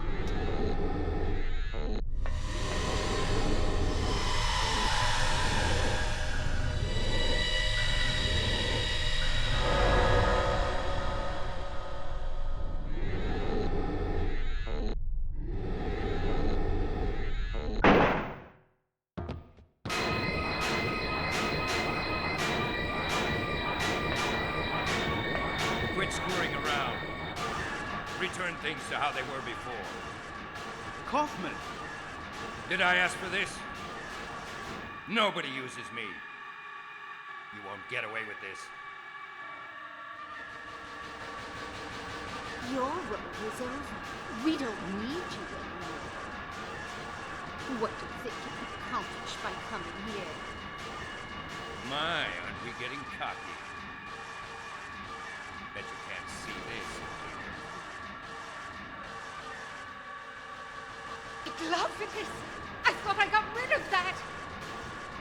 All I had to do was plant it somewhere for you to find. You all, well, kept me busy. Ha! You're easy. And there's more where this came from. Stop it!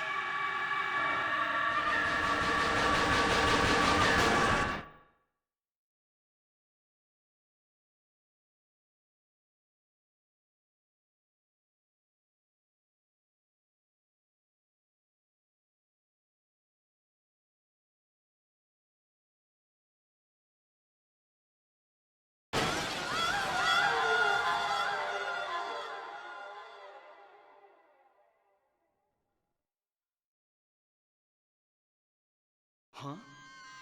What the?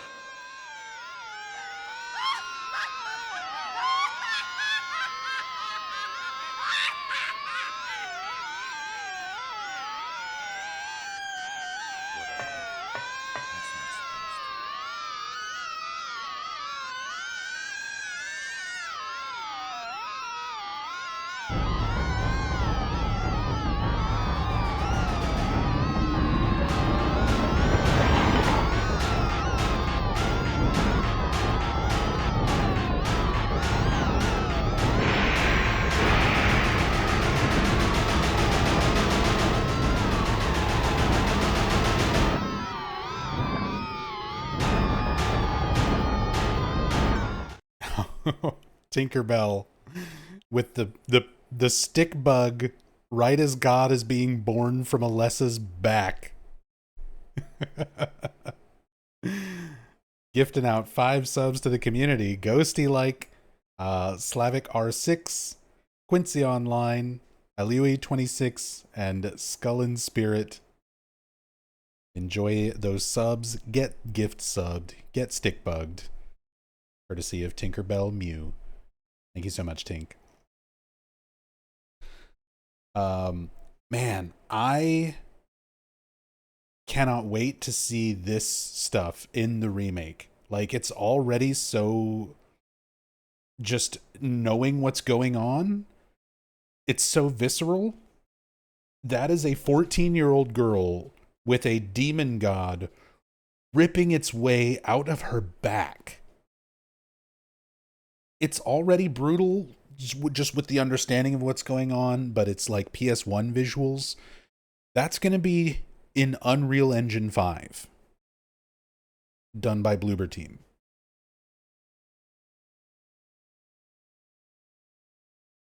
Just, yeah. This shit needs to go so intense, so hard when that remake comes out. These scenes need to just be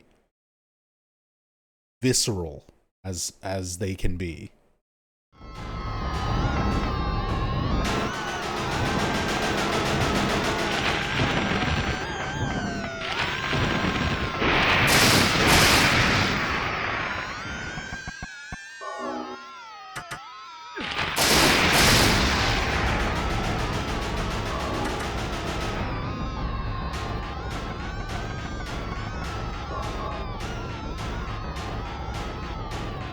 Will Kaufmann help you in the fight? In the remake? He has a gun? Probably not. They might do more of a scene out of it, where he's like cowardly and runs away, instead of just hard cut to boss fight and he's just not there.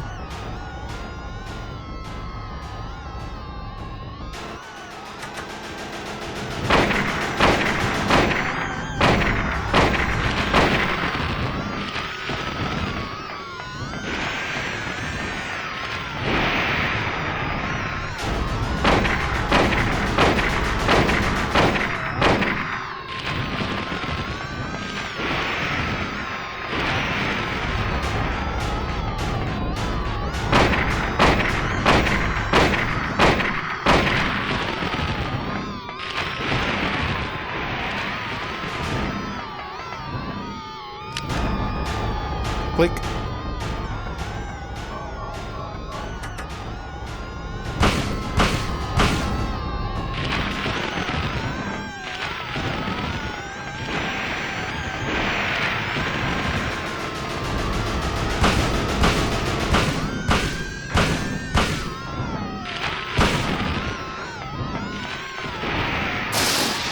I ran against the wall.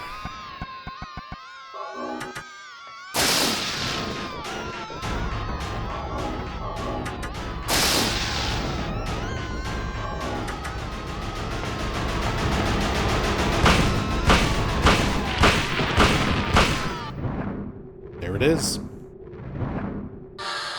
All right. Enjoy the ending.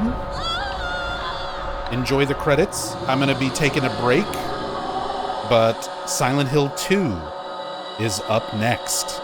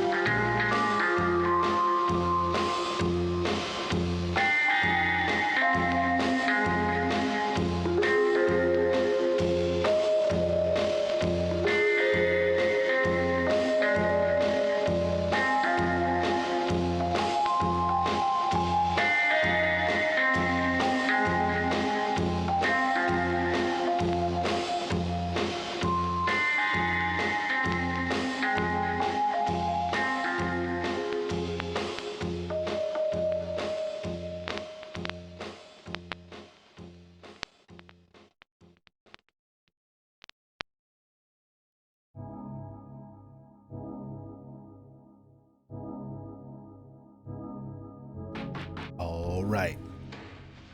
One game down. 9 hours in.